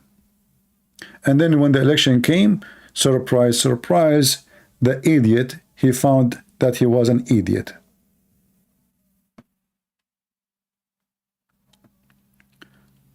All right. And you know, me, myself, when this guy, he was elected, I was so happy. Extremely happy. We don't want to have Hillary Clinton, right? And then when he went and he says Qatar and Muslim Brotherhood, he want to put them in the list of terrorism, I said, finally, there's a guy who will say the truth. In fact, what happened now in Israel, if this donkey, Trump, did not protect Qatar at that time, the attack today never happened. Because the Saudi, they were planning to invade Qatar. Even in the last week of his presidency, he forced Saudi Arabia to lift and open the borders on Qatar. If you don't believe me, go check it out. He have 5 days left, I remember. 5 days left. He spoke to the Crown Prince of Saudi Arabia to lift and open the borders with Qatar. A week after, they shake hands. All because of him. Otherwise, Qatar, the terrorist country, #1 supporters of the world, for Muslim Brotherhood, Hamas, the prince will not be there by now. The Saudi and the Emirati, they were planning for invasion, and they can destroy his kingdom, so-called kingdom, in 5 minutes. He's no match for them. It was the stupid Trump. Why? Money. We know why. All right?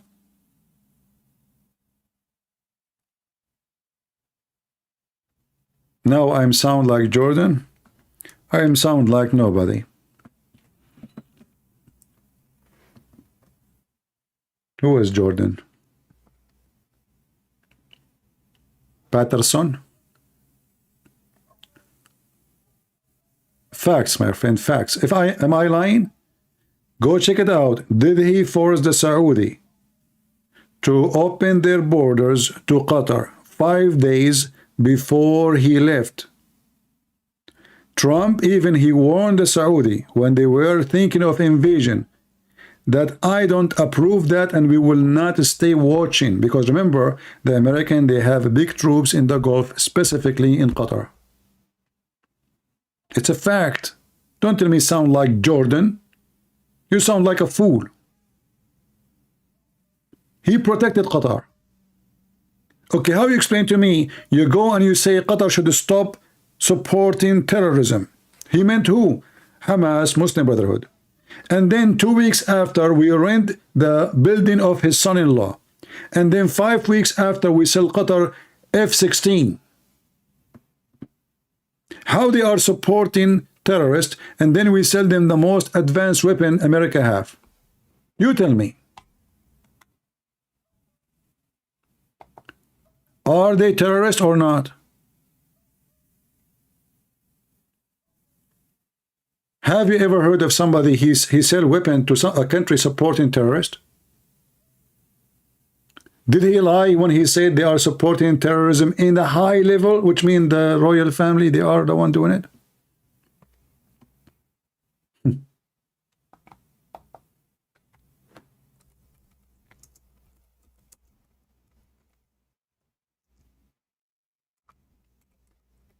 Yeah, just just say, this is what most of people do. The second you say something against someone they like, they'll start spitting at you.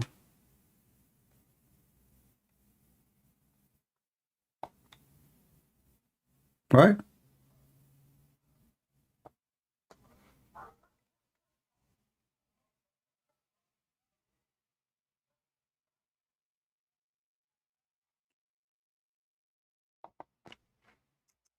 They support terrorists and we give them and we sell them weapon? How that work?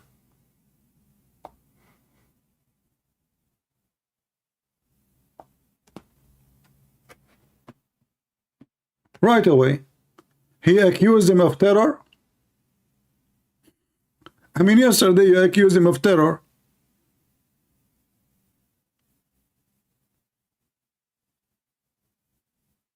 How it work? Imagine I go and I say to you, Hamas, we should, they are terrorists, and then second day I sell Hamas F-15, and the deal is $12 billion. How that work? Like, did magic happen? Did they stop supporting terrorists? So you tell me, you keep saying to me, you are sound like this. Foolishness. Money worshippers. Zero ethic. How you think Islam will evolve in next 50 years? I think the more time will come, the more Muslims will become educated, the more Islam will die. See, most of countries who they are attached to Islam, most of them, they are uneducated. But in case you do not know, a lot of Muslims who come to the West, they leave Islam anyway. Like maybe like there is some, people they make videos, etc. They are coming, they are a migrant, but the majority of Muslims are leaving Islam. Like as an example, Iran. I believe Iran, as soon as the regime collapses, Iran will become big number of it Christian. We do not know if the majority will become a Christian, but obviously Iran is not going to be in the future Muslims. If you go right now to Turkey, Erdogan is gathering his group and his party, but he, in order to rule, he don't have the majority of Muslims. He have the majority with nationalist, Ottomanist, all kind of like groups. Let us say they call them right wings. The one who want to have empire, the Ottoman Empire, he associate himself with many groups in order to be a majority. But he cannot be a majority by the Muslims only. If you go right now and check how Turkish people, how women they dress and how they live, you will find that where is the Muslims? Nightclubs, nakedness, the beach is naked. I mean, you name it. So the appearance those countries are Muslims. If you go to Egypt right now, belly dancing is the normal dance there. Nakedness is the normal way. Drugs, hashish, go to Morocco. But in appearance, they are Muslims and they are conservative.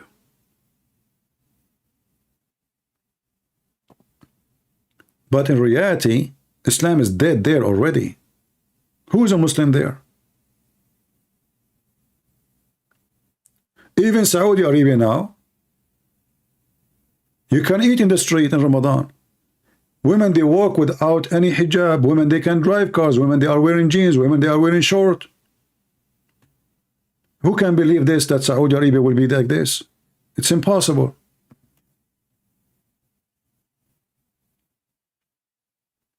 And if this is the center of Islam, is like this. So what is left?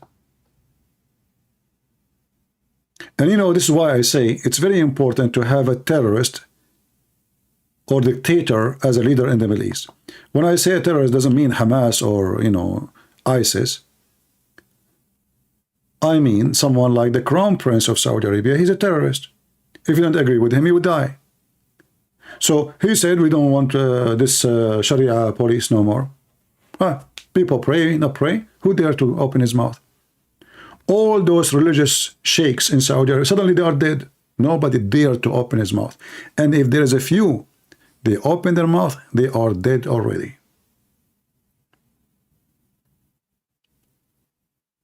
Dictator is the only one who can change the direction of a nation in the Middle East. He said women shouldn't, you know, none of the business if you, you know, women wear hijab or not. Yeah, women in the street wearing no hijab. And now they have theaters, they have nightclubs, they have a competition for music. Music before it was haram. Who dare even to play music?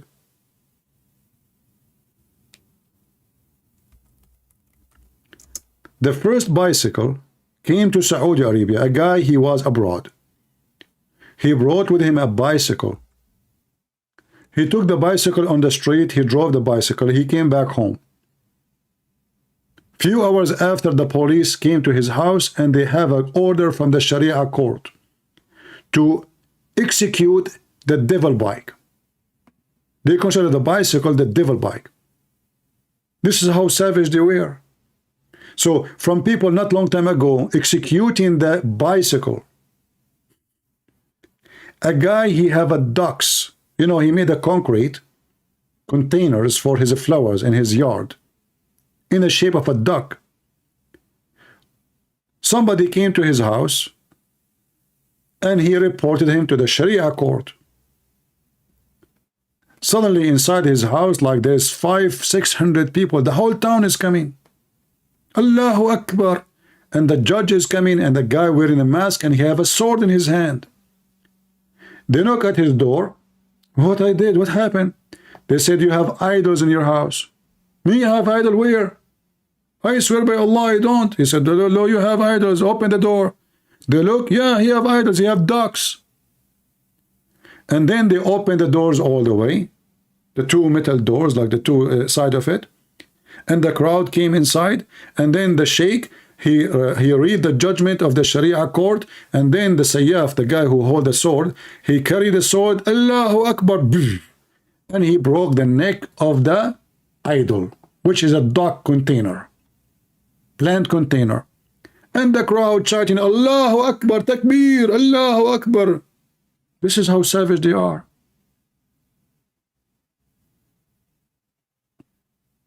Now this is Jeddah.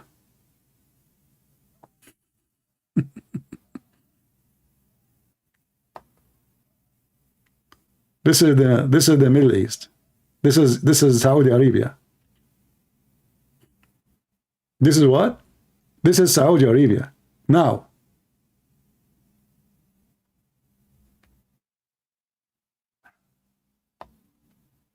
what happened?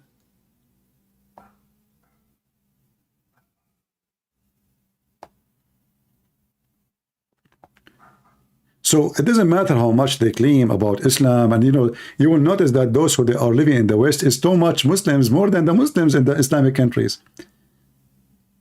Mostly, I notice actually those who they are more attached to Islam is those who live in Asia. Like you will see in Indonesia, a girl, she is 5 years old, she's wearing hijab. In the Middle East, nobody do that. Nobody care for Islam. Islam is dead, really dead. And actually, after all what happened in the last few years, those who in those countries, they notice that they got nothing except garbage from this cult religion. Like, look at Syria now, destroyed. Look at Iraq. Look at Libya.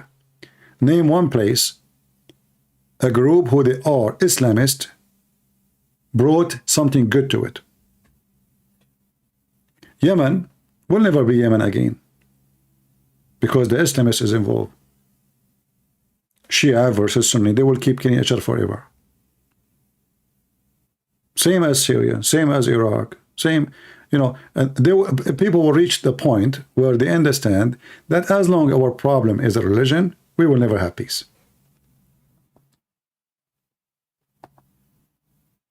And then they will give up this garbage.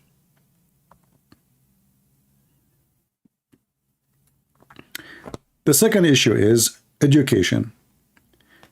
As long people are uneducated, then people, this Islam garbage will stay. You will notice that Hamas is flourishing in Gaza. Why? Because in Gaza there are very little number of educated people. Women just make babies, The new generations, maybe 30, 40 years from now, if they are better educated, they will not be the same. Education subdued Islam, changed Islam. Like you see this Mimi Hijab, he talk about Gaza, he support Gaza, but because now he live in the West and he became more educated, he don't join jihad, he don't want to kill anybody, he don't kill anybody. But yet he claim he is very conservative, but you know that a conservative Muslim is somebody join jihad and he kill for real. Not somebody go and make his speeches on YouTube.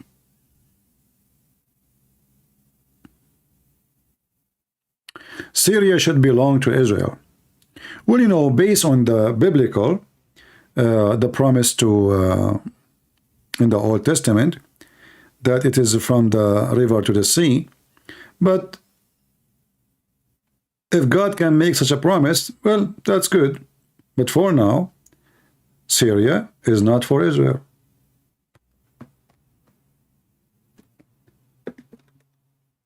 I mean, the Israelis have a hard time to take over Gaza. They have a hard time to take their own temple. It's in their hand, and you don't have a leader. You don't have, the leaders in Israel, they are potatoes. The temple is in front of them, is across their eyes. They can touch the wall, but they cannot go inside it. And you are talking about Syria? Go take the temple first. They don't have a real leadership. They are just doing politician. And all what they care is to avoid conflict, but the conflict will come. They avoid it, they think it's not coming, but they never solve it. Take the temple, build it. Actually, this is the time they should, right away, the first thing they should do after the attack in Gaza, because when Hamas attack, what they name the attack? The flood of Al-Aqsa. Shouldn't you respond by taking Al-Aqsa? To show them that next time you do such a thing, the response will be massive? If you have a real leader in Israel, the response should be take the Aqsa, not take Gaza. The first thing you do, you take Al-Aqsa. You attack us because of Al-Aqsa, here we go. You are out. And who can stop them? The same, nobody can stop you to go to Gaza, nobody can stop you to take the temple. So why you don't take it?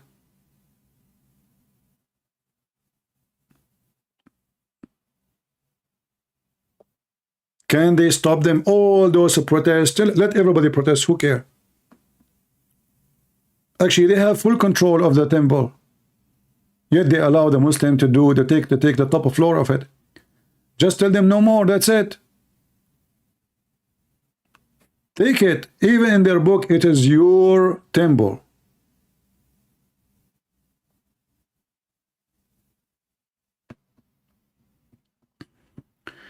What is my opinion of Assad? Well, he is a dictator like the rest. And he is better than the rest. And in fact, the stupid American, they made this guy become a toy in the hand of the Iranian. After the American, they support the terrorists in Syria. Even Netanyahu, he support the terrorists in Syria. This guy, he found himself, he have no friends. Only the Iranian. So instead of making it better, we made it worse. So the stupid American and the stupid Netanyahu, they made Iran have full control of Syria right now. So now the president of Syria is not independent no more because he need Iran. He's bankrupt. He need Russia. He's bankrupt. This is how stupid the Americans are. They could not take him. They could not replace him. And in the top of that, they brought Iran to the borders of Israel. Before the war, Iran was not there. Even Hezbollah was not there. But now the Assad became captured by Hezbollah and Iran because he needed their support. Thanks to the American and thanks to Netanyahu. Very stupid. Do you think we will get the hostages back? You see, my friend, if you have a leader, true leader, getting the hostages back should be the last thing. Thinking too much about the hostages is your weakness, is not your strength. Hamas, did you ask yourself why Hamas took the hostages? They knew that those potatoes in Israel, they will start crying, bring us our kids, bring. So a real leader says, I will bring you the head of every Hamas. As long you are begging for your hostages, that mean they are abusing you and they have control of you. And that's why they took the hostages, because they knew your weakness. If they knew that you will not care for the hostage, they will never take one. But because they knew your weakness. The stupid Israeli Netanyahu, many years ago, he himself, they kidnapped just one soldier. And in exchange for that, he released 1,000 something Hamas. So he told Hamas, oh, what you need to do, kidnap. If for the sake of one, he released 1,000. Look how stupid he is. Look how donkey he is. So he invited the terrorists to kidnap more. He gave the very stupid wrong message. My friend, when I say they don't have a real leader, I am serious about it. They don't. And right now, what they do? 50 for 150. Okay, hold on. What about you say either all or nobody? Either all our hostages or nobody of your prisoners. What 50 for 150? At least says 50 for 50. I mean, who's the stupid here? You are taking over the land, you are winning the ground, and you can kill them. And now they are the one who control the number two. This is showing you that Netanyahu never changed. He left as a donkey, never come back as a horse. If I am the one in charge, my first message for Hamas, I don't care if you kill them all, you are dead. I will give you a chance maybe to survive if you surrender and give me the hostages. Otherwise, you are dead anyway. And as long you are capturing the ground anyway. So what are you worried about? They are worried about politics. So again, we go to zero. Politicians are not leaders. They are not.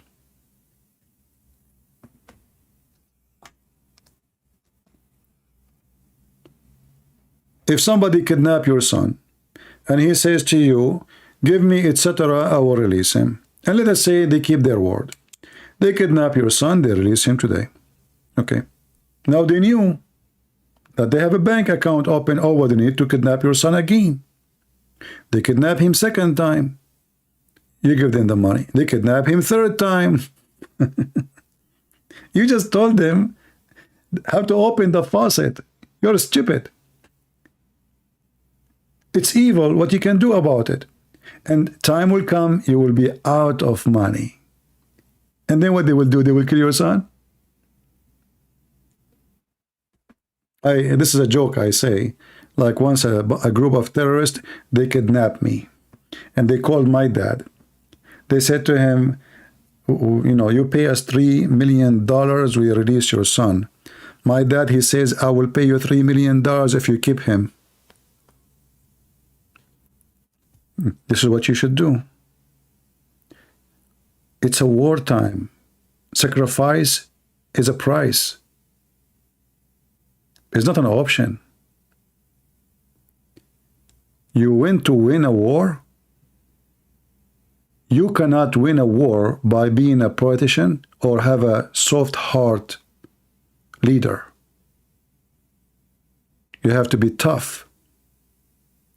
You have to learn that win war, the price for it is blood, not ketchup. How they will win a war now and they are negotiating with Hamas over? Now they knew that still they are the same. They said we want to kill every one of them. How you want to kill everybody one of them and you are saying give us 50? So now what we will do with the second 200?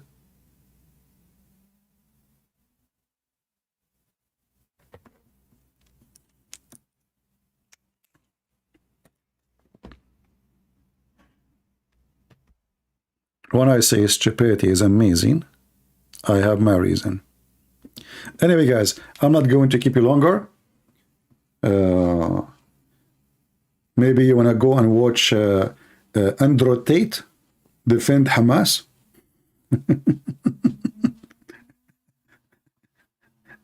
I see Apostate Prophet and David Wood, they are live on air, and they are getting Andrew Tate busted, supposedly. He defend Hamas. Why he don't go and join Hamas? I mean, what's wrong with those people? Everybody defend Hamas by microphone? Oh, okay. Well, Hamas, thank you. Thank you. Well, I hope he will defend Hamas when he goes back to jail. Let us see. Anyway, guys, I want to say thank you all for being here. May the Lord bless you. As you know, I don't keep my videos, so if you want to download, feel free. You know, download the video before we take it down. I will leave it maybe until tomorrow or the day after. And after that, if you wish, you can, you know, you post it whatever you want. Always remember, when you speak about something serious, don't be just a fool who follow what they say to you in the news. Don't. When they make speeches, don't take their speeches for granted. Only believe on the result you see. Everything they say, they are doing politics.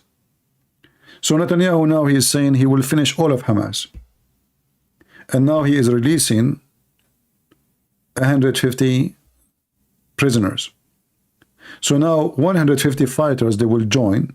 And he is saying, by the way, that those are women and children. But the fact they are fighters. So 150, they will join the terrorist fight. Where? Where they will go? Are they going to send them in Egypt so they can kill some Jews there? Are they going to send them to Europe so they can attack some synagogue? Or they will send them to Gaza so they will attack the Israeli army? He is just an idiot.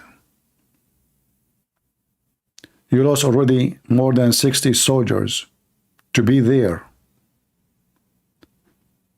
And now you are telling your people you cannot get the hostages unless you negotiate. So negotiate from the beginning then, if this is the scenario. If this guy stopped from taking Gaza, all of it, he will be the biggest shame in the history of Israel. And let us see what will happen. Thank you all for being here. May the Lord bless you. And until we see you soon again, God is good. So is Jesus. I mean to that. Take care.